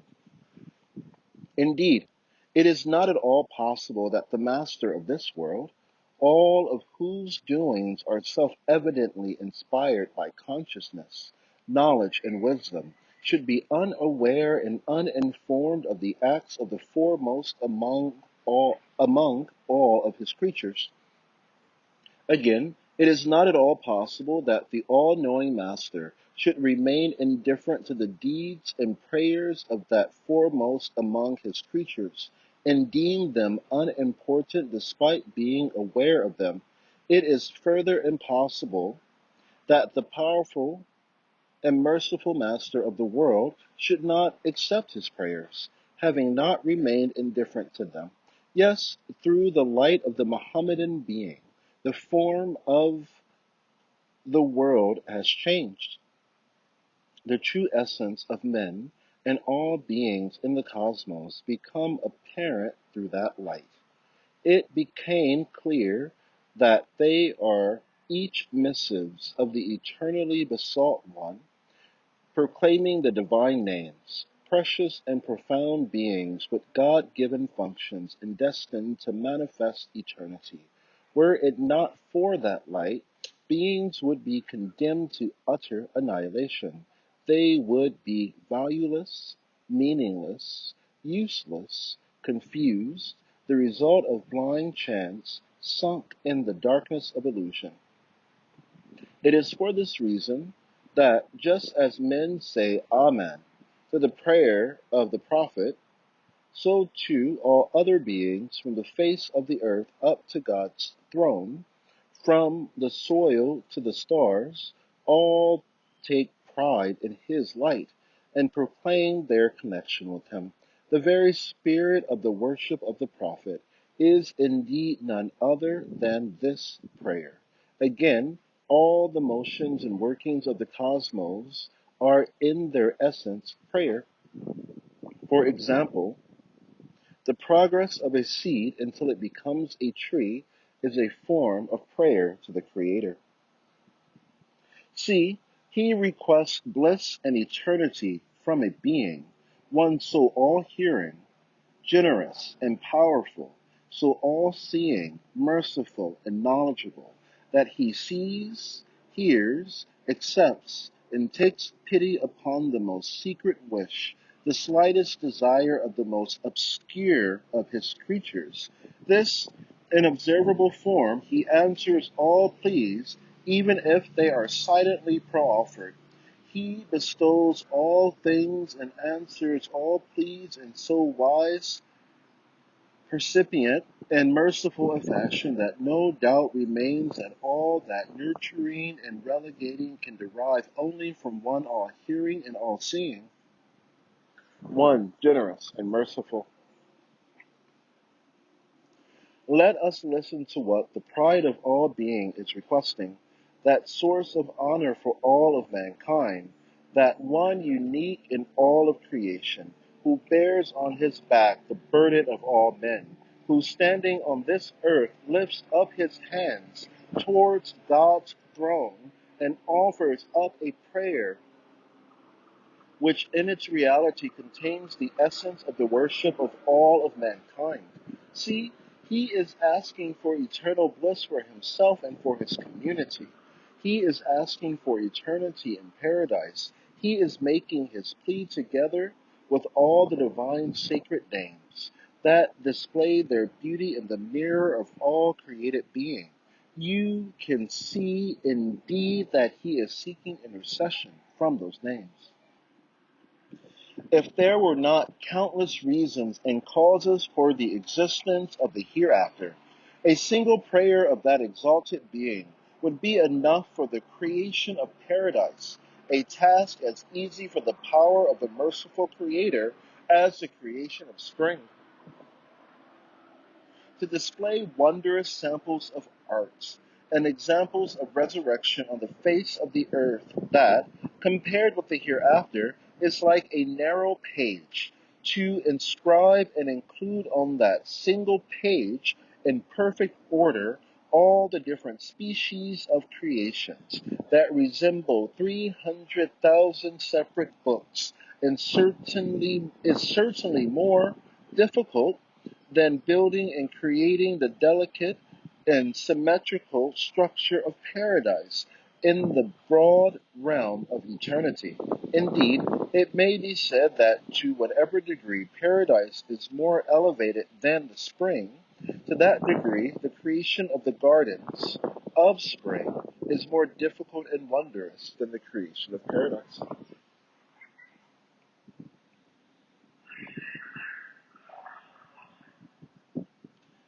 Indeed, how could the creation of spring be difficult for the possessor of absolute power who, each spring makes the face of the world into a plain of resurrection, and brings forth there 100,000 examples of resurrection, in just the same way that the messengerhood of the prophet was the reason for the foundation of this realm of trial.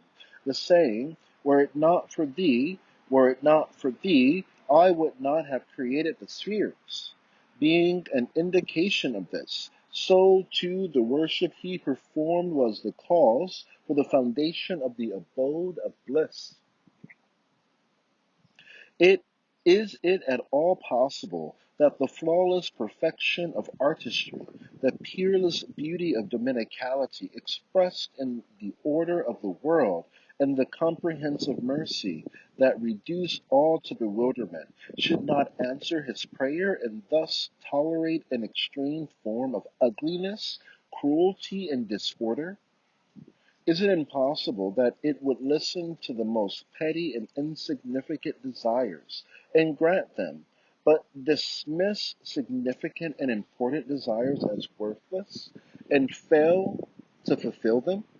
No, 1,000 times no. Such beauty can never accept such ugliness and itself become ugly. It is unanimously agreed the total reversal of truths is impossible. It is quite impossible that something should become the very opposite and reverse of itself, and impossible to the 1,000th degree that something should retain its own nature, and yet at the same time become identical with its opposite. Thus, infinite beauty cannot become ugliness, while yet remaining beauty, and in our example, it is not possible that the beauty of dominicality, a beauty perceptible and manifest in its existence, should retain its quiddity as the beauty of dominicality, but become the very essence of ugliness. This would be the strangest of all impossible and false notions in the world. So just as the prophet opened the gates of this world with his messengerhood, he opens the gates of the hereafter with his worship. May the blessings of the compassionate one be upon him, to the extent of all that this world and paradise contain. O God, grant blessings and peace to your servant and messenger, the beloved one who is master of both realms, the pride of all the worlds, the source of life in both spheres, the means for the attainment of happiness here and in the hereafter. He who flies on two wings, who is the messenger to both men and jinn, to him and to his family and all of his companions, as well as his brethren from among the prophets and messengers. Amen. Sixth truth. The gate of splendor and eternity, the manifestation of the names of glorious and eternal.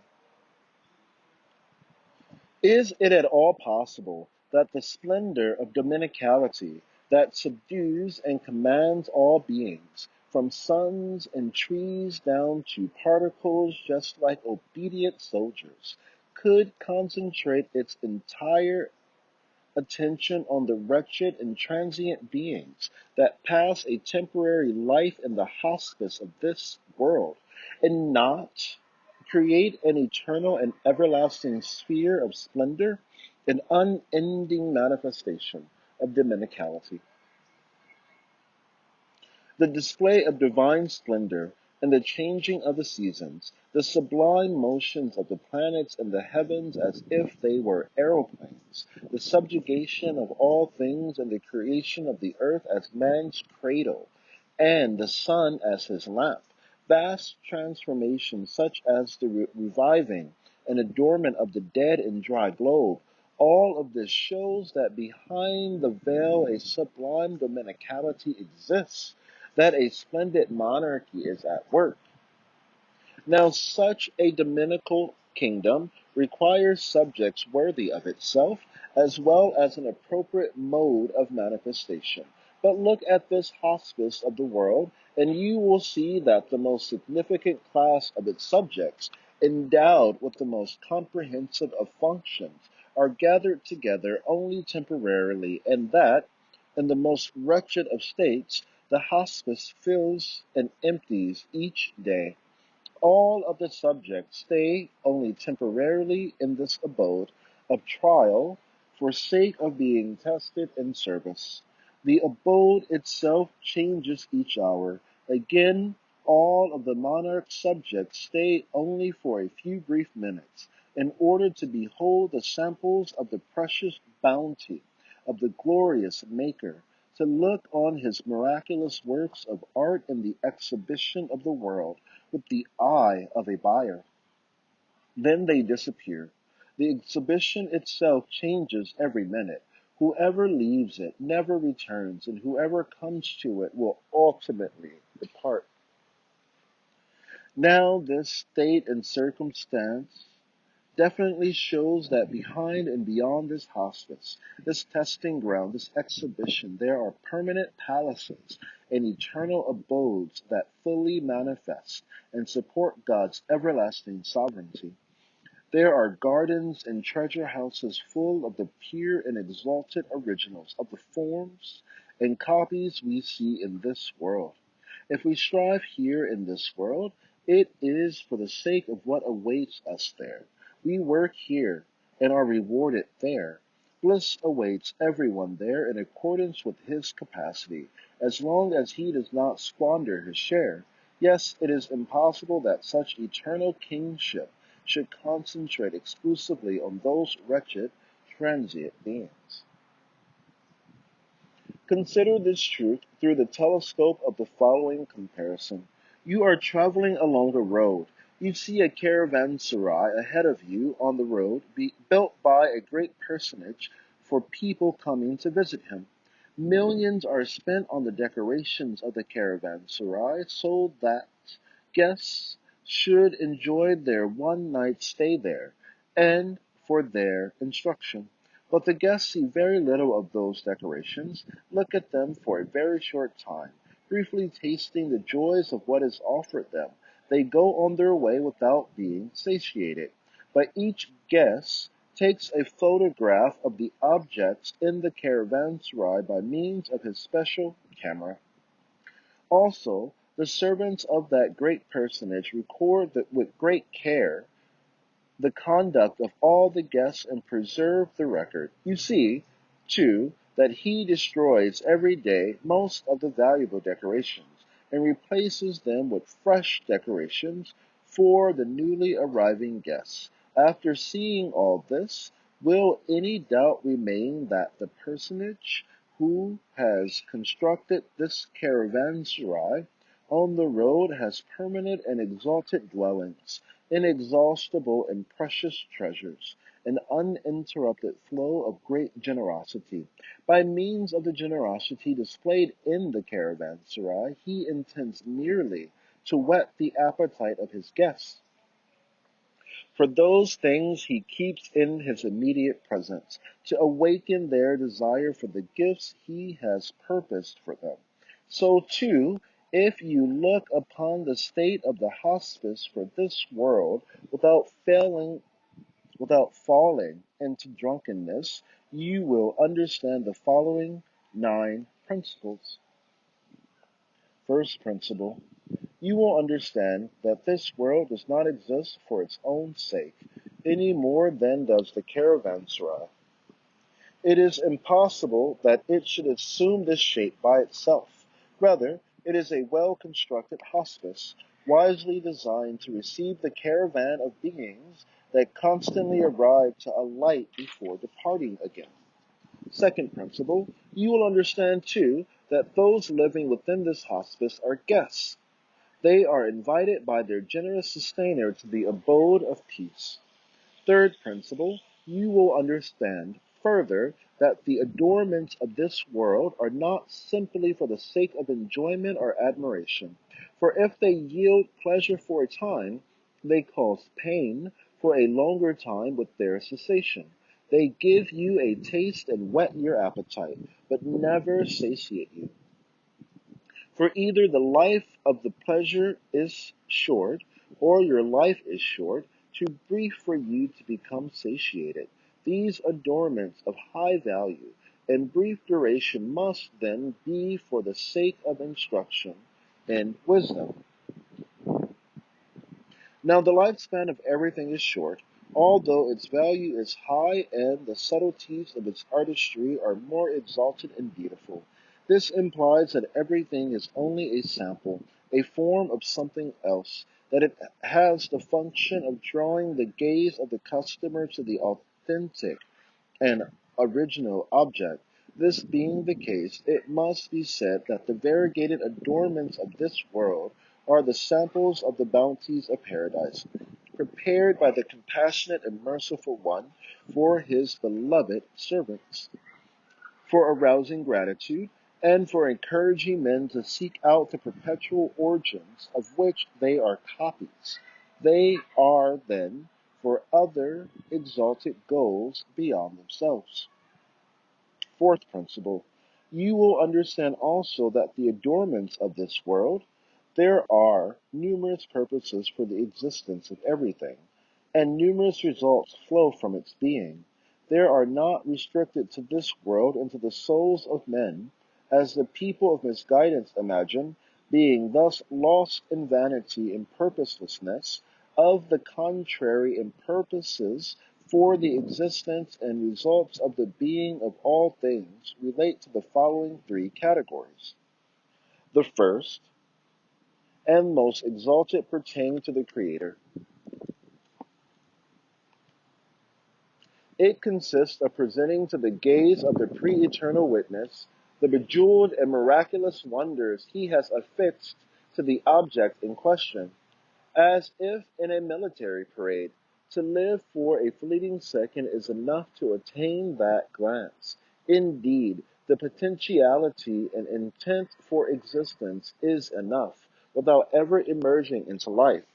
This purpose is fully realized, and this purpose is fully realized, for example, by delicate creatures that vanish swiftly and by seeds and kernels, each a work of art that never come to life, that is, never bear fruit or flower.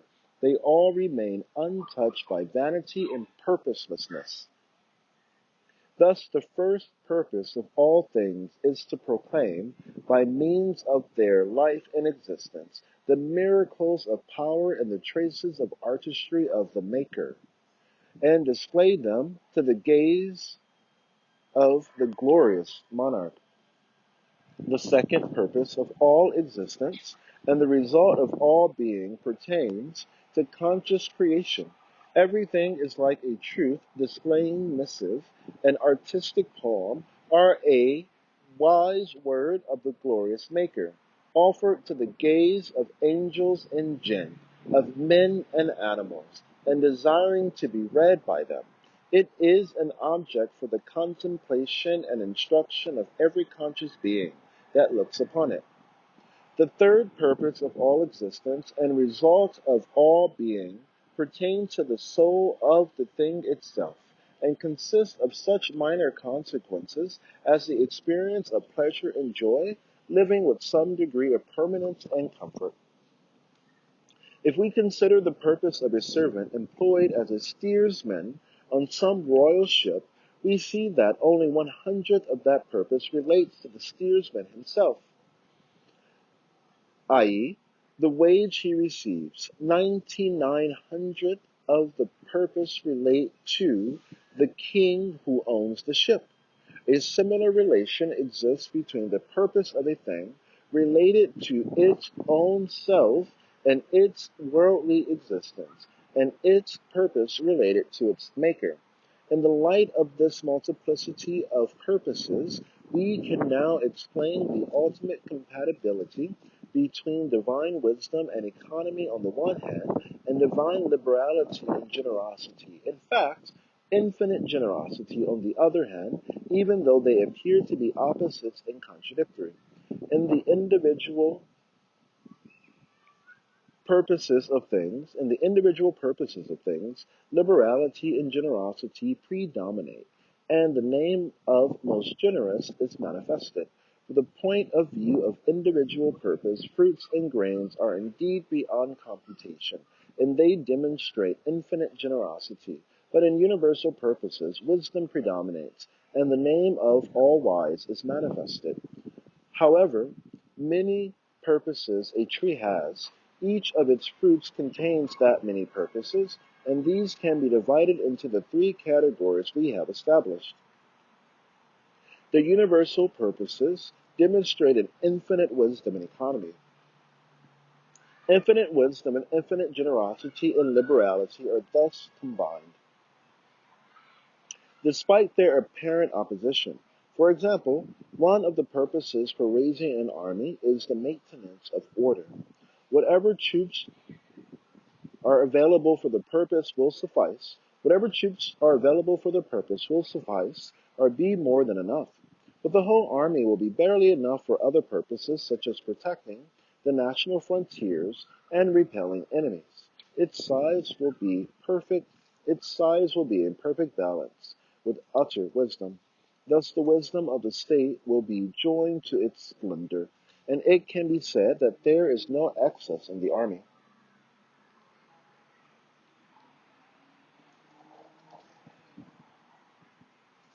You will understand also that the adornments of this world are like samples and forms of the blessings stored up in paradise by the mercy of the compassionate one for the people of faith. Fifth principle, you will understand too that all of these transient objects have not been created for the sake of annihilation, in order to appear briefly and then vanish. The purpose for their creation is rather briefly to be assembled in existence and acquire the desired form, so that these may not be noted, their images preserved, their meanings known, and their results recorded. This is so that, for example, everlasting spectacles might be wrought for the people of eternity, and that they might serve other purposes in the realm of eternity. You will understand that things have been created for eternity, not for annihilation. And as for apparent annihilation, it has the sense of a completion of duty and a release from service. For every transient thing advances to annihilation with one aspect, but remains eternally with numerous other aspects. Look, for example, at the flower, a word of God's power. For a short time it smiles and looks at us, and then hides behind the veil of annihilation. It departs just like a word leaving your mouth, but it does so entrusting thousands of its fellows to man's ear. It leaves behind meanings in men's minds as numerous as those minds. The flower, too, expressing its meaning and thus fulfilling its function, goes and departs. But it goes leaving its apparent form in the memory of everything that sees it. Its inner essence is in every seed. It is as if each memory and seed were a camera to record the adornment of the flower, or a means for its perpetuation. And if such be the case with an object at the simplest level of life, it can be readily understood how closely tied to eternity is man, the highest form of life and the possessor of an eternal soul. Again, from the fact that the laws, each resembling a spirit, according to which large flowering and fruit-bearing plants are formed and the representations of their form are preserved and perpetuated in most regular fashion, and tiny seeds throughout tempestuous changes, from this fact it can be easily understood how closely tied and related to eternity is the spirit of man, which possesses an extremely exalted and comprehensive nature, and which, although clothed in a body, is a conscious and luminous law issuing from the divine command. Sixth principle. You will also understand that man has not been left to graze where he wills, with a halter loosely tied around his neck. On the contrary, the forms of all his deeds are recorded and registered, and the results of his acts are preserved for the day when he shall be called to account.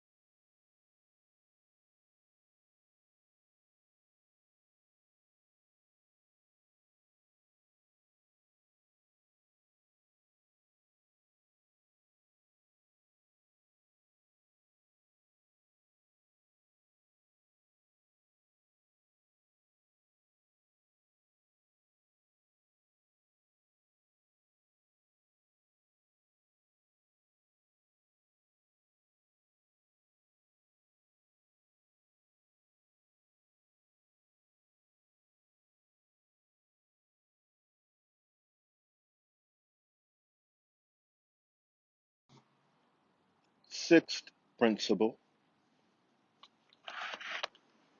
You will also understand that man has not been left to graze where he wills, with a halter loosely tied around his neck.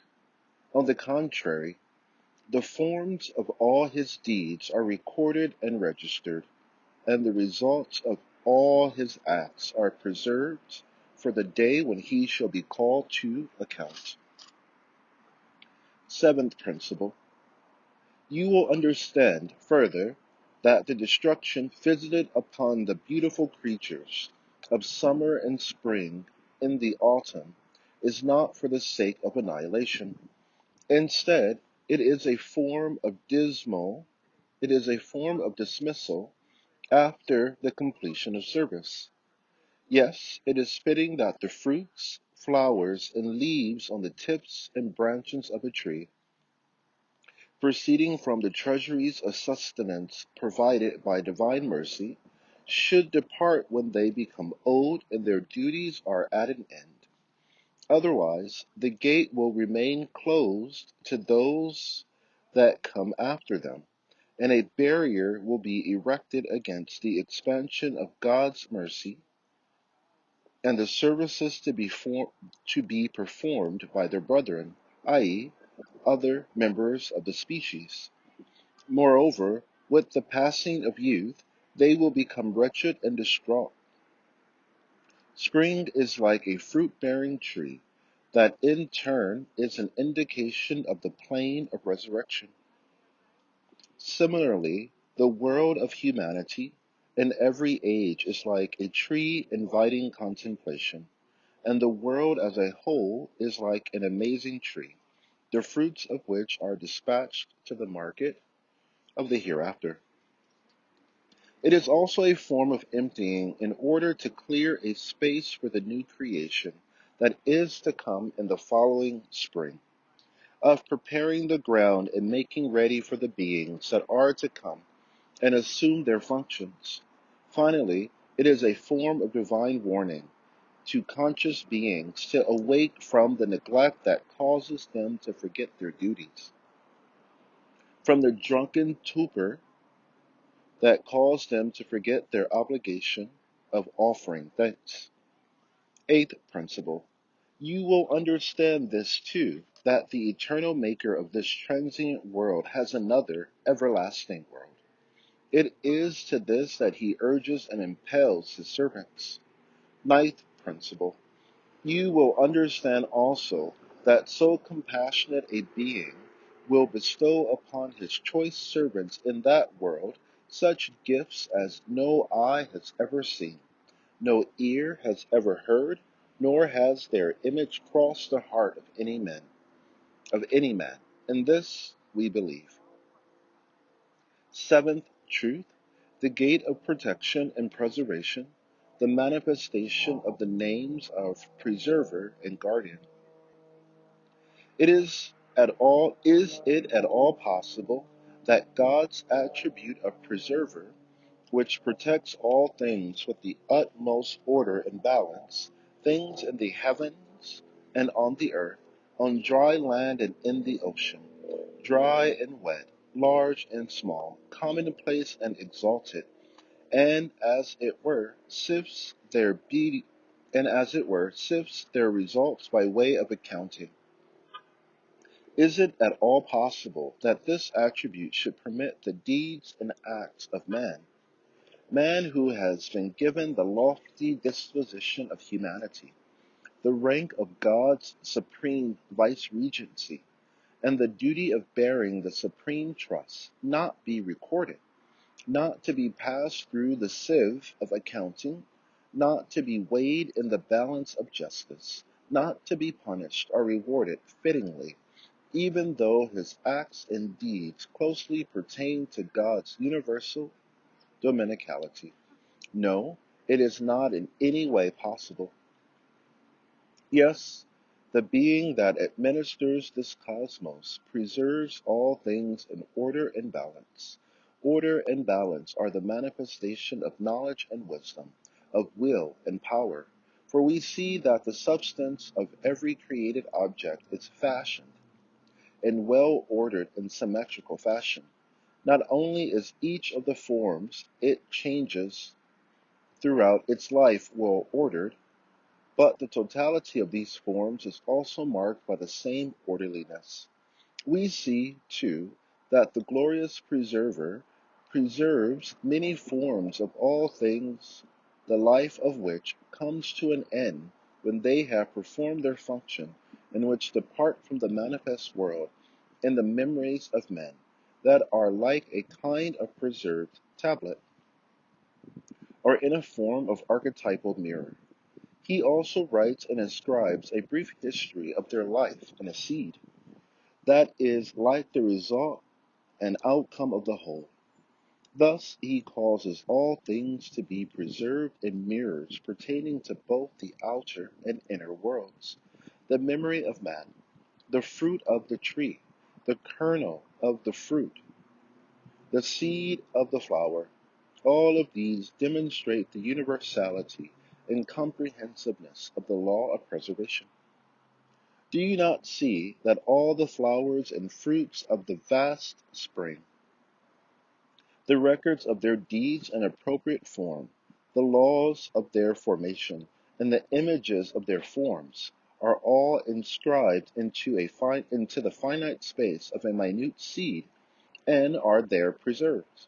The following spring their record of deeds is set forth, in a form of accounting appropriate to them, and another vast world of spring is brought forth, with the utmost order and wisdom. This demonstrates with what powerful comprehensiveness God's attribute of preserver exercises itself.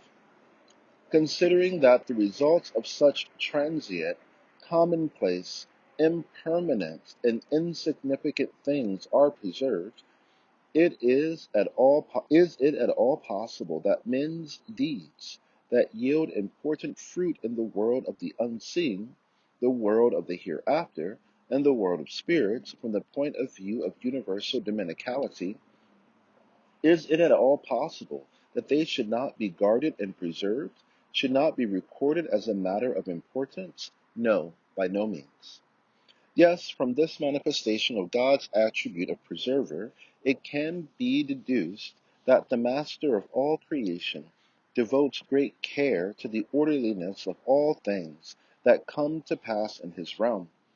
He pays great attention to the function of sovereignty, and lavishes extreme care on the dominicality of kingship. Thus he records, or causes to be recorded, the pettiness of happenings, the smallest of services, and preserves in numerous things the form of everything that happens in his realm. This attribute of preserver indicates an important register of deeds will be subjected to a precise examination and weighing. The records of men's deeds will stand revealed. Now, is it at all possible that man should be ennobled with the vice-regency of God and his trust, that as a witness to the universality of dominicality, he should proclaim God's unity in the realm of multiplicity, and thus act as a controller and witness by having some share in the glorification of God and worship of most beings? Is it at all possible that he should do all this and then go to his grave and sleep peacefully without ever being awakened, without ever being asked concerning his deeds, small and great, that he should not go to the plane of resurrection and be tried at the supreme tribunal? No, by no means. Or is it possible for man to flee and hide himself in annihilation, for him to enter the earth and conceal himself from that powerful and glorious one, to whose power over all contingencies is the future? The occurrences of past time, each a miracle of his power, bear witness, and who visibly creates winter and spring, that, taken together, resemble resurrection. Since man is not called to account and judged in fitting fashion while in this world, it follows that he must proceed to a supreme tribunal and a final felicity. The entirety of the past, extending from the present back to the beginning of creation, consists of occurrences. Every day, year, and century that came into being is like a line, a page, a book, written by the pen of destiny. The hand of God's power has inscribed his miraculous signs there with the utmost wisdom and order.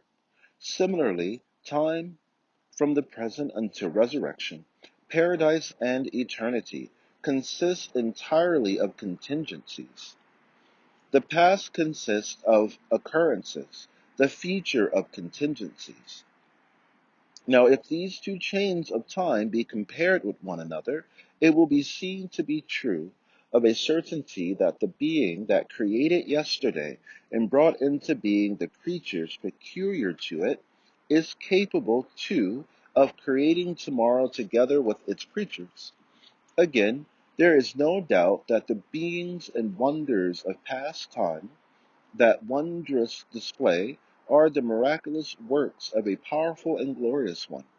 They bear decisive witness that that powerful one is capable of creating all of the future and its contingencies, and manifesting all of its wonders. The one who creates an apple must of a certainty be able to create all the apples in the world, and to bring the vast spring into being. Conversely, the one who cannot create a spring cannot create a single apple either. For the apple is made at the same workbench. But the one who makes an apple can make the spring. Each apple is an example in miniature of a tree, even of a garden or a cosmos. The apple seed that carries within itself the life story of the huge tree is, from the point of view of artistry, such a miracle that the one who creates it thus is incapable of nothing. So too, the one who creates today is able also to create the day of resurrection, and it is only the one capable of creating the spring that is able to create resurrection. The one who affixes all the worlds of past time to the ribbon of time and displays them there in utmost wisdom and order, is without doubt capable of attaching other beings to the ribbon of the future and displaying them. In several of the words, particularly the 22nd word, we provide we proved with utter certainty that the one who cannot create everything cannot create anything, and the one who can fashion one thing can fashion everything. Also, if the creation of everything is entrusted to a single being, the creation of all things becomes as easy as the creation of a single thing. Thus, facility arises. If, on the contrary, it is entrusted to numerous causes and ascribed to multiplicity, the creation of a single thing becomes as difficult as the creation of everything. And such difficulties arises as borders, and such difficulty arises as borders on impossibility. Eighth truth, the gate of promise and threat, the manifestation of the names of beautiful and glorious. Is it at all possible that the maker of this world, the possessor of absolute knowledge and power, should not fulfill the oft-repeated promise and threat that has been proclaimed unanimously by all the prophets and been witnessed in unison by all the veracious and the saints, and thus display weakness and ignorance? God forbid. All that is implied by his promise and threat is not at all difficult for his power to fulfill. It is extremely simple and easy. It is as easy for him as bringing back next spring the countless beings of last spring, in part identically, like trees and the roots of grasses, and in part similarly, like leaves and fruits. It is our need, the need of everything, his own need and the need of his dominical sovereignty, that he should fulfill his promise. For him to break his promise would be contrary to the dignity of his power, and it would contradict the comprehensiveness of his knowledge. For the breaking of a promise can arise only from ignorance or impotence. O denier, do you know how foolish a crime you are committing with your unbelief and denial, paying heed to your own lying fancy, your delirious intellect, your deceptive soul? You reject as a liar one who in no way can be compelled to the breaking of his promise, whose glory and stature can in no way admit the breaking of his word, and whose truthfulness and veracity are attested by all visible matters and objects. Despite your infinite pettiness, you are committing a crime of infinitely great proportions. Without doubt, you deserve great and eternal punishment. According to certain narrations, the fact that the teeth of some of the people of hell will be as big as a mountain will serve as an indication of the magnitude of their crime.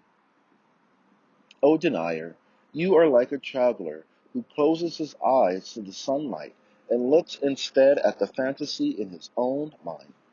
His imagination wishes to illumine the awesome path in front of him with a light proceeding from his mind's lamp, that in reality is no stronger than a glowworm. Whatever has been promised by God Almighty, whose veracious words are these beings we see,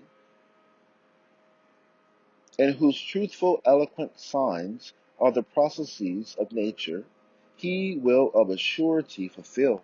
He will establish a supreme tribunal and bestow an ultimate bliss.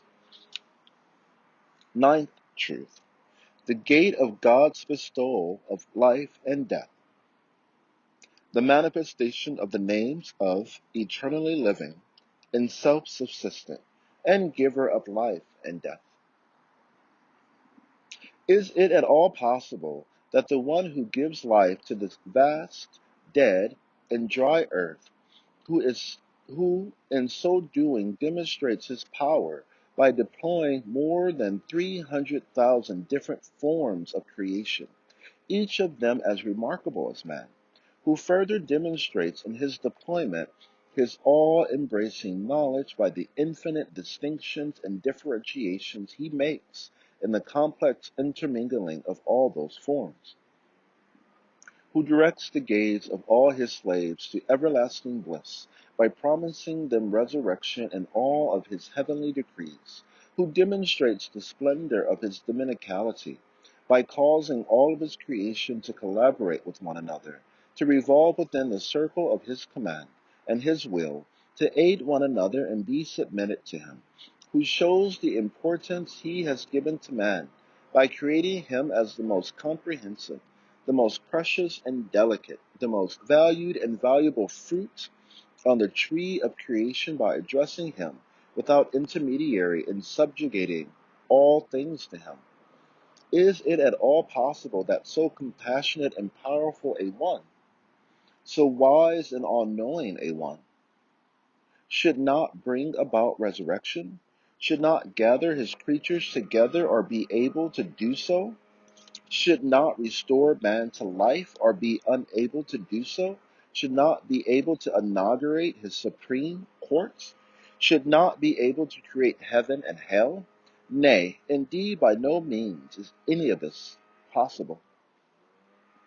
Indeed, the Almighty Disposer of this world's affairs creates in every century, every year, and every day, on the narrow and transient face of the globe, numerous signs, examples, and indications of the supreme gathering and the plane of resurrection.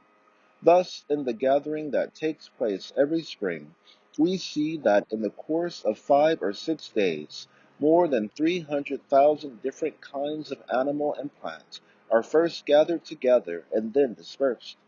The roots of all the trees and plants, as well as some animals, are revived and restored exactly as they were. The other animals are recreated in a form so similar as to be almost identical. The seeds which appear in their outward form to be so close to each other, nonetheless in the course of 6 days or 6 weeks become distinct and differentiated from each other, and then with extreme speed, ease, and facility are brought back to life in the utmost order and equilibrium.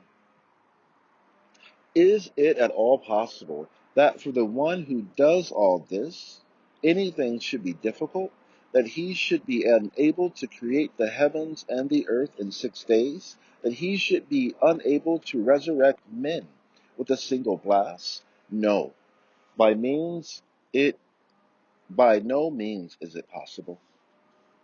Let us suppose there were to be some gifted writer who could write out in a single hour the confused and obliterated letters of 300,000 books on a single sheet without any error, omission, or defect, complete and in the best form. If someone were then to say to you that the writer could write out again from memory a book written by him that had fallen into the water and become obliterated, would you then say that he is unable? And would you not believe in his ability? Or think of some talented king, in order to demonstrate his power, or for the sake of providing a warning example, removes whole mountains with a single command, turns his realm upside down, and transforms the sea into dry land. Then you see that a great rock rolls down into a valley, so that the path is blocked for guests traveling to attend the king's reception, and they are unable to pass.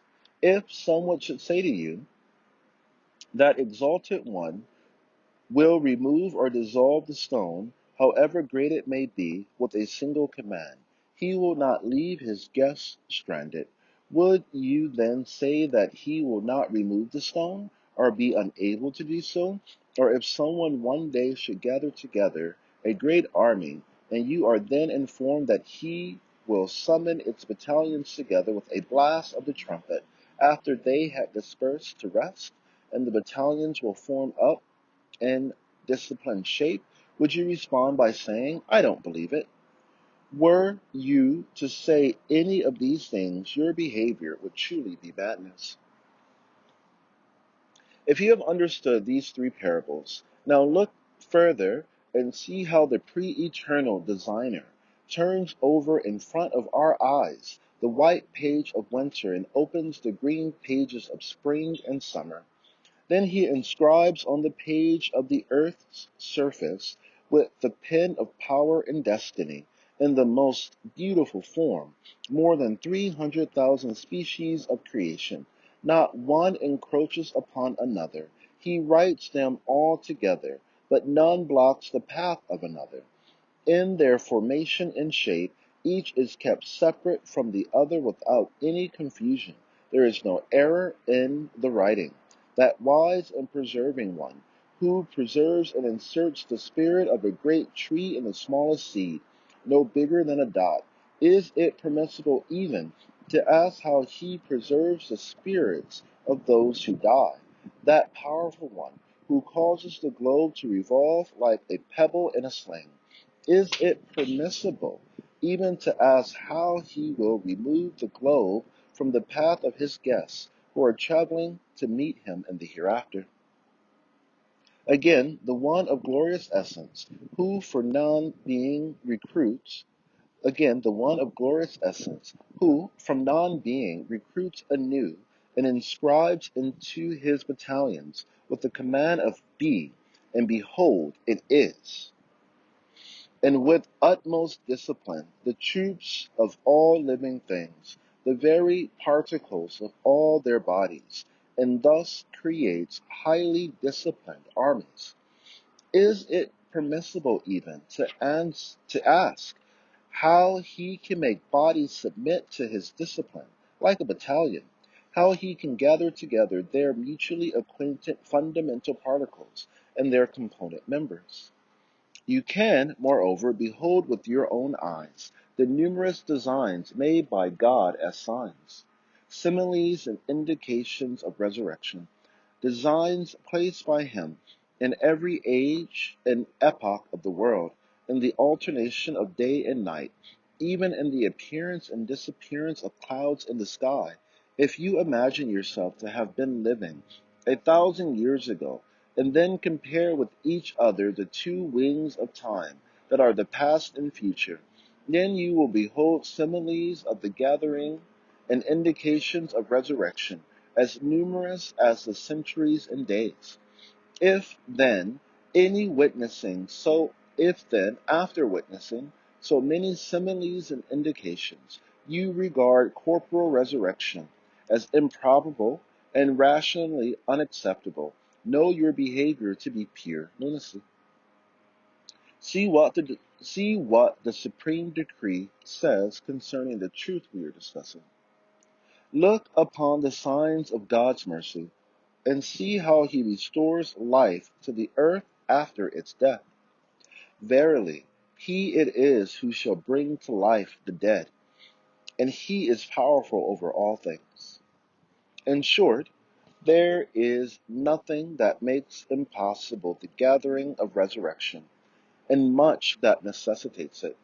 The glorious and eternal dominicality, the almighty and all-embracing sovereignty of the one who gives life and death to this vast and wondrous earth, as if it were a mere animal, who has made of this earth a pleasing cradle, a fine ship for man and the animals, who has made of the sun a lamp furnishing light and heat to the hostelry of the world, who has made the planets vehicles for the conveyance of his angels. The dominicality, the sovereignty of such a one cannot rest upon and be restricted to the transitory, impermanent, unstable, insignificant, changeable, unlasting, deficient, and imperfect affairs of this world.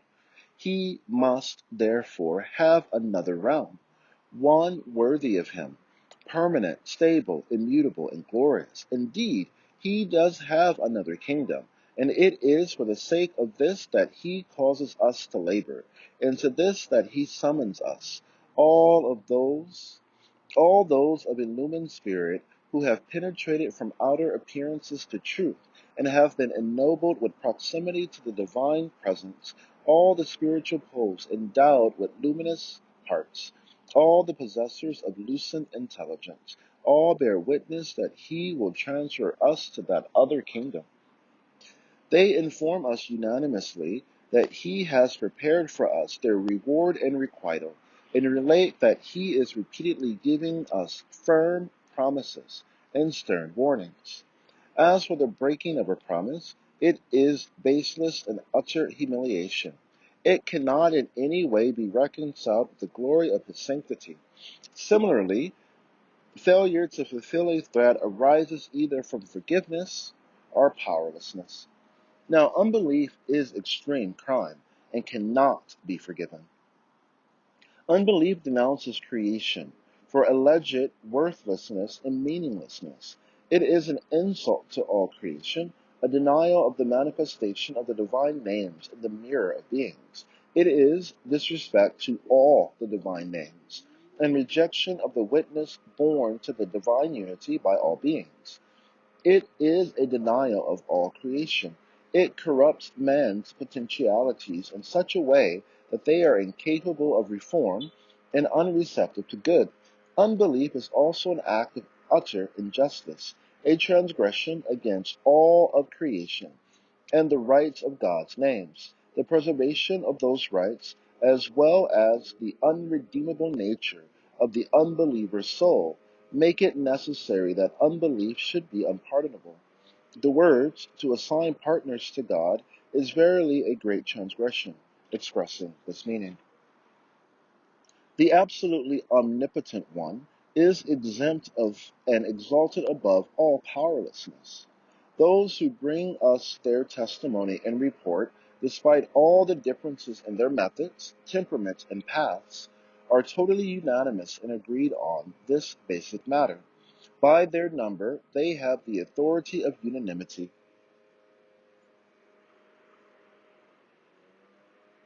By their quality, they have the authority of learned consensus.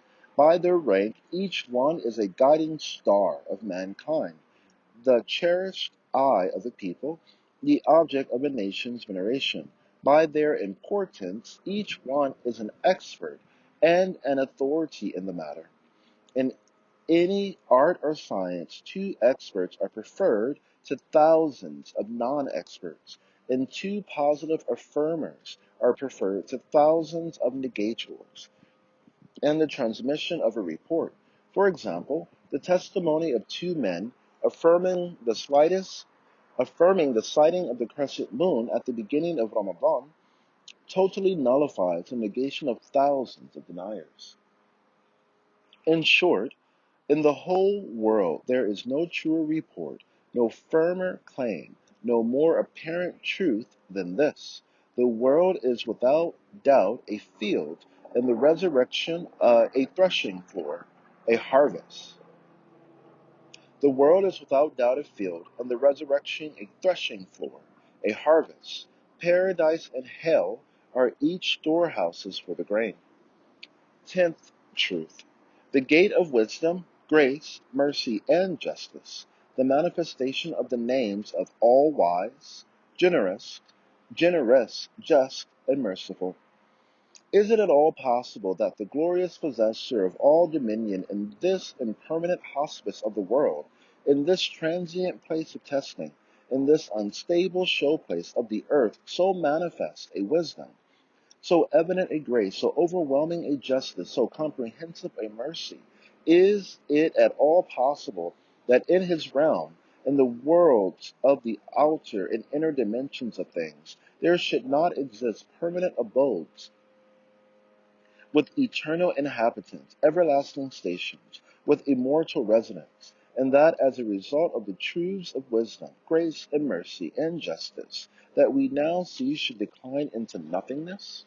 Again, is it at all possible that all wise being should choose man among all his creation to receive direct and universal address from him, should make him a comprehensive mirror to himself, should permit him to taste, weigh, and become acquainted with all the contents of his treasuries of mercy, should make himself known to him with all his names, should love him and make himself beloved of him, that he should do all this and then fail to dispatch wretched man to that eternal realm, to invite him to that abode of permanent bliss and make him happy there?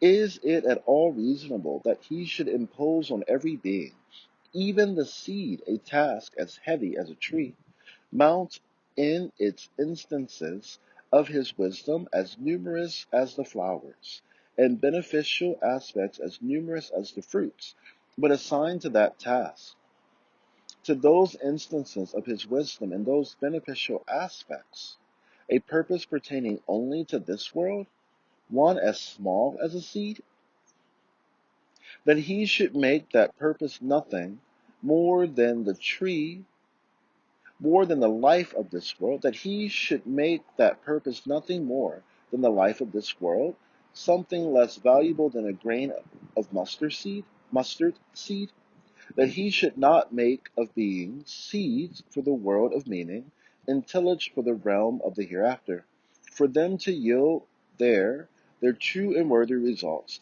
that he should permit such significant alterations to remain without purpose, to be empty and vain, that he should not turn their face towards the world of meaning and the hereafter, so that they might there reveal their true purposes and fitting results. Again, is it at all possible that by thus causing things to controvert their own nature, he should present his own veracious names, all wise, generous, just, merciful, as being characterized by their opposites? God forbid. That he should deny the true essences of all those things that indicate his wisdom and generosity, his justice and mercy, that he should reject the testimony of all creatures, that he should negate the indications made by all things? Can intelligence at all accept that God should impose on man and his senses duties as numerous as the hairs on his head, but give him no more than an earthly reward, something no more valuable than a hair? That he should act meaninglessly in a fashion contrary to his true justice and opposed to his true wisdom?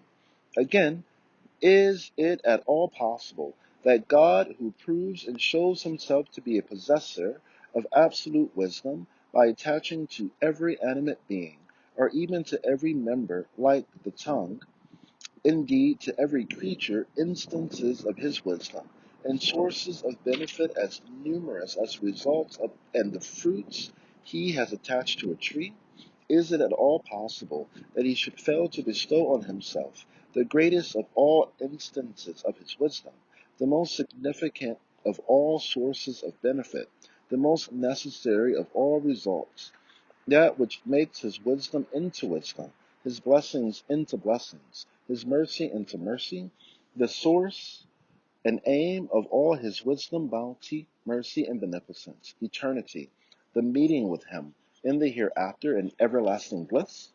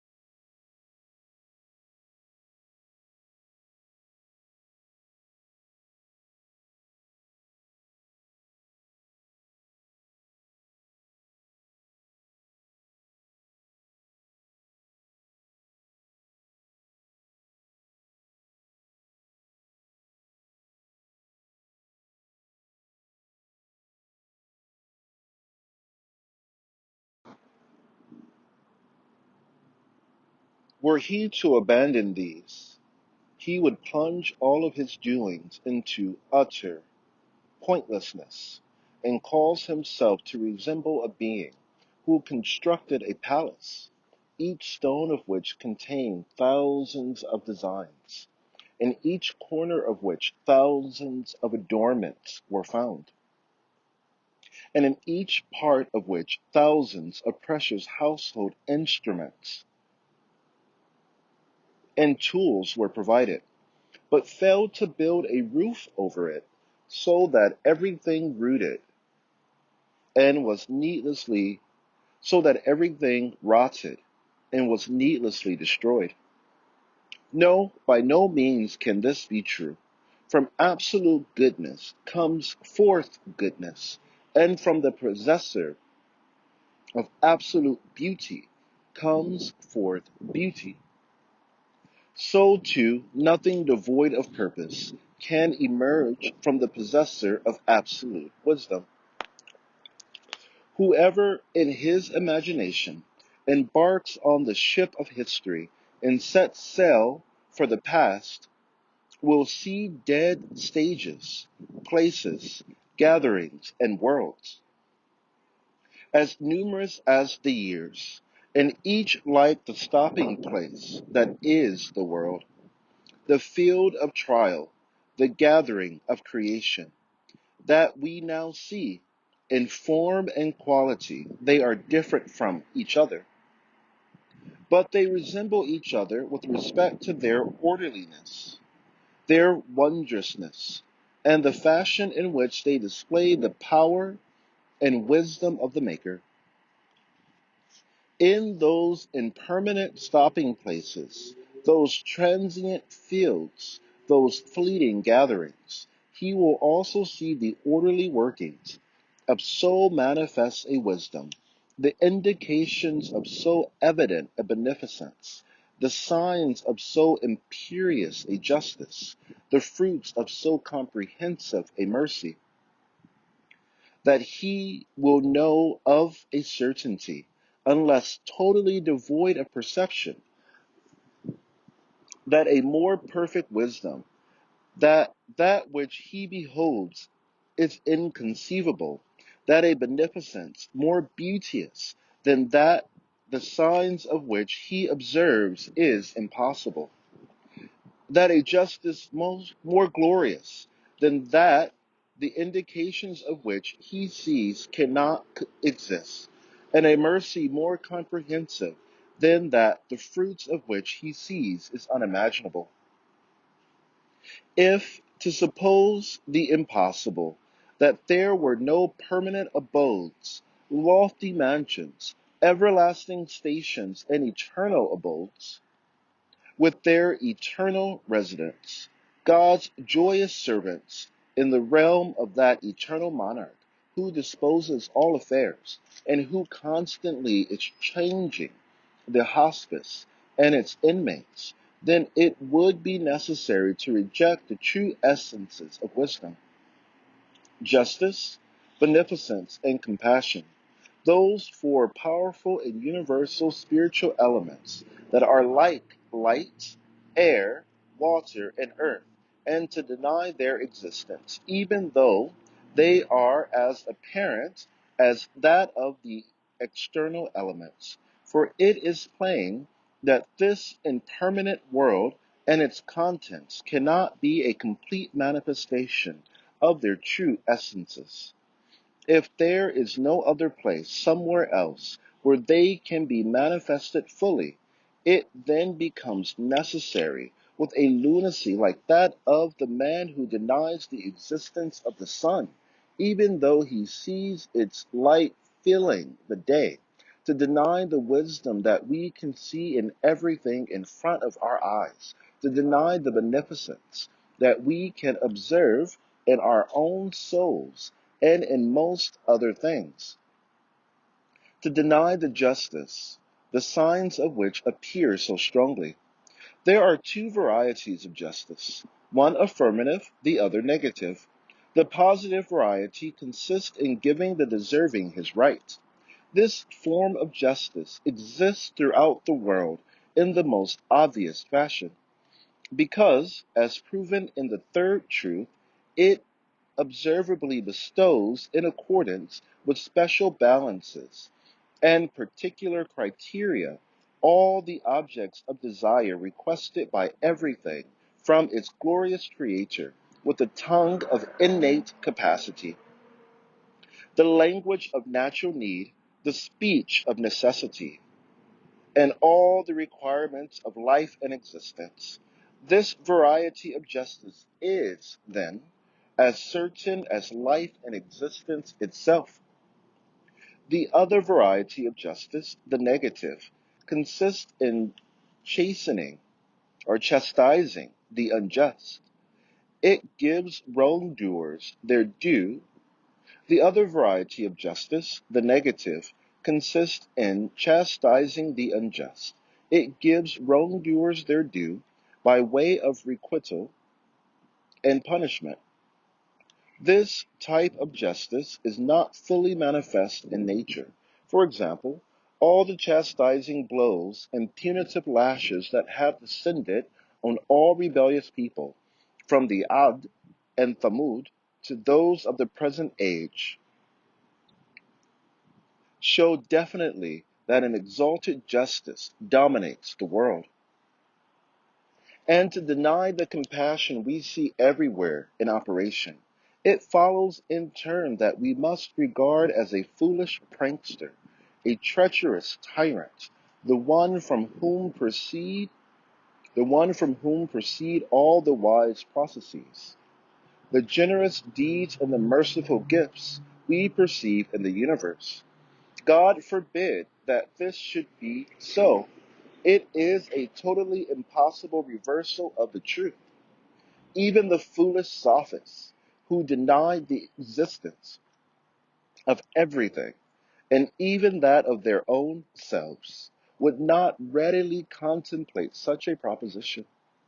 In short, considering the utter disparity between, on the one hand, this state of affairs which we see together with the universal fusions of life and the swift separations of death, the imposing gatherings and the rapid dispersions, the magnificent revolutions and the great manifestations, and, on the other hand, the petty fruits we see briefly attained in this transient world, the temporary and insignificant purposes of beings that pertain to this world, we conclude that the non-existence of the hereafter would mean attaching to a little stone wise purposes as great as a mountain, and to a great mountain a purpose as petty as a small stone. No intelligence or wisdom can find this acceptable. In other words, this lack of proportion between beings in these matters on the one hand, and their purposes pertaining to this world on the other, demonstrates with certainty that all beings have their faces turned to the world of meaning. It is there that they will yield their appropriate fruits, and their eyes are fixed on the sacred names. Their ultimate aims pertain to that world alone, while their substance is hidden beneath the soil of this world. Their flowers will unfold in the world of similitudes. Man sows and is sown in this world, in accordance with his capacity. The harvest is gathered in the hereafter. If you look at the aspect of things that is turned toward the divine names and the hereafter, you will see that each seed, a miracle of power, has an aim as vast as a tree. Each flower, which is like a word of divine wisdom, has meanings as numerous as the flowers of a tree, and each fruit, a wonder of God's workmanship and a poem dictated by his mercy, has wise purposes as numerous as the fruits of a tree.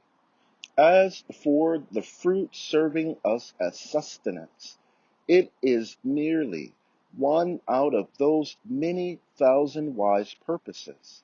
It fulfills its purpose, expresses its meanings, and dies, being buried in our stomach. If it be asked, why do your parables consist chiefly of flowers, seeds, and fruits?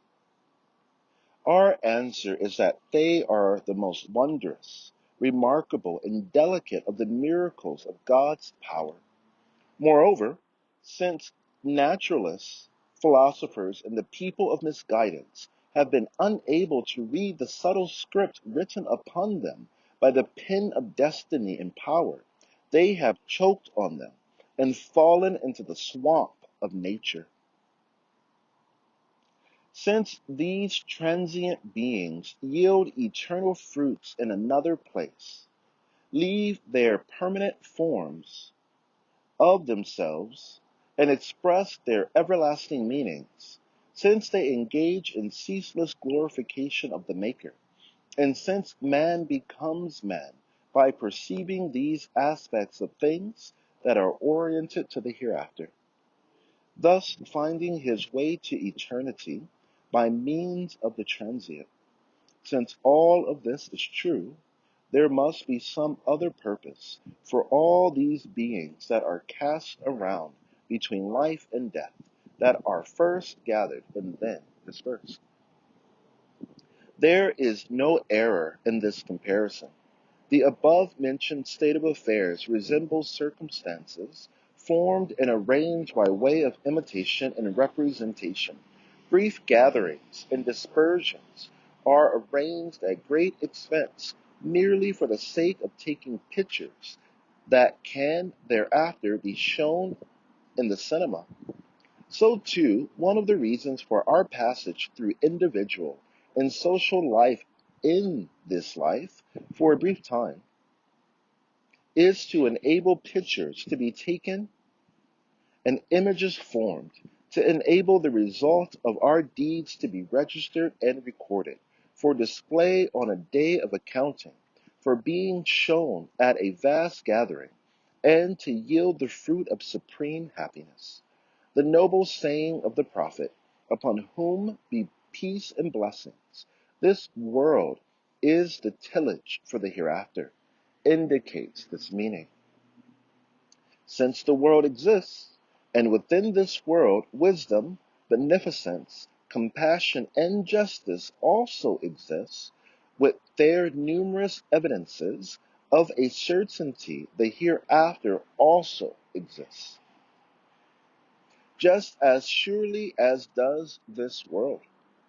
Since one aspect of everything in this world is turned to that world and is proceeding toward it, to deny the world would be denying this world with all it contains.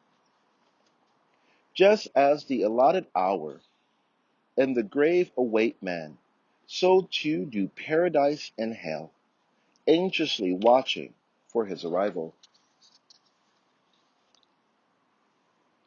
11th truth, the gate of humanity and the manifestation of the name of truth.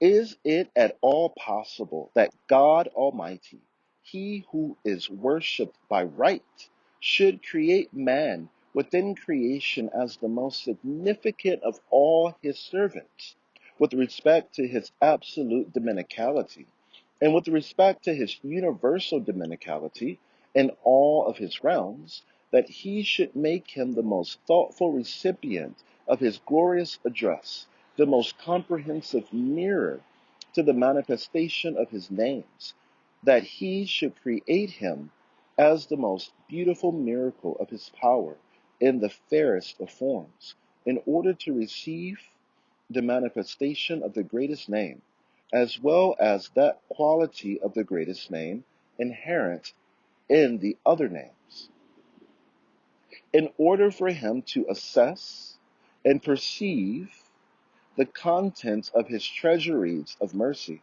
that He should make him an investigator of secrets, equipped more than any other creature with balances and instruments, and He should make him the most needy of all creatures with respect to His infinite gifts, the one suffering most from annihilation, and the one most desirous of immortality, that he should make him the most delicate, the poorest and neediest of animals, most wretched and subject to pain in his worldly life, but most sublime in disposition, in the highest forms and characters. Is it possible that God Almighty should do all this with man and not send him to the eternal realm, for which he is suited and fitted, and for which he is longing? Is it possible that he should thus negate the whole essence of humanity, act in a manner totally contrary to his own veracity, and perform an act of injustice that the eye of truth must deem ugly? Again, is it at all possible that he who rules justly, whose mercy is absolute, should bestow on man such a disposition that he took up the supreme trust from which the heavens and mountains both shrink, in order to measure and know, with his slight and petty measures and crafts, the all-encompassing attributes, the universal workings, and the infinite manifestations of the Creator, that he should create him as the most delicate, vulnerable, weak, and powerless of beings, while yet entrusting him with the regulation of all the vegetal and animal life upon earth, and causing him to intervene in their modes of worship and glorification of God? That he should cause him to be a representation in miniature of his cosmic processes, that he should cause him to proclaim his glorious dominicality to all beings, in word and deed, that he should prefer him to the angels, and give him the rank of vice-regent. Is it at all possible that God should bestow all of this on man and not give him eternal bliss, the purpose, result, and fruit of all these duties? That he should cast him down to low degree as the most wretched, ill-fortuned, humiliated, and suffering of all his creatures? Or that he should make of intelligence a gift from his own wisdom, and a most blessed and luminous tool for the attainment of happiness, an inauspicious and somber tool of torment for that wretch, thus acting in total contradiction to his absolute wisdom and in opposition to his absolute mercy? No, it is by no means possible. In short, just as we saw by looking at the identity papers of an officer in our comparison, that his rank, duty, wage, instructions, and equipment prove that he exists not for the sake of some temporary battlefield, but rather that he is proceeding to some permanent kingdom, for the sake of which he is exerting himself, so too those to whom truth and certainty have been unveiled are unanimously agreed that the subtleties inscribed in the book of man's heart, the senses written down in the notebook of his intellect, the equipment contained in his essential character, are all tuned towards eternal bliss. They have been given to man and fashioned in accordance with this ultimate goal. For example, if one servant and illustrator of the intellect called the imaginative power is told that you can have 1,000,000 years of life and rule over the world, but in the end you shall become nothing, it will react with sorrow instead of pleasure, unless decided by vain fancy, unless deceived by vain fancy and interference of the soul. The greatest of transient things cannot, then, satisfy the smallest faculty of man. It is, then, this disposition of man, his desires extending to eternity, his thoughts that embrace all of creation, and his wishes that embrace the different varieties of eternal bliss, that demonstrates he has been created for eternity and will indeed proceed to eternity. This world is like a hospice for him, a waiting room for the hereafter.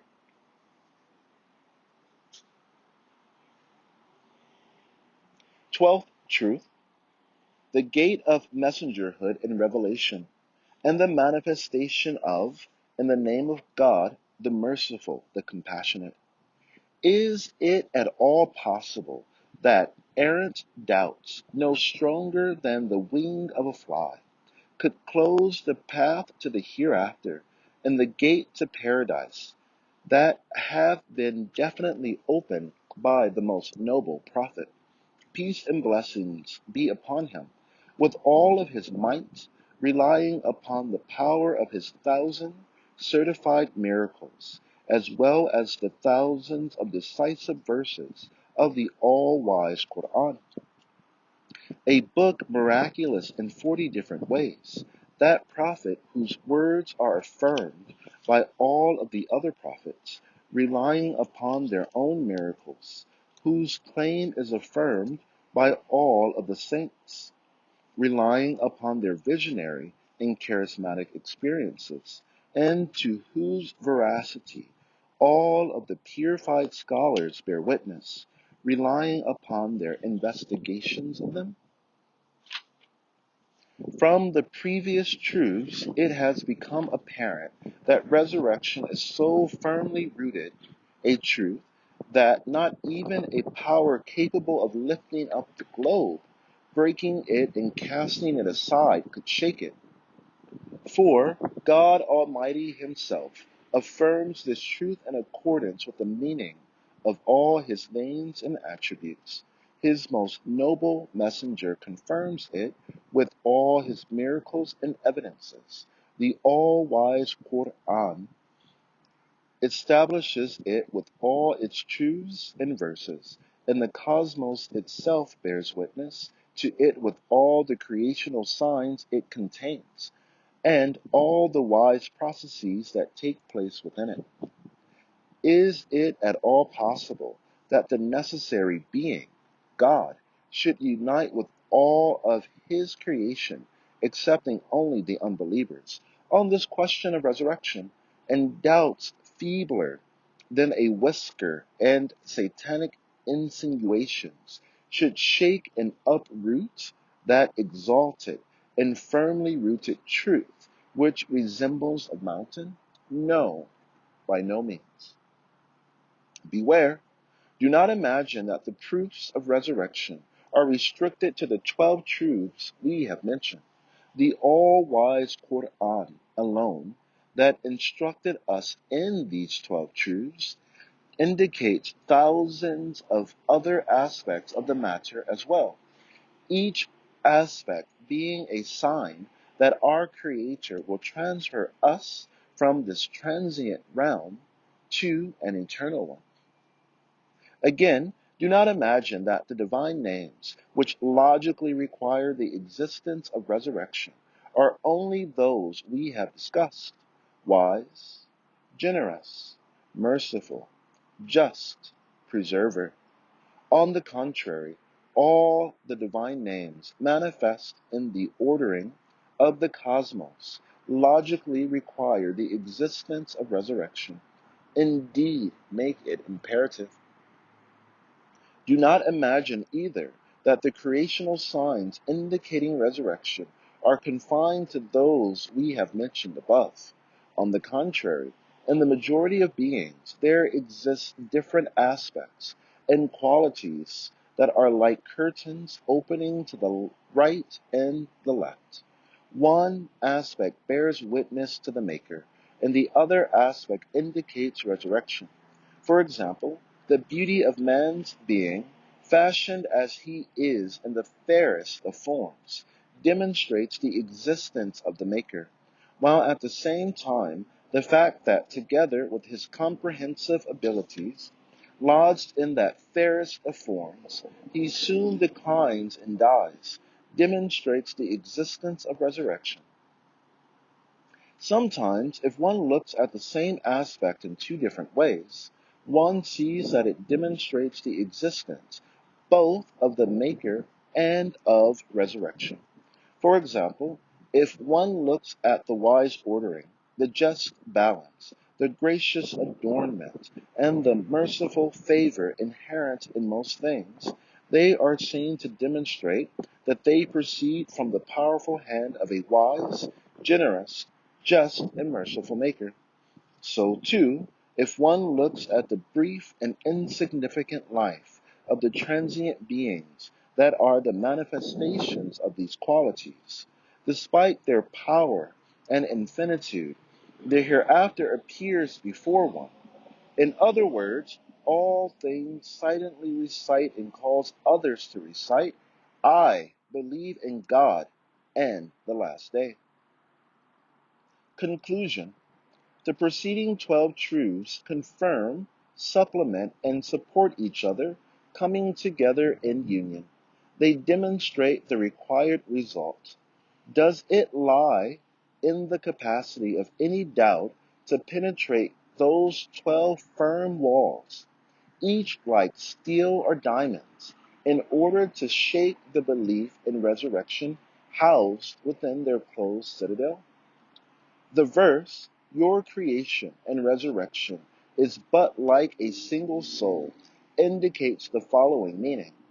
The creation and resurrection of all men is as easy for God's power as the creation and resurrection of a single man.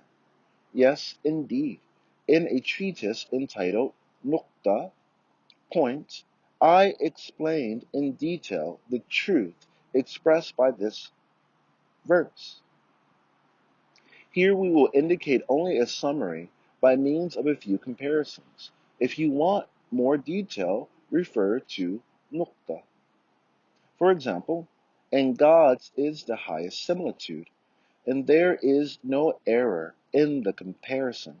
If the manifestation of the sun were in accordance with its own will, it could be said that the sun bestows its mystery on manifestation that the sun bestows its mystery of manifestation on numerous transparent objects with the same ease as on a single particle. In accordance with the mystery of transparency, the little pupil of a transparent particle is equal to the vast face of the ocean in receiving the reflection of the sun. In accordance with the mystery of order, it overturns a huge battleship with the same ease as a child turning over his toy boat with his finger.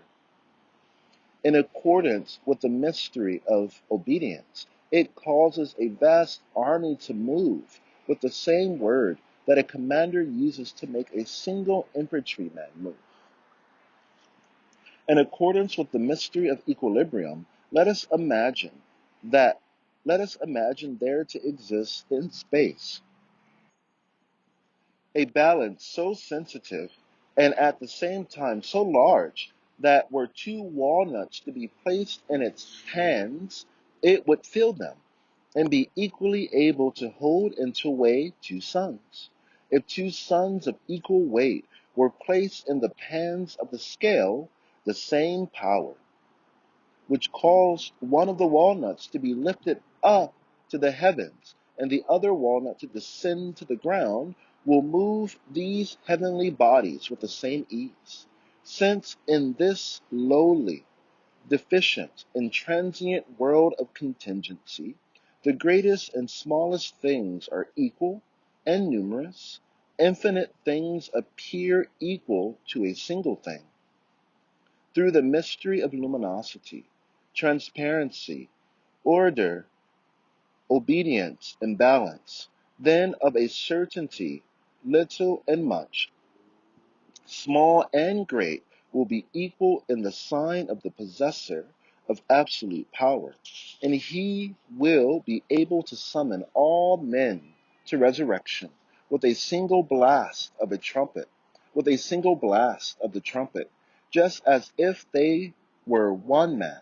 Thus, by virtue of the mysteries of the luminous manifestations of the infinite and utterly perfect power of his essence, the transparency of the inner dimension of things, the order decreed by wisdom and destiny, the complete obedience of all things to his creational commands, and the equilibrium existing in contingent being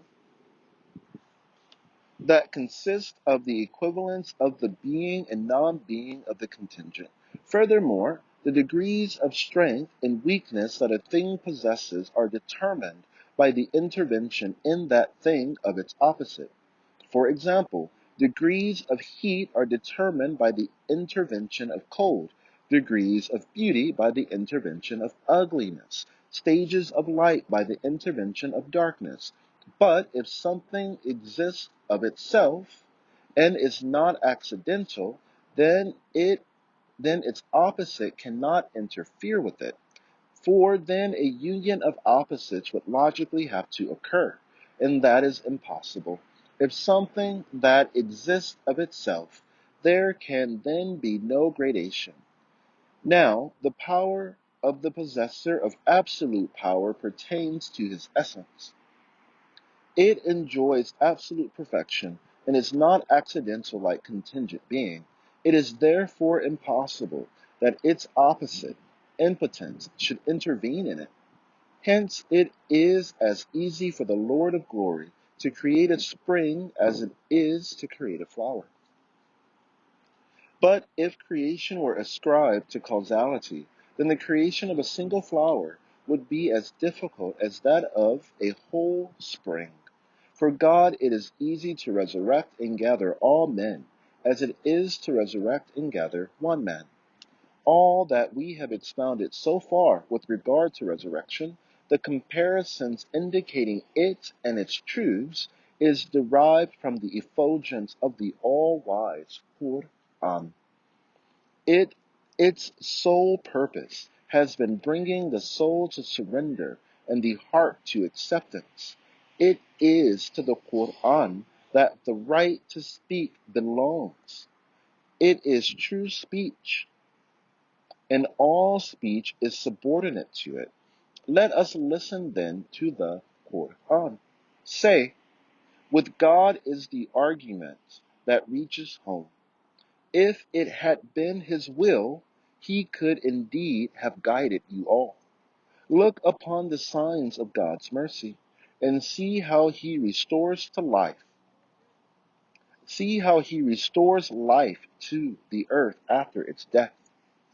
Verily, he it is who shall bring to life the dead, and he is powerful over all things. And he makes comparisons for us, and forgets his own origin and creation. He says, who can give life to dry bones, and decomposed ones at that? O mankind, fear your Lord, for the convulsion of the hour of judgment will be a thing terrible.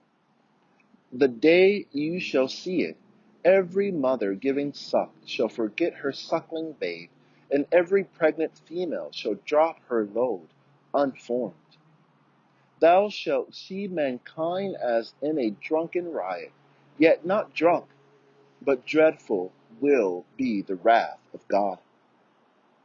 God, there is no God but he. Of a surety he will gather you together against the day of judgment, about which there is no doubt, and whose word can be truer than God's. As for the righteous, they will be in bliss, and the wicked, they will be in the fire. When the earth is shaken to her utmost convulsion, and the earth throws up her burdens from within, and man cries distress, what is the matter with her? On that day will she declare her tidings, for that thy Lord will have given her inspiration. On that day will men proceed in companies sorted out, to be shown the deeds that they had done. Then shall anyone who has done an atom's weight of good see it, and anyone who has done an atom's weight of evil shall see it. The day of noise and clamor. What is the day of noise and clamor? And what will explain to thee what the day of noise and clamor is? It is a day whereon men will be like moths scattered about, and the mountains will be like carded wool. Then he whose balance of good deeds will be found heavy will be in a life of good pleasure and satisfaction, will have his home in a bottle, but he will be in life of good pleasure. Then he whose balance of good deeds will be found heavy will be in a life of good pleasure and satisfaction. But he whose balance of good deeds will be found light will have his home in a bottomless pit. And what will explain to thee what this is? It is a fire blazing fiercely. To God belongs the mastery of the heavens and the earth, and the decision of the hour is as the twinkling of an eye, or even quicker, for God has power over all things. Listen to these and other clear verses of the Quran. Let us say, yes, we believe, and give our assent. I believe in God, His angels, His books, His messengers, and in the last day. I believe that both the good and evil of destiny are from God Almighty. The resurrection after death is a reality, that paradise is a reality, that hellfire is a reality, that intercession is a reality, that Munkar and Nakir are reality, and that God will resurrect those who are in the tombs. I bear witness that there is no God but God, and I bear witness that Muhammad is the messenger of God. O God, grant blessings to the most delicate, the most noble, the most perfect, the most beautiful fruit of the tuba of your mercy, him whom you sent as a mercy to all the worlds, and as a means for our attaining unto the most beauteous, the fairest, purest, and most exalted of the fruits of that tuba, the branches of which are outspread over the hereafter in paradise. O God, protect us and our parents against the fire, and cause us and our parents to enter paradise with the pious, for the sake of thy chosen prophet. Amen. O brother, studying this treatise with an open mind, do not say, why cannot I immediately understand this 10th word in all its details? And be not saddened by your failure to understand it completely, for even a master of philosophy, such as Sina, Ibn Sina, said that resurrection cannot be understood by rational criteria. His judgment was that we must believe in resurrection, but reason cannot aid our belief. Similarly, all the scholars of Islam unanimously have held that resurrection rests entirely on traditional proofs. It cannot be rationally examined. Naturally, so profound and at the same time so exalted a path cannot suddenly become a public highway for the exercise of the reason. But we would offer 1,000 thanks that the merciful Creator has bestowed upon us this much of the path, by means of the effulgence of the all-wise Qur'an, and His own mercy, in an age when belief by imitation is past and meek acceptance has disappeared. For the amount vouchsafed to each of us is enough for the salvation of our faith. Being content with the amount that we have been able to understand, we should reread the treatise and seek to increase our comprehension. One of the reasons that it is impossible to approach a rational understanding of resurrection is that since the supreme gathering, resurrection is through the manifestation of the greatest name. only through beholding and demonstrating the good deeds evident in the maximum manifestation of the greatest name of God, as well as his other names, is it possible to prove it as certain. Thus do matters appear, and thus they are demonstrated in this 10th word, resurrection and the hereafter, by means of the effulgence of the Qur'an. Were it not for this effulgence, and were our intelligence to be left to its own petty devices, it would be powerless and condemned to believing in resurrection by way of imitation.